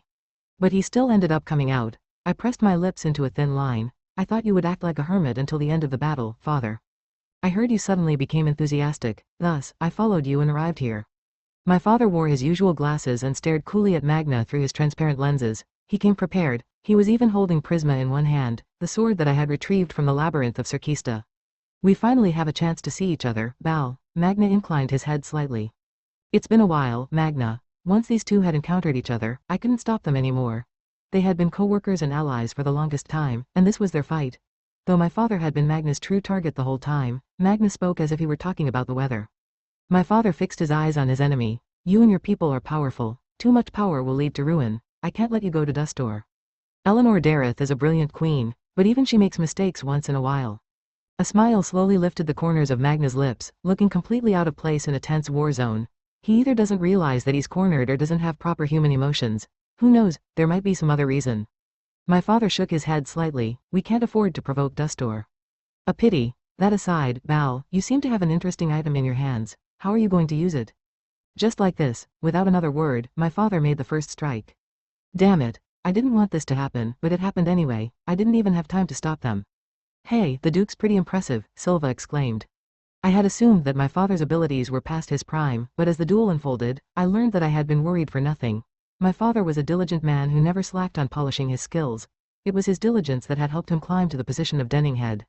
Silva was absorbed in the clash. Is that Prisma, the magic sword that can practically do everything? With every swing of Prisma, my father summoned frosty winds that lashed at his opponent. The winds were so chilly that even my father's movements slowly grew stiffer as time went on. Though we were watching from a distance, the air felt freezing. Ice began encasing the outer walls of the church in the presence of Prisma's power, even though my father never targeted them. The battle was so intense that neither of us could find an opening to join in. Silva shivered. Brr, I swear, it's like we're stuck in a blizzard. Let's back off, Silva. At this rate, we'll become collateral damage, right? My father had activated the Ring of Authority, which was blessing him with a magnificent power boost at this very moment. The duel between commanders was so striking that the combatants on both sides temporarily forgot that we were enemies, reduced to mere spectators before the stunning sight. One agent muttered, "How many years has it been since Gramps actually fought in battle?" Another exclaimed, "Now that's a rare sight, he's really enthusiastic." When my father isolated himself after his arrival, he spent all his time tinkering with Prisma. Through his experiments, he could understand the sword's power better and utilize it to its full potential, or so he had claimed. "Keep your distance," an agent warned, "you'll get hit." There was a familiar cackle. Woo, so that's the power of the Ring of Authority. My eyes were wide in amazement. My father was so fast that my eyes couldn't track his movements. Even the agents of Rust couldn't get any closer. It was as if he were a storm in the shape of a human. His attacks were so devastating that if any of his allies had been in range, they wouldn't have been spared either. The Ring of Authority was such an item. It transformed the Denning Head of each generation into gods of war. An agent raised a question. Hey, wasn't the Ring of Authority supposed to have drawbacks? During one of our conversations, my father had mentioned that Magna's weakness lay in extremely close quarters combat. However, the man was fighting toe-to-toe with my father despite my father's incredible speed. You've got to be kidding me. You call this a weakness? Yeah. When it's activated, the wielder's breathing is severely restricted.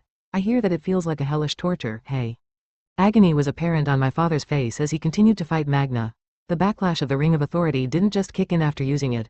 There was also a drawback during its activation, just as one had said. Young master, a shrill voice cut into my days like the light of a candle in the darkness. Don't just stand there. There was a booming explosion in the air. Feeling the blast of wind whip at my face, I snapped out of it. A rain of arrows descended from the heavens. I turned around to the source of the voice. Weren't you supposed to be at the clock tower? She's a sniper, but she came to the front lines. The Duke's power is on a time limit, so that's why I'm here. She gave me a determined look. Let's end things once and for all. Just like me, she had changed her strategy. She knew that this was our best and possibly only opportunity to destroy our opposition. Their sniper has finally revealed herself, an agent roared. Revenge, I'll make you pay for all the comrades you killed, another voice hollered. I'll kill you. The members of Rust all focused their aggression on Mint and started sprinting towards her. That was the natural reaction to a sniper with blood on her hands when she was finally in range. Die, one agent yelled, firing off a spell that carved into the side of her torso. Crimson blood splashed onto the ground, forming a small puddle. Mint, however, continued to shoot her arrows as if nothing had happened. She wasn't fazed by the pressure of our enemies, only focusing on her bow mechanically. The arrows she released formed beautiful arcs and exploded in midair. For a moment, the only thing I could see was numerous blinding flashes. Silva, I yelled, go and protect Mint, she's our most important soldier here. Going on a rampage like this was bound to attract the Rust agents nearby like bees to honey, however, they weren't the only ones. The Duke has activated the Ring of Authority. He's planning on taking down the enemy leader here, a familiar voice shouted. One by one, every last warrior scattered around the campus assembled, whether they be enemies or allies. My father's sword manifested a frosty blizzard that only gained strength with every swing, snatching away what pitiful warmth we had in our bodies. Everything in our vision was encased in ice like displays in a gallery. Even the water vapor in the air was gradually transforming into tiny shards of ice, glittering like gorgeous gemstones tossed carelessly above our heads. Look at Gramps, I overheard an agent say, he's trading blow for blow against the Duke over there. Bellows and shouts echoed throughout the chaotic battlefield where allies fought enemies. Anyone's movements would grow sluggish after a few minutes inside this freezing area which stiffened their joints. The source of the chilly air was Prisma, which was greedily gorging all the heat in the environment and using it to fuel its spells. I shuddered to imagine how cold it was at the center of the clash. But it seemed to be working, just like my father had told me. The colder it got, the slower Magna seemed to be. For some reason, I suddenly began to feel uneasy. Magna's weapon of choice was a sword of pure fire that he had conjured with magic. The scarlet sword left a bright red trail in the air as the man swung his blade. An explosion of heat appeared in the direction of his swing. The ground parted, and a wall of inferno was left in its wake. The next moment, red was swiftly painted over with white as my father wielded Prisma to answer Magna's attack. They were trading blow for blow, neither of them seeming to have an upper hand. However, the balance of the standstill was starting to tip. My lord, if he keeps going, our victory is in sight, I yelled back, finishing Silva's sentence. Ice was the best way to kill Magna. That was the knowledge passed down from one Denning head to the next. The frosty air cooled the heat that Magna had accumulated within his core. A layer of ice began spreading across Magna's skin, evidence that my father's power was starting to overwhelm his opponent. My father must have gotten used to wielding Prisma. There was only a minute difference between their abilities, but it was enough. The Duke just, Silva exclaimed. My father coughed up blood. The sword in his hand pierced Magna's chest, and the Ring of Authority gradually dimmed, as if it had fulfilled its duty. Bal. Your skills haven't dulled in the slightest, Magna muttered in a hoarse voice, coughing up the red essence of life as well. His sword pierced my father's body in return, almost like a twisted reflection. Blood splattered on the ground like crimson flowers in full bloom. But you rely on the ring too much for your own good. My father's sword pierced Magna's chest, but it was at an angle that left some uncertainty. I wasn't sure whether Prisma had reached Magna's heart. However, ice began climbing up Magna's body from his feet. Completely spent, my father fell into a pool of blood. The knights were the first to react. Cut off Magna's head. Almost like a tidal wave, they rushed over to the enemy leader. Magna was the heart of Rust. If we defeated him, Rust would be no more. Clearly, Magna was on the losing side, or perhaps even on the brink of defeat. But for some odd reason, the agents didn't lose their composure. One of them threw something at Magna. Gramps, we got all the blood, we have samples from all the mages here. On reflex, I immediately manipulated wind magic. In what little time I had, I made the wind carry the item sent to my nose. It does smell like blood. What's going on? What did those guys just do? Why are they reacting like that? Magna caught the item in his hand, a crystal ball. In that case, it is time to show them what a perfect victory looks like. The man had a satisfied look on his face as he gazed at the crystal covered with blood. My dear comrades, Magna began, raising the crystal ball high into the air, unleash the blood-drunken crystals. Goosebumps rose on my skin. The members of Rust threw the crystal balls violently at the ground. I had no idea what they wanted to achieve, but soon, I felt the effects. What's going on? I muttered to myself in a panic. The ground is shaking?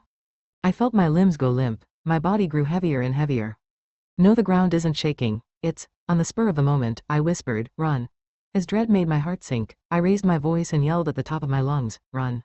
With an earth spell, I manifested a golem, and another. I kept going until I depleted my mana reserves. If I don't, my magic is going to become useless. The golems I created were incomplete crafts that lacked arms. My magic was going berserk. It's our senses going berserk, not the world around us. Try casting a spell, any spell, I exclaimed to the knights. You'll figure out what's going on. Immediately, the knights reacted and cast blade, but none of them managed to summon anything respectable. Some knights produced magical blades that were twisted into irregular coils, and some didn't even manage to activate the spell. One knight yelled out everyone's unspoken question, "What's happening?" The knights had trouble processing the situation. However, I knew it was the work of a magic item, one of the most significant masterpieces among the magic items that the Great Spirit of Darkness had crafted throughout her long life. When used, it would suck in the mana of a chosen target and steal their magical abilities away. Magna's calm voice rang out, "You are very knowledgeable, son of Baal." "Of course I know what it is. Their crystal balls are the same thing as Shuya's." I gritted my teeth. "Silva, take father with you and run. Can you tell me what happened to you all, my lord?" "Save that for later. You're the only one who can move freely right now because you're not a mage." Due to his lack of arcane talent, Silva didn't know what was happening to our bodies. However, he always had a sharp intuition, and he instantly reacted to my command as he sprinted over to my father. The agents of Rust knew that victory was within reach. With triumphant grins, they observed us for a while as we were left panic-stricken, but soon, they began to act. "We're Rust, you know," one man laughed. "Did you really think we were gonna fight all honorable and proper?" Mint held up her bow at mid-range, preparing to resume her sniping. She made use of the bow and arrows she had materialized before our enemies had. Unleashed the crystals, and she was down to her last one. She set her sights on Magna's chest, Magna's heart. My impression of Mint had changed many times throughout my time with her, but even after learning her true identity, one thing didn't change: she was the most reliable ally possible. I felt relief wash over my heart. That didn't last long. A familiar cackle echoed out.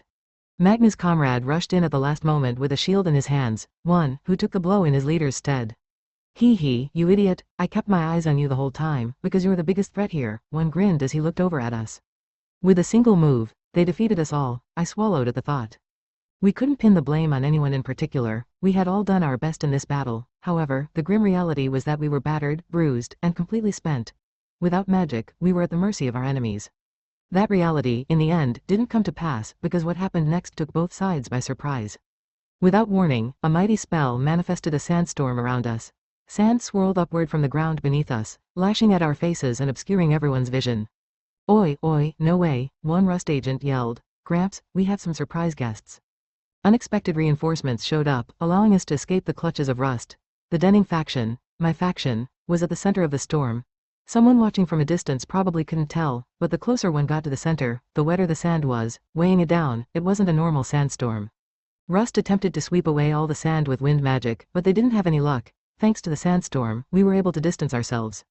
Another agent yelled, "Be careful of that big guy, he's using a really weird ability." The magical sands shrouded us like a veil and expanded to cover the entire surrounding area. Then, a wand enchanted with magic which turned it into a sword blocked someone's attack with a loud metallic clang. "We'll protect the rear," the dignified voice of a woman declared. I'd recognize this combat style any day. She had a preference for using her wand as a sword. She was one of the most notable direct Denning descendants, a star with a bright future who had undergone rigorous combat training ever since she was a child. My voice was barely a whisper. Why is Sansa here? She's supposed to be in Yoram under father's instructions?" She continued, "We're the best people for this job. After all, we haven't been robbed of our magic." Interlude. Sansa Denning. There was one absolute rule in Sansa Denning's life. She must unconditionally obey the commands of her father, Duke Denning. Like the rest of her family, she had dedicated her life and soul to her household. Going against her father was no different from relinquishing her right to become the next Denning head. However, Sansa had still made the decision to rebel. She had decided she would take a step off the rigid path her father had determined for her. "He was a very mysterious student, Lady Sansa, don't you agree?" Sansa inclined her head slightly. In the end, what he said turned out to be accurate. I was personally rather surprised, Kokto, to think that Rust managed to gather so many of those crystal balls. Though she had been instructed to stand by in Yoram, Sansa had listened attentively to every report about the situation at Kirsch. She had also received confirmation from Balderoy's subordinates that the war had been at a stalemate. She hadn't waited around meaninglessly. She had made preparations so that she could act immediately whenever her presence was required. To do that, she needed reinforcements, so Sansa had secretly summoned her comrades to the town. In the end, however, she had to scrap all that. Sansa had ended up heading to Kirsch alone with a single retainer by her side. It all began with the appearance of a student. A red-haired student suddenly barged into Sansa's temporary residence, shouting, "Please go to Kirsch right away." He shoved an item at her. "Your enemies transported these onto the campus." He then explained that he had been pursuing a weapons merchant that dealt in dangerous magic items. When he had seen the item which the man had gathered on the sly, he had been horrified. These crystal balls were called blood-drunken crystals, and they were the natural enemies of mages. Even Sansa, a general of Dareth's army, had never seen one with her own eyes until this day. The red-haired youth then added that when he gathered information about the number of crystals smuggled into Kirsch, it had matched up with the exact number of people in the Denning faction on the campus. Time was of the essence. Sansa didn't even stop to ask for the youth's name before she hurried to Kirsch with her burly retainer. "Hello there, daughter of Baal," a man addressed Sansa. "I admit, I never expected you to go against Baal's orders." Silence. The man didn't seem bothered by the lack of a reply. He hummed, "I thought you were the type who would follow his command dutifully." Sansa was well aware of the catalyst that changed her reunion with her younger brother, Slow Denning. However, her pride meant she could never admit that her younger brother had such a strong influence on her, even if her life depended on it. He had thrown away House Denning for a life at Kirsch, and she had caught a glimpse of the treasures he had gained through this exchange. Her brother had outright refused to follow their father's will and had stepped off the proper path of a Denning. Despite committing such atrocities, he had still gained many invaluable things along the way. At Kirsch, he had established a new identity, a new life, and a new future that was his and his alone. Frankly, Sansa had envied him, and such admiration was what had driven her. "What changed you, I wonder?" the man mused. But of course, Sansa wasn't going to respond to any of the enemy's words. Another man wearing a raccoon dog mask was peering out of a window. He addressed the seemingly harmless man who didn't have any significant traits. "Looks like this one doesn't like you very much, Gramps. That aside, should I make some defensive measures around here? I still have plenty of mana to work with." The seemingly harmless man, who had a peaceful expression on his face, asked, "Are you sure, 50? You can definitely count on me, no problems whatsoever." Judging by the attitude of the agents, it was clear that this man was the central figure of the group here, though Sansa didn't know too much about the cause of the conflict between him and the Duke. He turned to face the woman again. "It's no use trying to escape, daughter of Baal. The tall man with you seems to be very aware of that fact." Sansa and Kokto's hands were tied behind their backs with what was probably rope. However, that was it. Rust hadn't done anything else to them. It was a rather careless way of restricting the movements of a Denning, an experienced soldier on the battlefield. But the odd thing was, Sansa felt weak all over. She couldn't muster up any strength. She almost felt as if her body was suspended inside water. She couldn't even feel her own weight. Sansa was silent, but her mind was busy, trying to deduce the reason for her condition. In contrast, her burly retainer fixed his eyes on the ground.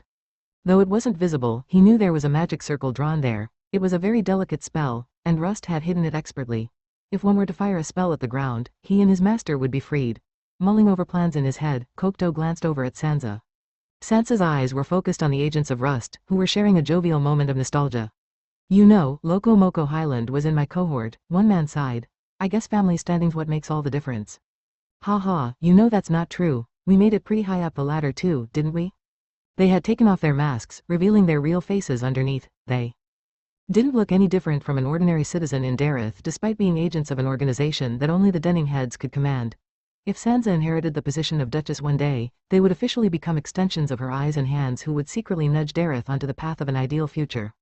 One agent shook his head. "Y'all are so silly. At the end of the day, we don't exist. We're as good as dead, to be honest." But right now, these people didn't seem like denizens of the shadows as they exchanged old stories from their schooling days at Kirsch. Chapter 5. Ring of Authority. You could cut the tension inside the cathedral with a knife. "I am afraid to say that I disagree with the Duke's decision," one knight exclaimed. Lady Sansa was fully prepared to face the consequences of her actions. Once, gloom and anxiety had cast a shadow over Kirsch when monsters had overrun our campus, and again when a black dragon had appeared in the sky like an omen of doom. And now, the situation was just as critical. We had to do something. Each and every one of us present were one-man armies, but we felt just as helpless as the students had during the monster invasion. In truth, all of us had laughed in the face of death and despair countless times, achieving victory in what seemed like hopeless situations. But none of us had ever before lost our most trusted comrade. We'd never lost our magic.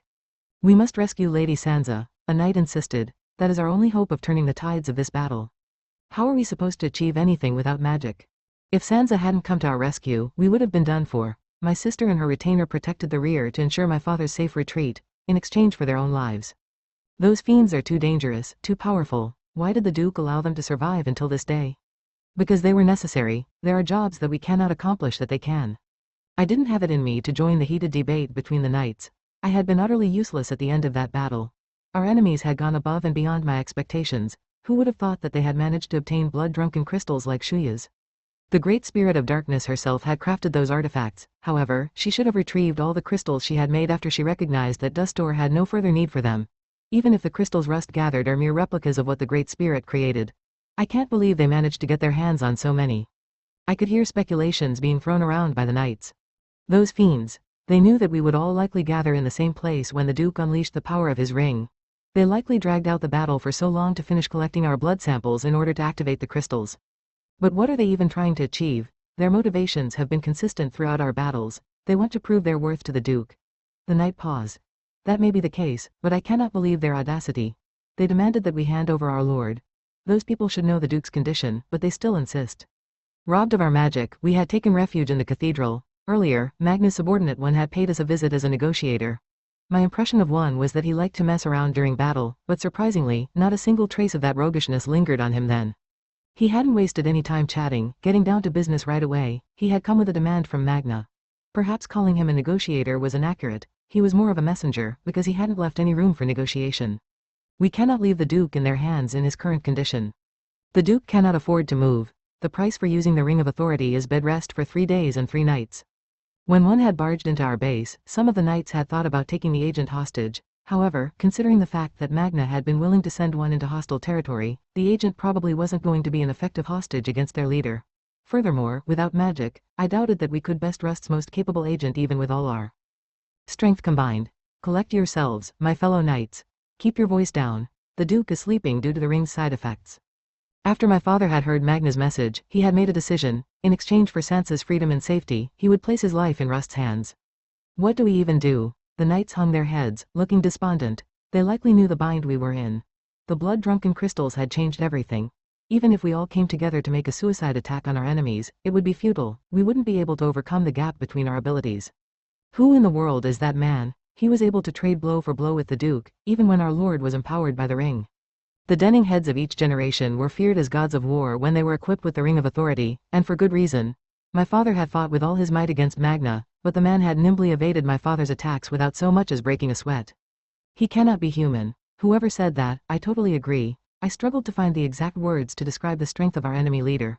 Calling his arcane abilities extraordinary was putting it mildly. Not only that, but the man hadn't seemed to fear the legendary ring at all. I know that due to the backlash of the ring, the user's attack patterns will become more predictable, but the extensive power they receive in return more than makes up for that. The time limit is 1 night. If we don't do something, they will kill Lady Sansa immediately. I know, but our hands are tied. We do not even know where they are holding Lady Sansa captive. Sansa. I never thought she'd defy my father's orders. In my memories, my sister follows my father's directions dutifully, but I've got to admit, she had perfect timing. We cannot let the Duke go alone. Ridiculous. If we do not fulfill their demands, they will kill Lady Sansa. I am well aware of that. Will Magna try to persuade my father until the last possible moment? I know that he aims to convince my father to rebel against the Queen out of a sense of duty as Duke Denning. But my father wouldn't be swayed by them, never. I heaved a sigh. I had come outside for a breath of fresh air. Unlike the suffocating interior of the cathedral, the air outside was refreshing and cool. A park of emerald green lay before the cathedral, elegant and relaxing. In this world of verdant foliage, a girl was sitting on a bench. The sun had long shied away from the sky, leaving behind only a moon that glowed in the darkness. The girl craned her neck, looking up at the gentle, pale moon. Mint hadn't chosen to mingle with the other knights. She was alone. Maybe she's just like me. She couldn't stand the doom and gloom inside. Oh boy, she muttered. I knew this was going to happen. I raised an eyebrow. Why are you so calm? I mean, no matter how much our enemies struggle, our victory is set in stone. Victory? They are holding Sansa hostage, and father is completely out of commission. How could we win from here? Either way, the Queen will achieve her objective. We haven't informed the knights, but Magna has claimed that he will dissolve Rust in exchange for the Duke's life. Rust will disappear after this battle one way or another. See, ignoring the sacrifices, the Queen's demands will be fulfilled, right? I see. The Queen wishes to disband Rust. That is her top priority. I'm not kidding you when I say that she's really obsessed with that idea. In fact, she doesn't care what state Kirsch ends up in, as long as Rust is destroyed in the end. She has given the Duke a magic item for that purpose. Something that can explode Rust in a good chunk of the campus. I'm sure that the Duke will take it with him when he heads to their lair. So the Queen has already taken the possibility of our loss into consideration, huh? Kirsch is a perfect place then. We can easily evacuate the civilians here and turn it into Rust's grave. That's why she was willing to accept Magna's condition. There was an aura of resignation around Mint, and she looked much older than she should be, almost like a world-weary sage. The Duke already prepared himself for the worst before he went into this battle. Yeah, I sensed that too. My father had acted completely out of character. That was what tipped me off. He had indulged in liquor before battle and had been immersed in nostalgic sentiments of the past. These were, as my father would normally put it with scorn, complete wastes of time. That didn't make sense, because he had been the most well-informed person about Rust, so he of all people should have expected this battle to be a grim and fierce one. He'd even offered me the chance to kill Magna and fulfill the Queen's orders in his stead. That's not the father I know. Is that it? You're not angry at all? Mint asked. Your father, your own flesh and blood, is planning his own death. Rather cold-hearted of you, young master. Not really, it wasn't anything unusual. Denning heads always went to an early grave, that much was common knowledge. In fact, considering the amount of warfare my father had been a part of, one could say that he had led a surprisingly long life. I changed the topic. That aside, is my father still unconscious? Well, the price of using the Ring of Authority is steep. Normally, one would need 3 days and 3 nights of rest, but in the Duke's case, he can probably shake off the worst of it after a single day. However, the blood. Drunken crystals are affecting him as well, so I can't say that for sure. So, what are you going to do, young master? I'll do as I please. That's what my father instructed me to begin with. Mint shook her head slowly. You lost your magic. I doubt you can do much. From this moment on, it's my turn in this war. I returned to my room and found myself engaged in a drawn-out glaring contest with the map I had retrieved from the headmaster's room. Like always, little dots were constantly on the move in the enemy territory. In contrast, most of the dots on our side were clustered in the cathedral. Silence was my only companion inside my room. I had wanted to contemplate something by myself. Several ideas appeared in my mind, but none of them would deal a decisive blow to our enemies. I sighed, frustrated. Well, I'm stuck. I know that this is meaningless. Even if I locate Magna's lair now, it's too late, because they have held Sansa captive. We lost our magic and were reduced to a group of people who have some skill with a blade. We're at a dead end with no way out, so this is what it means to go against Rust. But at the same time, our enemies hadn't come out of our last conflict unscathed either. Due to the efforts of my empowered father and Mint, as well as the knights, we had managed to severely deplete their forces. A voice distracted me from my thoughts. Slow. What seemed to be a black silhouette jumped in from the ajar window, the great spirit of wind, who had gone on a rampage to relieve their stress inside the labyrinth of Serkista. They seemed to be a little slimmer and smaller than they usually were. Their expression, however, was the same aloof one as always, as if they were declaring that they couldn't care less about the conflict between humans. Ah, that reminds me. I turned to Altanger. I heard you went up to Magna. And gave him a warning. That was what Magna had told me on the pier. Why didn't they inform me when they came back from Serkista? I sensed some bad vibes from that guy. Meow. Hey, great spirit, could you give me some advice? I said half-jokingly. I knew I was grasping at straws. Of course, I didn't think that the great spirit would offer me any help. They had taken on the role of being Charlotte's pet for a long time, but they had always given other humans a wide berth. With a small sigh, I muttered, nah, just kidding. The spirit didn't say anything in reply. Charlotte wasn't in danger this time. Magna had deduced Charlotte's true identity and had received a warning from the great spirit. Harming Charlotte wouldn't do Rust any good, so I doubted that the spirit would involve themselves in that regard. The great spirit also seemed languid and contented, probably satisfied after their adventures in Serkista. They wouldn't act unless provoked. I thought the spirit was just going to ignore me, but very soon, they surprised me by opening their tiny mouth. You can use Charlotte and that man, meow. Huh, I mean that potato-like man, meow. Claude and Charlotte hadn't participated in the current conflict as combatants. I had asked them to locate the enemy headquarters with the map instead. The spirit continued, did you think those two were lazing around when all of you were fighting? Big mistake, meow. I searched for the pair right away. I wasn't exactly placing my hopes in Charlotte's combat abilities as a mage who still retained her magic, and the great spirit likely didn't think her magic would change the tides of the battle against Rust either. They must be referring to something else. However, I hadn't found the pair right away. I had assumed they were standing by in a different room nearby, but they seemed to have gone outside. The great spirit wouldn't joke around in a situation like this. Charlotte and Claude must be important. It was late at night when the two finally returned. When I saw them, I asked slowly, where did you two go? Charlotte apologized, and Claude seemed somewhat thrilled. Please allow me to explain, Lord Slow. Claude cleared his throat. As per your instructions, we have observed this map tirelessly. That was when we realized something. I had tasked the pair with the mission of locating the enemy base. However, they hadn't managed to do that before my father's final confrontation with Magna, because Rust had taken great pains to hide their headquarters. No, maybe they never settled down in one specific spot in the first place. Claude continued, as long as we have this map, it is possible for us to sneak around unnoticed in the enemy territory. For the past few days, we have been infiltrating the enemy territory while you and the knights fight their men. It was too difficult to locate their headquarters only with information we can garner from the map. Charlotte hung her head. I'm so sorry, Master Slow, but we couldn't just sit around while all of you risk your lives. For a moment, I had the urge to shout at them. That's insanely dangerous. But the next moment, I swallowed my instinctive rage and forced my head to cool. I knew Claude and Charlotte well enough to know that they should be fully aware of the risks. They had likely kept me in the dark until now because they had known I would stop them. Claude took a deep breath. I shall start with our findings. They are hiding Lady Sansa and the crystals sealing our mage's magic inside a watchtower in their territory. I confirmed that with my own eyes a little earlier. I felt a headache coming on, and I placed a palm over my forehead. Do these two really know how dangerous that is? Claude continued, there are many secret passages within Kirsch that one would not know of unless they live here every day. If not for this map and Charlotte's familiarity with Kirsch's campus, locating that tower would have been an arduous task. Charlotte and Claude came back with the most crucial information we wanted. They had risked their lives to gain it, and I couldn't reproach them for their actions. Claude turned to the map laid out on the desk and pointed to one specific area. Lady Sansa is on the top floor of the watchtower. Please take a look, my lord. There are several stationary dots inside the tower. They represent Lady Sansa, her retainer Kondo, and the guards. Furthermore, there were also a handful of dots moving in the vicinity of the tower. The watchtower, I see. I think there were spiral stairs along the interior walls that led to the top floor. I took a deep breath to compose myself. Well done, you two. The mana they had sucked out from us was inside the tower. Shuya had stored his crystal ball with utmost care for good reason. The blood-drunken crystals were delicate. Lord Slow, we are aware of our current situation. Claude looked into my eyes with grim determination. We are your subjects, and we are always prepared to fight for your sake. I didn't even have to say it out aloud. They already knew what my next words were going to be. It was a risky gamble, but these two were the only ones who stood a chance. Rust knew that most of our faction had lost our magical abilities, and that knowledge would lower their guards. They would never expect us to consider rescuing Sansa with such a handicap. However, this map and Claude, who could still use magic, weren't enough. He might come across unexpected crises. I closed my eyes briefly, inhaled, then looked at them both square in the eyes. Charlotte, Claude, I ask that you save Sansa and destroy the crystals. Before our conflict with Rust had begun, I had never even considered sending Charlotte into the midst of battle. I stared up at the night sky and was muttering things to myself. When I looked down on a whim, I saw that the Great Spirit had appeared some time into my brooding and was staring up at me from beside my feet. It's dangerous, meow. I know, I saved you in that dungeon, so I won't save you this time, meow. I know, in the anime, Rust had captured Dustor soldiers, rendered them helpless, and had fished out as much information as they could.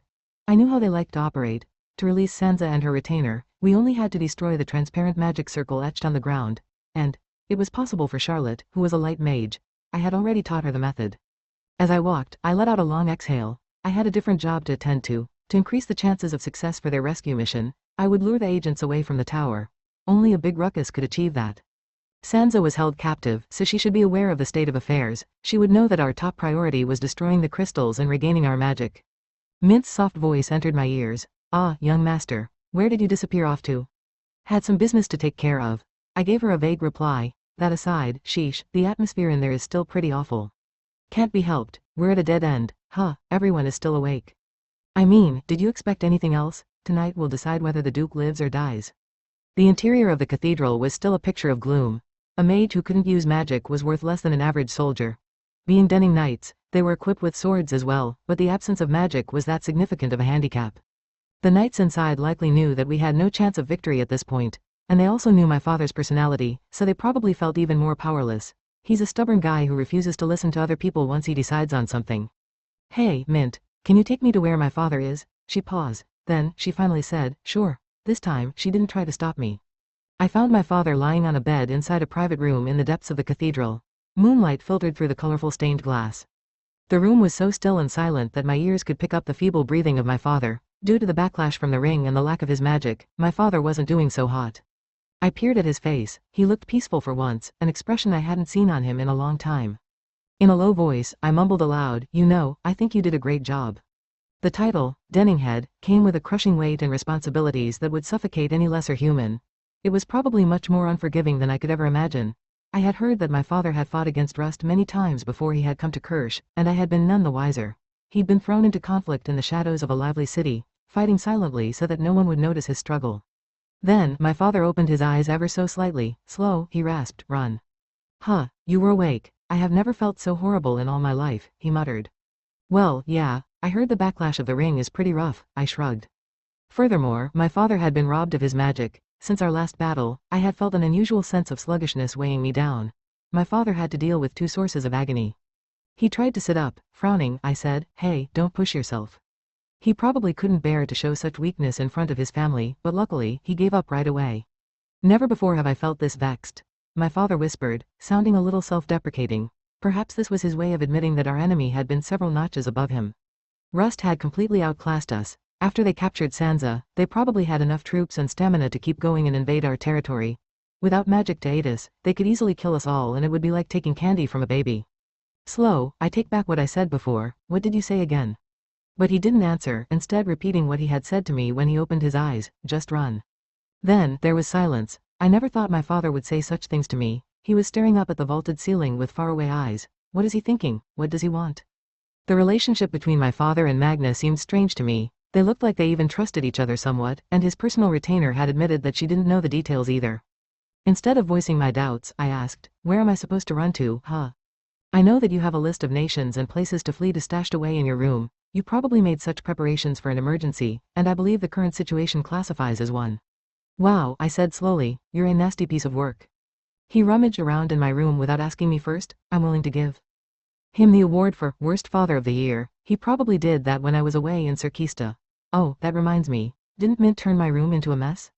That's not the only crime on his list, though. He tried to force me into an engagement with Alicia. I've been wanting to give him a piece of my mind for that. I completely forgot because he dragged me into his fight against Rust. I opened my mouth, but then shut it quickly. How am I supposed to say anything when he's in such a feeble state? My father sighed. I am past my prime. My body has worn down with age. Balderoy Denning wasn't a man who liked to show his vulnerable side. Though I was his son, I had never seen him so frail before. Just, stop talking, I muttered. You'll open your wounds, and you've already done more than enough. He had used his ring despite the steep price he had to pay. He had done everything he could and had driven Magna into a corner. He had only been one step short of piercing Magna's heart. Slow, I would like to retract yet another statement I said before. I pressed my lips into a thin line and waited for his next words. He trailed off. I said that you were a person who can make the necessary sacrifices to achieve your goal. That you are very different from Sansa and me. And you're exactly right. I used to think that it was your biggest shortcoming, but recently, I have started reflecting on my past judgment. I stared at him, not offering any replies. You should be proud, it is your strong point. Then, before my father fell unconscious, he pointed at the table and left me with the words, take that and leave this land. There was a piece of paper on the desk. Though I was faced with a blank page, I could tell that my father had signed his name on the other side hard enough to make a mark on the paper. I took it into my hands and read it. When I went outside the cathedral, I shivered as the chilly evening air brushed against my skin.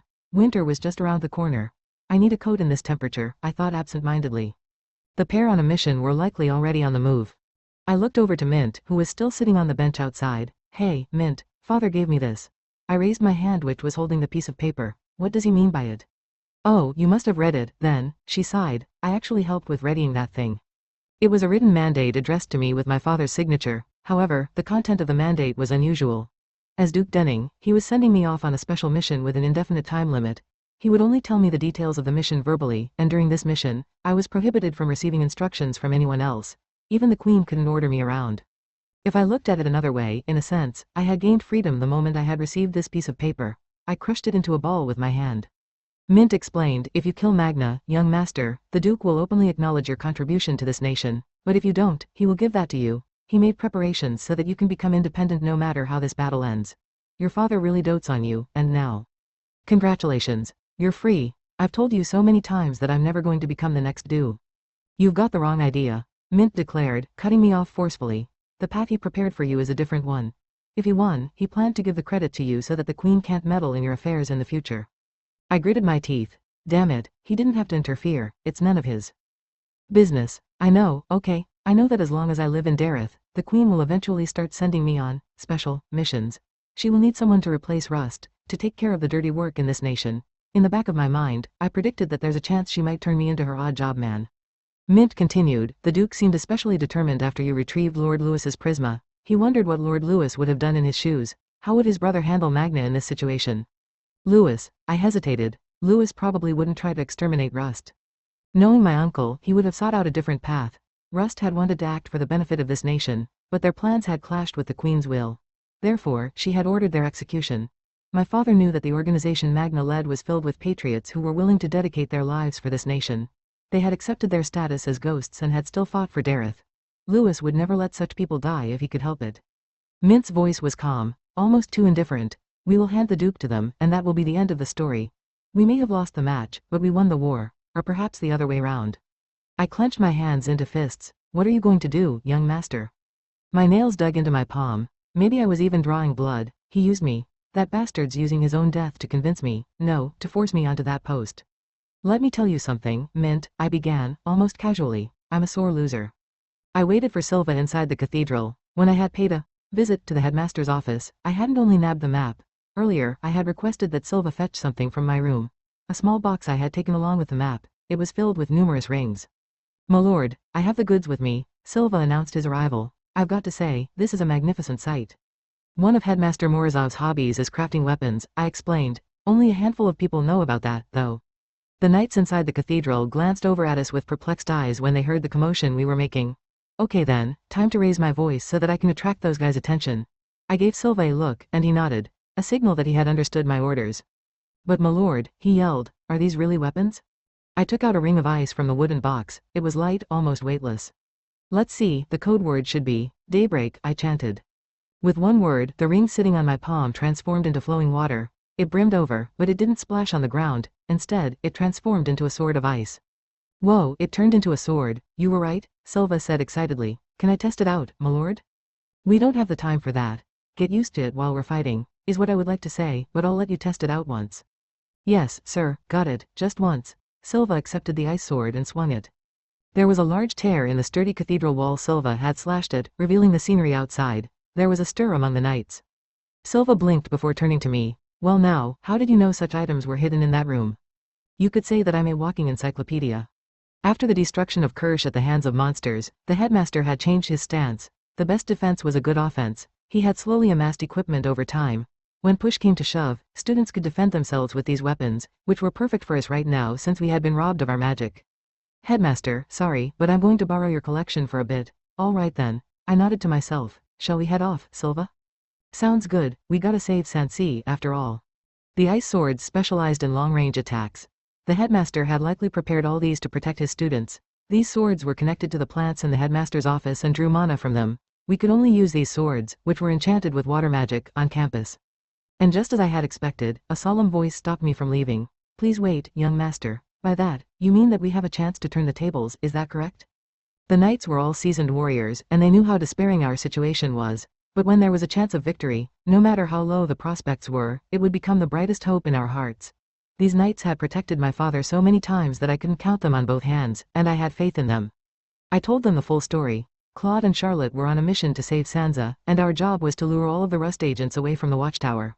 Everything went according to plan. There was a shift in their eyes. We crossed over the invisible boundary and charged into the enemy territory. At first, only a handful of agents appeared to deal with us. Most of them are probably still lurking around that watchtower. This isn't nearly enough. We need to distract most, if not all of them, or else those two won't have an opening. A knight yelled, young master, we shall be the vanguard. Don't bother with me, I yelled back. Focus on your enemies.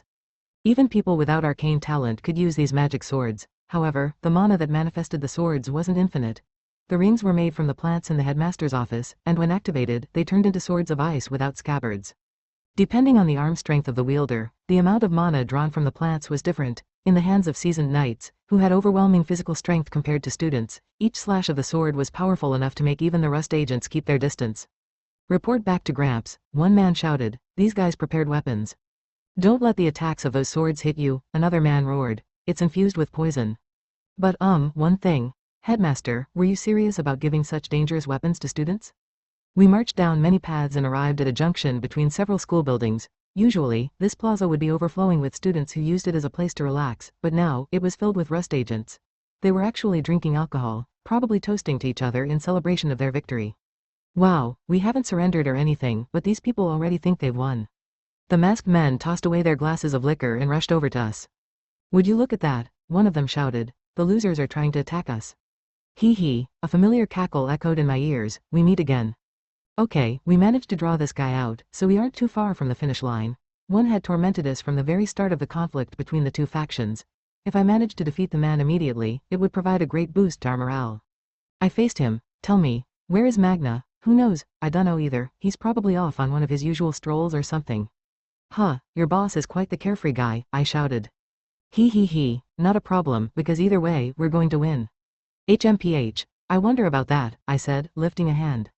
His eyes widened a fraction before he let out his signature cackle. Well. What do we have here? The ring of authority. Since you're that Duke's son, you can use this ring too. Perfect. I wanted to fight against that power at least once in my life. One waited patiently for me to activate the ring and for its blessings to take effect.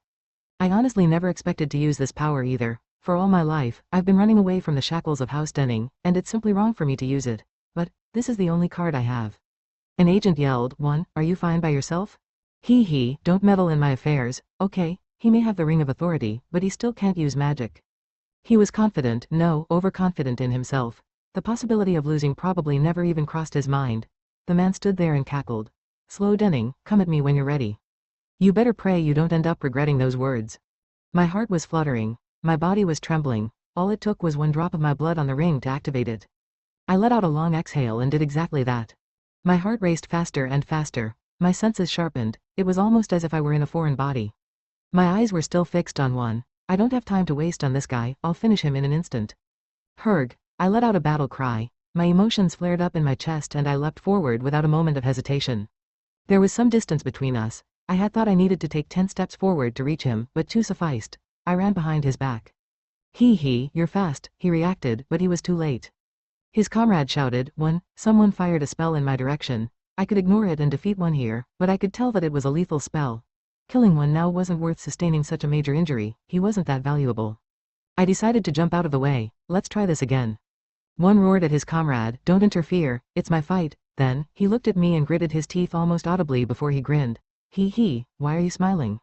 "Because I'm having fun." "One," I exclaimed. It felt as if my time was being stretched to the extreme. Everything moved in slow motion. My vision began distorting with one at the center.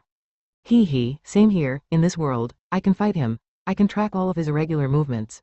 With this, I didn't fall for any of his feints. I grabbed his face without a moment of doubt.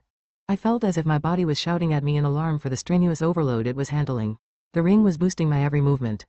Without a moment's delay, I allowed my power to take over, and I slammed his head into the ground. There was a deafening crack. One let out a sound somewhere between a cackle and a whimper of pain. Everyone inside the plaza whipped their heads around to look at us, and they all grimaced.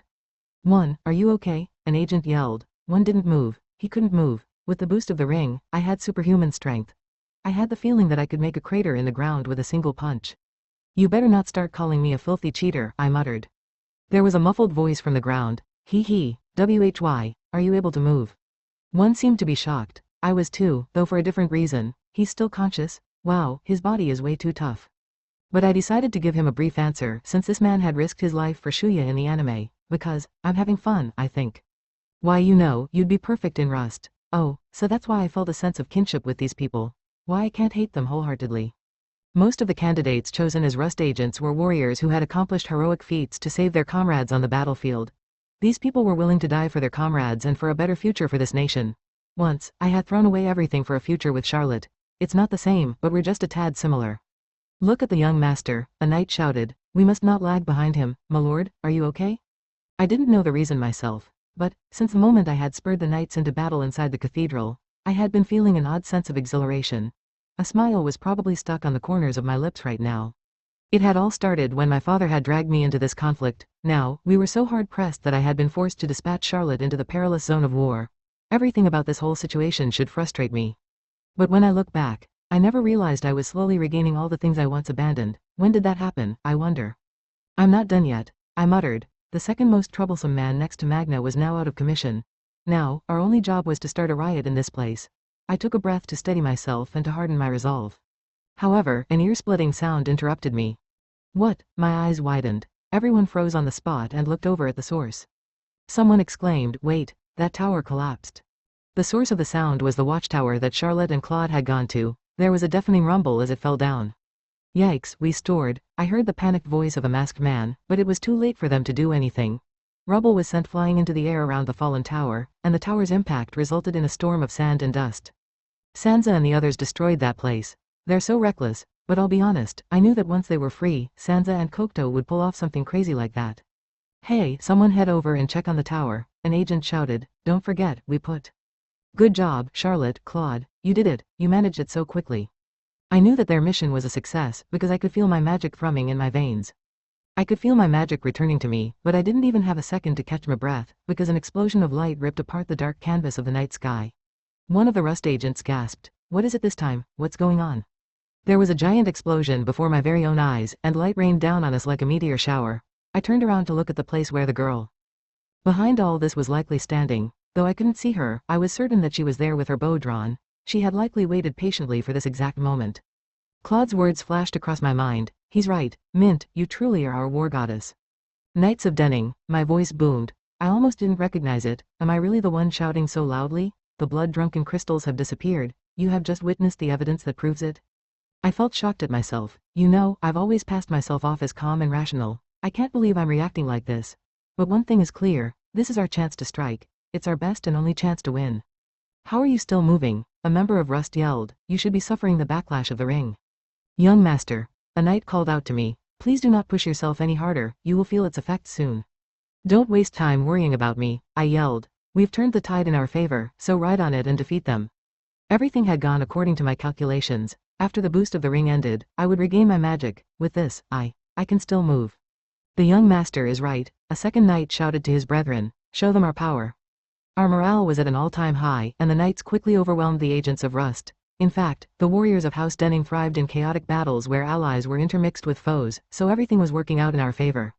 But soon, someone appeared and put a damper on the charge of the knights. A knight frowned. Surround him. One agent stood out on the battlefield. His movements were distinctly different from the other agents. This man was taking down one knight after another as if he were swatting flies. You've got to be kidding me. With one kick, he sent that knight crashing right through the building wall.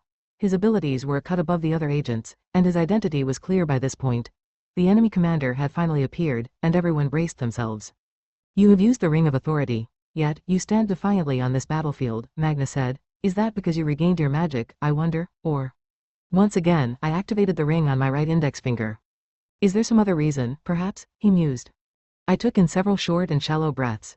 Using the Ring of Authority was a symbol of my resolve. Knights, listen up, I shouted. Stay away from me. I will end things right here, right now. Those two created this once-in-a-lifetime opportunity for me, and I can't let that go to waste. I inhaled. Without a moment's delay, I felt a burst of strength in my body. The ring was blessing me with its powers once again. I took a step towards Magna. It was only one step, but I felt as if I were flying, because my stride was unthinkably long. Through gritted teeth, I yelled, Ice, is your worst enemy, isn't it? I hurled a spell in his direction. It was meant to be a simple action, but for a moment, my mind stuttered and my vision went black. But soon, I regained my awareness in time to see Magna dodging my spell. My spell, instead, struck the school building behind him, transforming it into an iceberg. The ring didn't just enhance my physical abilities. I received a tremendous magic boost as well. I summoned wind, and the resulting storm overturned the soil in the flower beds and knocked down all the trees in the vicinity. Sorry to whoever works on reconstruction after the battle is over. It's going to be a tough job. Ah, so he told you about my weakness. I didn't reply. I couldn't reply. I preserved as much air as I could in my lungs. I can't even waste a second of time against this man. His constitution is out of this world. Blood rushed to my cheeks. I was probably turning bright red from the lack of air. He sighed. What madness. Only the truly insane would use the ring twice in succession. Well, yeah, I have to fight insanity with insanity. My opponent is downright crazy, and I'll be honest, my physical combat abilities are lacking compared to my father. In other words, I'll make up for my inferior technique by improving my raw strength and speed. There was a short laugh, or maybe it was a scoff. Indeed, you are mad. I felt as if I was sinking into the bottom of a dark ocean. My father had suffered similar effects. We would become less aware of our surroundings no matter how much we resisted. My world narrowed down until only Magna and myself remained. You must be in agony. I felt pressure on my throat. My hand was pressing against my neck, but I needed to climb back onto my feet. The world was spinning, almost like a kaleidoscope, but I was still able to keep track of Magna's rapid movements. Son of Baal, you are too reckless. I prepared to make my final attack. I pumped in every last bit of strength and mana I had. In the back of my mind, I sluggishly realized that someone was shouting something. My spell manifested ice that spread and spread. The water vapor in the air crystallized into snow and fell down on us like a shower of petals. Ice began enveloping the world around us, and Magna and I were at the center of the ice field. White magic circles manifested everywhere inside my vision. One after another, ice spells shot out from the arrays.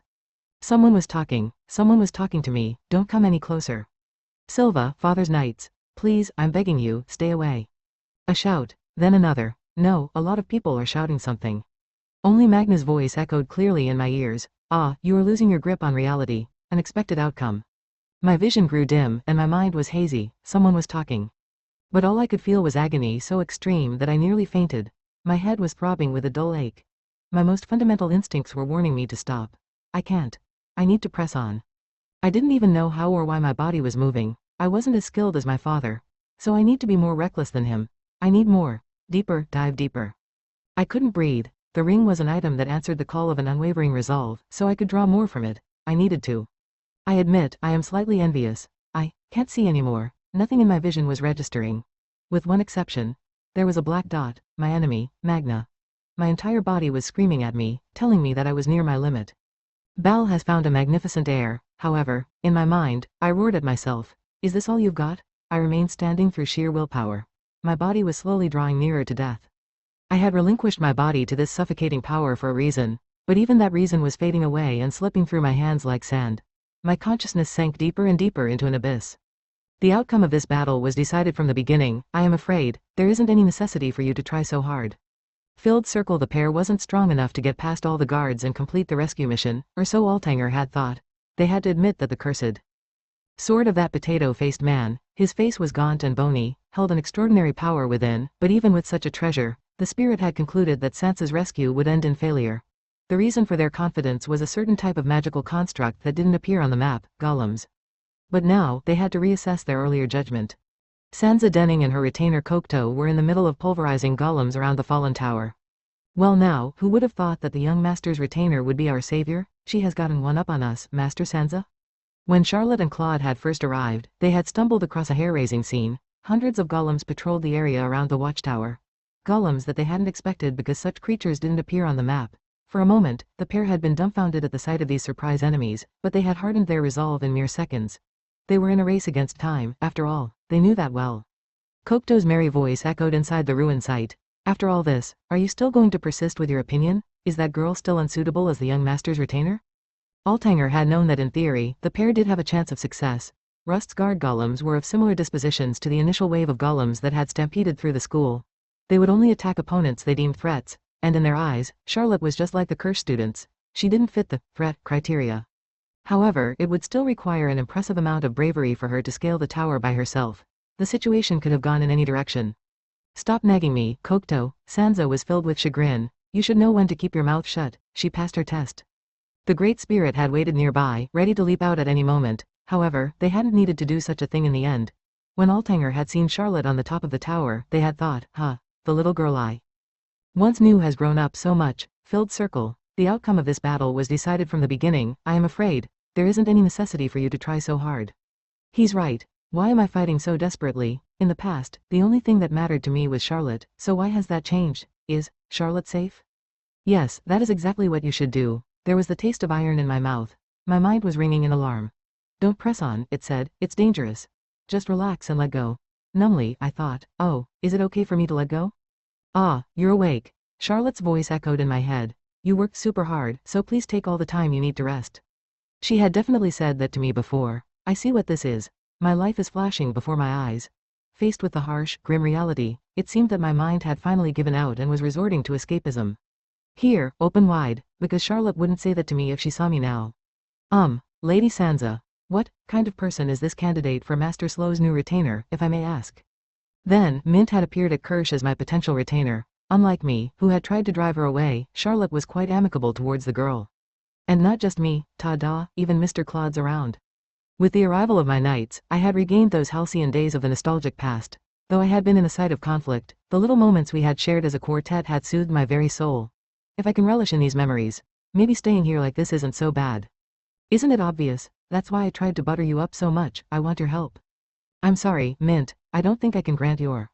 Suddenly, a voice pierced my mind, almost like a fist banging violently on a door. Oi, cool your head a little. The voice was rather clear, which seemed odd among all the other hazy voices in my memories. Who's that? I thought with irritation. I was getting to the good part, you know. That girl isn't powerful like you, but she accomplished her mission, you know. Silence. But now, look at you. Are you sure you want to be so pathetic? Oh, that's right. She has a message for you, so listen. She's the reason we regained our magic. Charlotte carried it through. Let's have a big party with all four of us again, she said. Oh, my princess says that this time, she wants to talk through the entire night.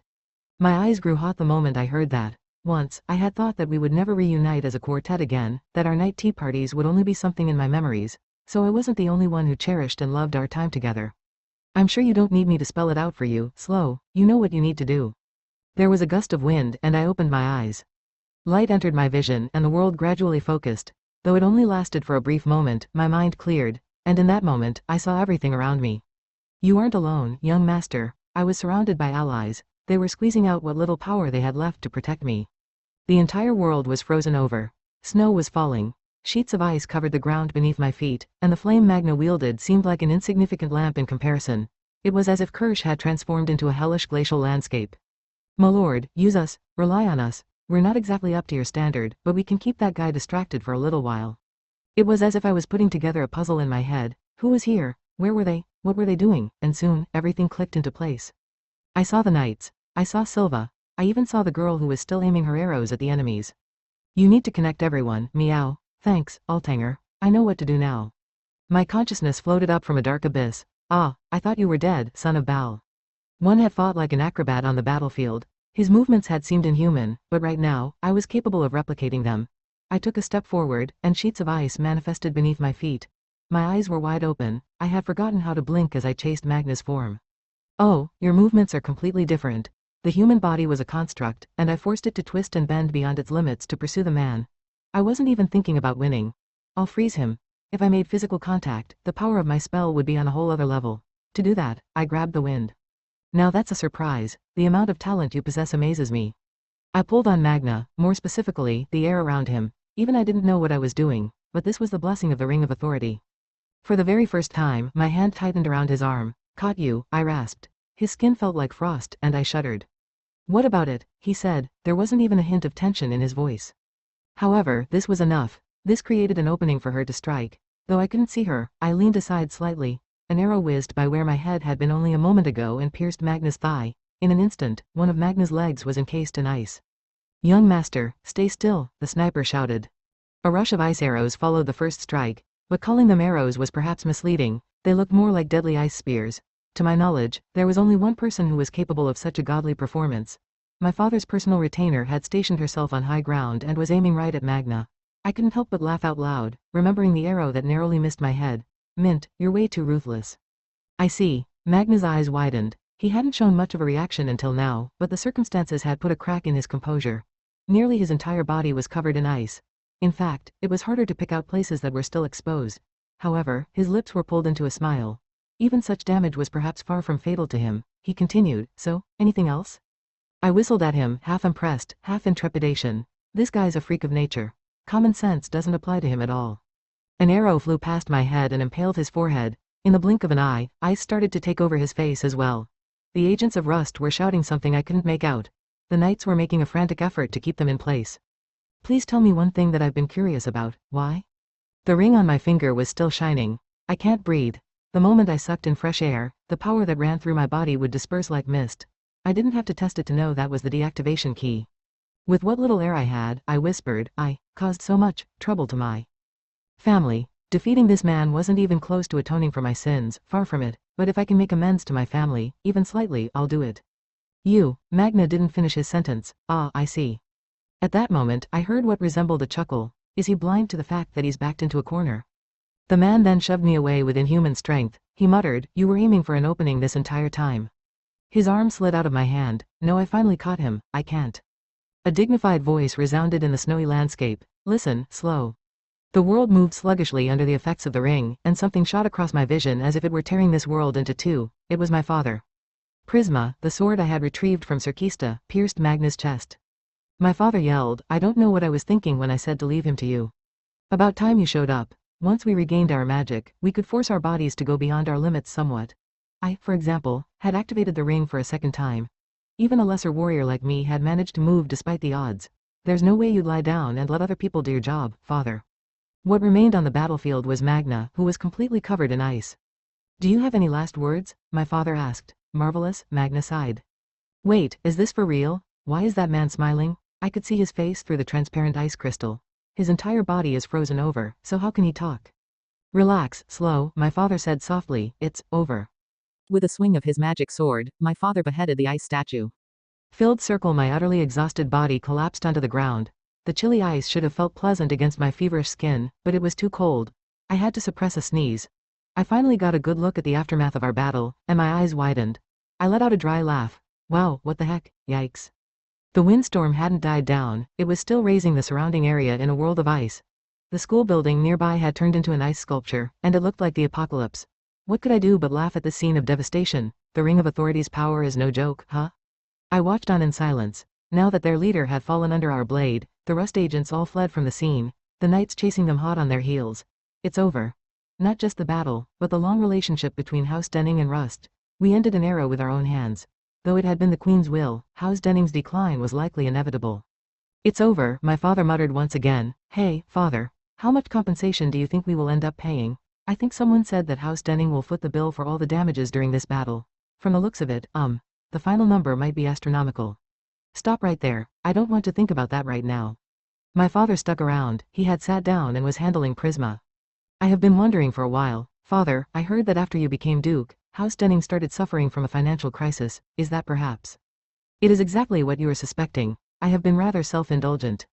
Oh, woo, I can't believe this guy. I know that we have just one, so I shouldn't ruin the excitement, but, are you sure that was the right choice? Without Rust, House Denning's performance will decline. Rust's existence should have been a big supporting pillar of our household.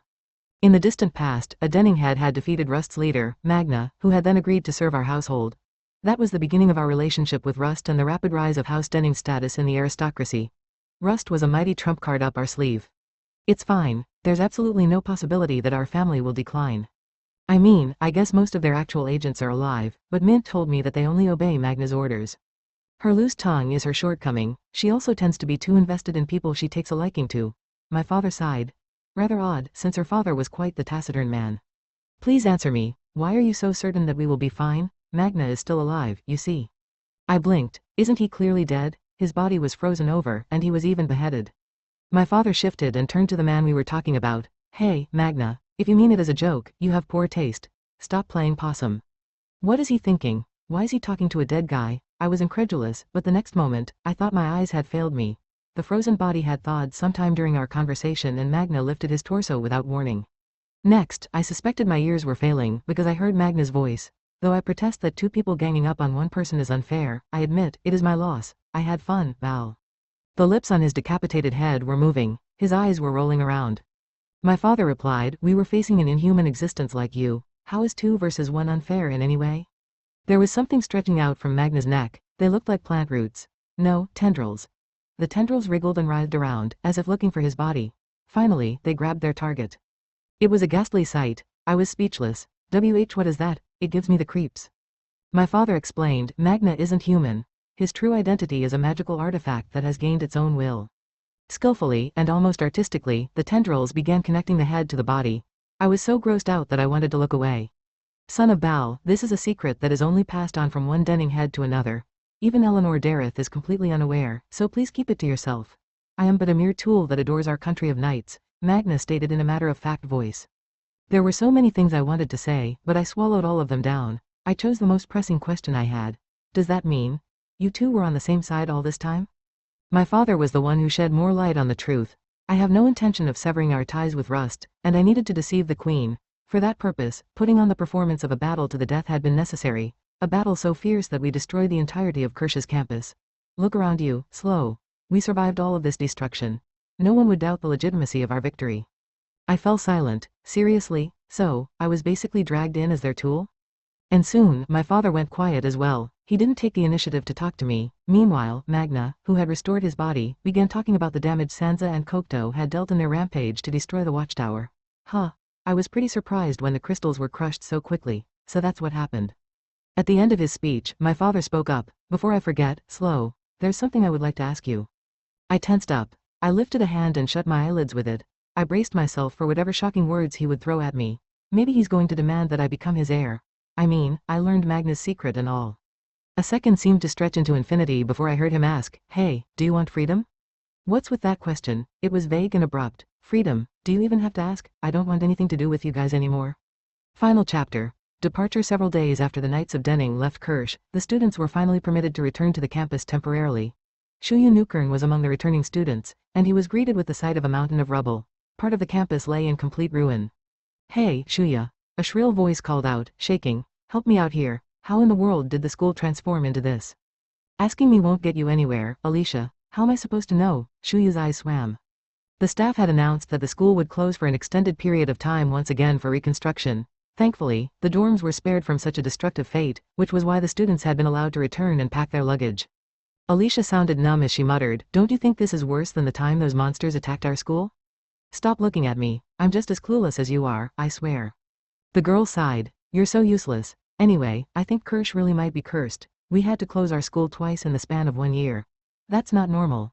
Maybe I should ask for a refund of my tuition fees." Alicia and Shuya weren't the only ones reeling from shock at the sight. Everyone present was rendered speechless. The truth behind the battle at Kirsch had been buried inside the shadows, and very few present knew what had happened here. However, they didn't let their curiosity get the better of them, because Duke Denning had been involved. Every noble knew House Denning's terrifying reputation. Alicia raised an eyebrow. "Tell me, you seem to be kind of in high spirits. Is that because you got to meet your beloved idol, Lady Sansa?" "I am not grinning like a fool or anything." With a harumph, Alicia pointed an accusing finger at his hand. "If that's the case, what's that letter you're being so protective about? I'm not blind. I see the Denning crest on the seal and an elegant signature. I am perfectly aware that Sansa Denning stayed in Yoram for a while. This is, well, Alicia," Shuya pointed at something. "Look at that. That's crazy." However, there was one person among the students that had an inkling of what had gone on. Shuya. In Yoram, Sansa Denning's subordinate had passed on a letter addressed to him from Sansa. In the letter, she wrote, "You helped me a lot. If possible, I want to thank you in person when I have an opportunity." Alicia's eyes widened. The entire thing is frozen. What in the world happened? Why would they freeze a whole school building? The pair's destination was the dorms, but they had been making detours along their way like tourists. Now, they were both looking up at the building of ice. The battle had left many souvenirs around Kirsch. The conflict had carved scars into the campus that still hadn't disappeared. One of these souvenirs was a frozen school building, and a large crowd of students were craning their necks along with the pair. Apparently, no matter how much heat the staff tried to apply to the ice that encased the building, it wouldn't melt. Due to that, no one could get inside, and it was causing a big headache for the staff. Some students were even casting spells to melt the ice, since it wouldn't hurt to try. Shuya directed fire spells at it as well, but he didn't have any luck. Shuya frowned slightly. "Alicia, this is probably Denning's work. That's what my gut is telling me." Then, someone loudly declared that this must be Slow Denning's spell, and there were many voices of agreement. Slow's name held a curious persuasiveness to it. Everyone that saw the ice monument seemed to be convinced. Once again, the pair resumed their journey to the dorms. This time, they came across a group which was making a commotion. They were standing in a circle facing each other and peering at several sheets of paper. "Yay, I won big. With my current savings, I might even have enough to buy a house." Among them was a commoner girl who was having the time of her life. She let out a drawn-out, elated sigh. "Gods above, spirits above. Lord Denning, you're the best." Intrigued, the pair asked one of the people present about the stir. Apparently, many students had participated in a bet about the extent of the destruction after House Denning was done. Hearing that, Alicia placed a palm on her forehead. "Nothing can faze the students at this school. You know, I think stuff like this only started happening after that guy turned over a new leaf, don't you agree?" Shuya muttered. "What has? Well, it's gotten less boring around here, I guess. I'm struggling to find the exact words, but I'm sure you know what I mean." "If you look at it another way," Alicia said, "the school only started suffering so much destruction after Slow regained his senses." "Okay, you have a point," Shuya admitted, "but I think I'm not the only one who thinks that way. Listen to all the students around us." All the students present were sharing conversations similar to the one Shuya and Alicia just had. Some of the student base was even celebrating. After Slow Denning changed for the better, influential people started showing up at Kirsch, and there was a lot more spice in their life. A select few students even had smug looks on their faces as they put on the air of someone with insider information and revealed that Slow Denning had been exiled to a distant land since he had been forced to take responsibility for this battle. Slow's private room on the 4th floor of the dorms was now nothing but an empty husk, or so the gossipers whispered. In his mind, Shuya applauded the brave soul who had dared sneak into Denning's room. "Denning's now long gone, huh?" Shuya muttered. "But knowing that guy, no matter where he is, he's probably having fun." "Yeah, I don't know about the rumors, but I'm sure about that," Alicia nodded. Filled circle the wind was like the breath of frost. I felt as if the cold would reach the innermost organs in my body. I wailed out loud like a child throwing a tantrum. "It's cold, it's freezing, Charlotte, wait up, don't leave me behind." I had heard that winter in the south was nothing compared to the harsh climate of the north. However, I hadn't expected the weather to be so different here. Though we were only barely into early winter, the chill I felt on my skin was more biting than even the most extreme temperatures in the southern winter. "Oink, oink," I cried. Layers upon layers of clothes were wrapped around my frame, and I was hugging my own body with my arms. Charlotte and I were trekking across a snowy mountain. With every step, our feet plunged into the thick snow as we advanced on. After hearing my wretched snort, Charlotte turned around with an exasperated look on her face. Oink, I sulked. Please don't make such strange noises, Master Slow. For a moment, I thought a wild beast or monster was around. How are you doing so well, Charlotte? I grumbled. I've already gotten used to it, and don't forget, we're heading farther north. If you're already in agony from the weather here, you won't last the journey, she reminded me. It's going to get even colder. Help, I think I'm going to cry. Dustor had announced that it was going to hold a grand event, and the Empire had sent invitations to all the major powers in the south. But well, the host was the infamous Dustor Empire. We couldn't predict what kind of trouble the participants would be dragged into. Thus, the nations in the south had all chosen people who could survive and adapt even if the worst-case scenario happened. And yeah, I was chosen by Dareth. Not willingly, mind you. They shoved this undesirable role onto me. That bastard, he forced me to do such an annoying job, I spat. Ah, don't say that. The Duke mentioned that he chose you after careful consideration. I agree with his selection. I sighed. You're so positive, Charlotte. In my eyes, he definitely saw it as a good excuse to throw me out. My job was to be Duke Denning's representative during this event and to learn more about Dustor as a nation. In other words, we were going to carry out Magna's plan in the end. He had insisted that we should investigate Dustor, after all. That aside, Master Slow, I know we're headed to a town, but what is it like? It's the southernmost town in Dustor, and there are rumors that Yetis live there. Yetis, Charlotte's eyes lit up. That's so exciting. I have no idea why she's happy about it, but okay, I sighed. They told me to record everything that happens along the way. I can't be bothered. It wasn't like I had anywhere else to go, though. The school had practically been razed to the ground. I couldn't just show up in front of all my classmates without a care in the world. Not to mention that I had turned a school building into an impenetrable ice monument. I wouldn't be surprised if the staff were cursing my name. According to my father, such a grand scale of destruction was necessary if we wanted to deceive the Queen. At the moment, she probably wholeheartedly believed that we had killed Magna. At least I think that's the case. I groaned. If this event was a few weeks earlier, there would still be carriages around for us to travel on. But this is fun too, Charlotte argued. I really like snow. Oh, you're so optimistic. I wish I could be the same. In the end, my father had dispatched the agents of Rust to the north, just as Magna had wished. Some of the agents had already arrived at the town we were heading to and were doing some investigation. However, he had set one condition in exchange for fulfilling Magna's demands. The agents weren't allowed to move around freely. They needed a supervisor. And as you might have guessed by now, I'm that supervisor. My father had dragged me into the battle to test my compatibility with the agents. According to him, he had also sent in assistants, who would help me with overseeing all those agents. But who in the world did he send? If their purpose is to be my assistants, then come assist me on this mountain. I'm suffering from all the walking I'm doing. He's a terrible parent. I gritted my teeth. He only gave us a meager amount of funds before telling us to travel across several mountains and head to Dustor. This isn't any different from an exile. I'm sure he's doing this because he trusts that you'll do a good job, Charlotte reassured me. It's proof of his faith in you. You really think so? My pet theory is that he went broke because he spent all his money on restoring Kirsch. The finances of House Denning were under a lot of strain due to the compensation money we had to fork over. Still, this is going too far. We're traveling on foot, mind you. If we had money, we could have afforded to hire vehicles that can travel in this snow in the place of carriages. I do hear that they cost a fortune, though. I sighed for the umpteenth time. In the end, everything went according to Father's plan.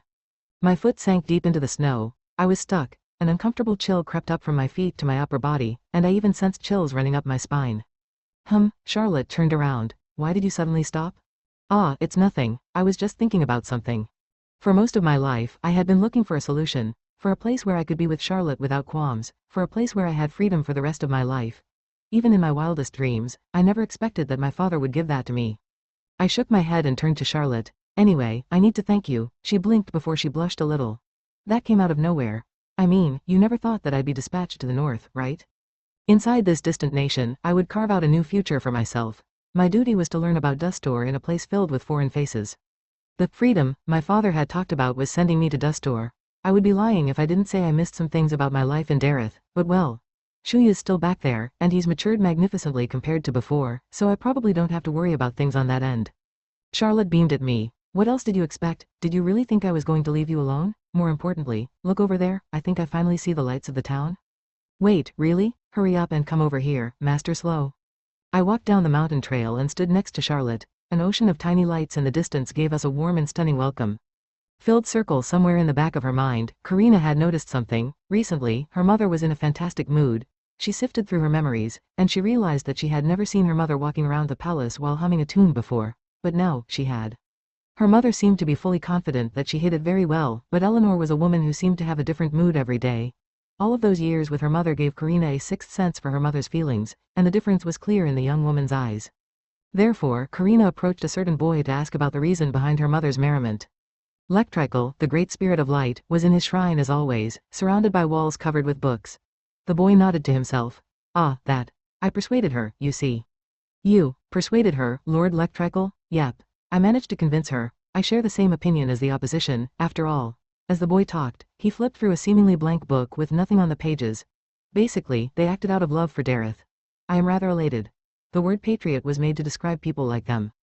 Karina didn't understand most of what he was saying, but she figured out the gist as he explained. Vassals of high rank, who were supporting pillars of Dareth, had acted against Queen Eleanor's will. Partly due to Lectrical's persuasion, Eleanor had decided to change her mind. And now, the queen was in a merry mood because she had such invaluable subjects. There was the rustle of paper as the boy continued. Let's look forward to the day he returns, Karina. I am sure that he will leave us in awe with how much he has matured. Though Karina wasn't too well informed about what had happened, she knew exactly who he was. Filled circle finally. Finally. That took us way too long. Charlotte and I had conquered the snowy mountains, and I felt a sense of accomplishment blooming in my heart. My walking pace quickened with my exhilaration, and Charlotte, who walked in front of me, seemed to share the sentiment. In that moment, our hearts were connected. We had finally finished the grueling journey to the town while enduring the fickle weather here. Let's hurry, Master Slow. Her walk turned into a sprint, and I chased after her down the snow-buried mountain trail. But the next moment, my vision was filled with an abrupt whiteness. Oh oink, I cried. I tripped. Again, and this time, my fall had been spectacular. My head was buried under snow. Huh, Master Slow, where did you go? It's so cold. Snow had slipped into my clothes, and once again, I wanted to shed manly tears. My father had ordered me to go to Dustor, and well, I did complain a bit. However, the word, freedom, had been an effective lure, and I hadn't really gotten too much rest before I departed for the north. Now I'm suffering because I underestimated the winter here. Master Slowway, where are you? Did you trip again, Master Slow? I chewed on my lip. I didn't have it in me to respond. Please don't play such pranks on me, Master Slow. Where did you go? You'll end up cold and dead if you get buried in the snow here. You know, maybe Charlotte actually feels the same way. She puts on a cheerful act, but she might be cringing at the harsh environment here as well. It was common knowledge among the Southerners that life in the North was rigorous. And Charlotte was here with me on a mission with an indefinite duration. We didn't know when we'd return to the South or whether we'd ever go back at all. I retract my earlier statement. I am still worried about Shuya and the trouble he causes. I wouldn't mind being around as a helper when he stumbles into a big incident. Okay, should I ask Charlotte? Should I take the leap and ask her whether she wants to go back to the South after all? I let out a snort of determination and slowly raised my head, but then, someone's eyes met mine. Ack, seriously? My lord, what are you doing? The man right before my eyes was Silva, my former knight. He had put on 2 layers of warm coats, and he even had fluffy earmuffs on his head. His attire screamed, I'm ready to rumble in the cold. He was, armed, to the teeth and grinning at me. Why are you here? I muttered. Am I hallucinating? I came over to the mountain because I thought you and our little Charlotte would arrive soon, he explained. But wow, I never expected you to travel across the mountains on foot. Now that's our young master. I stared at him dumbly. He tilted his head. So, what are you doing? I didn't trip or anything, I stammered. Ah, I get it. You're trying to mimic a yeti. Ha ha. You've got a great sense of humor, my lord. Why yeah, I'm pretending to be a yeti. I wanted to make Charlotte laugh, I muttered awkwardly. Silva had fought fiercely and bravely against Rust, and when I was in front of him, I couldn't stop myself from trying to act tough. Charlotte, Mr. Claude. Silva waved his hand high in the air. My lord's apparently covering his face with snow to mimic a yeti. Over here. Charlotte rushed over. There you are. She held out a hand to me. Here, Master Slow, I'll pull you up. Oink. I whimpered. With Charlotte's help, I got back onto my feet. Claude sported a wry smile as he looked at my face, which was probably covered with snow at the moment. Wait. My father mentioned assistants. Are they the people he sent here? I looked at Charlotte and saw something in her other hand. Charlotte, what's that? Her face seemed a little flushed. On a second look, the object she was holding in her right hand was a plump white rabbit. I caught it a few seconds ago. She gave me a big smile. Let's skin it and eat it after we arrive in town. I sputtered and nearly choked on my own spit. You're a tough girl, Charlotte. You'd survive no matter where you go. But you know, I love that part of you as well.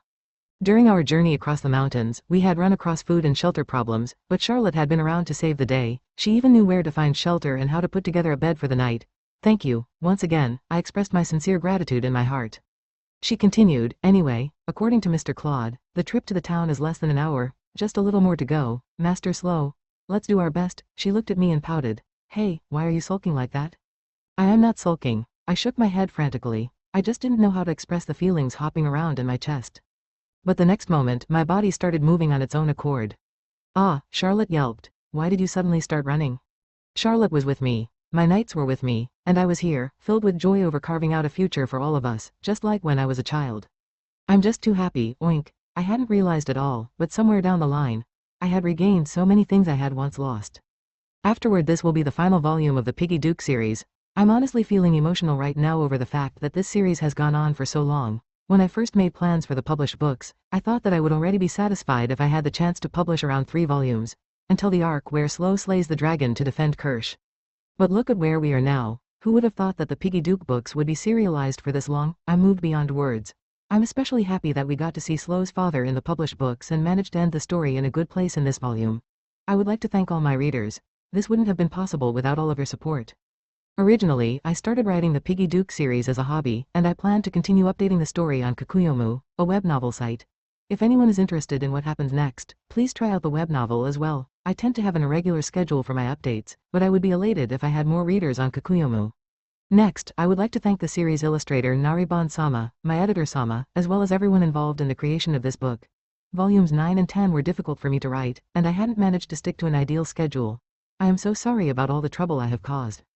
The Piggy Duke manga is still ongoing, so please enjoy the manga adaptation as well. Once again, please allow me to express my sincere gratitude to everyone.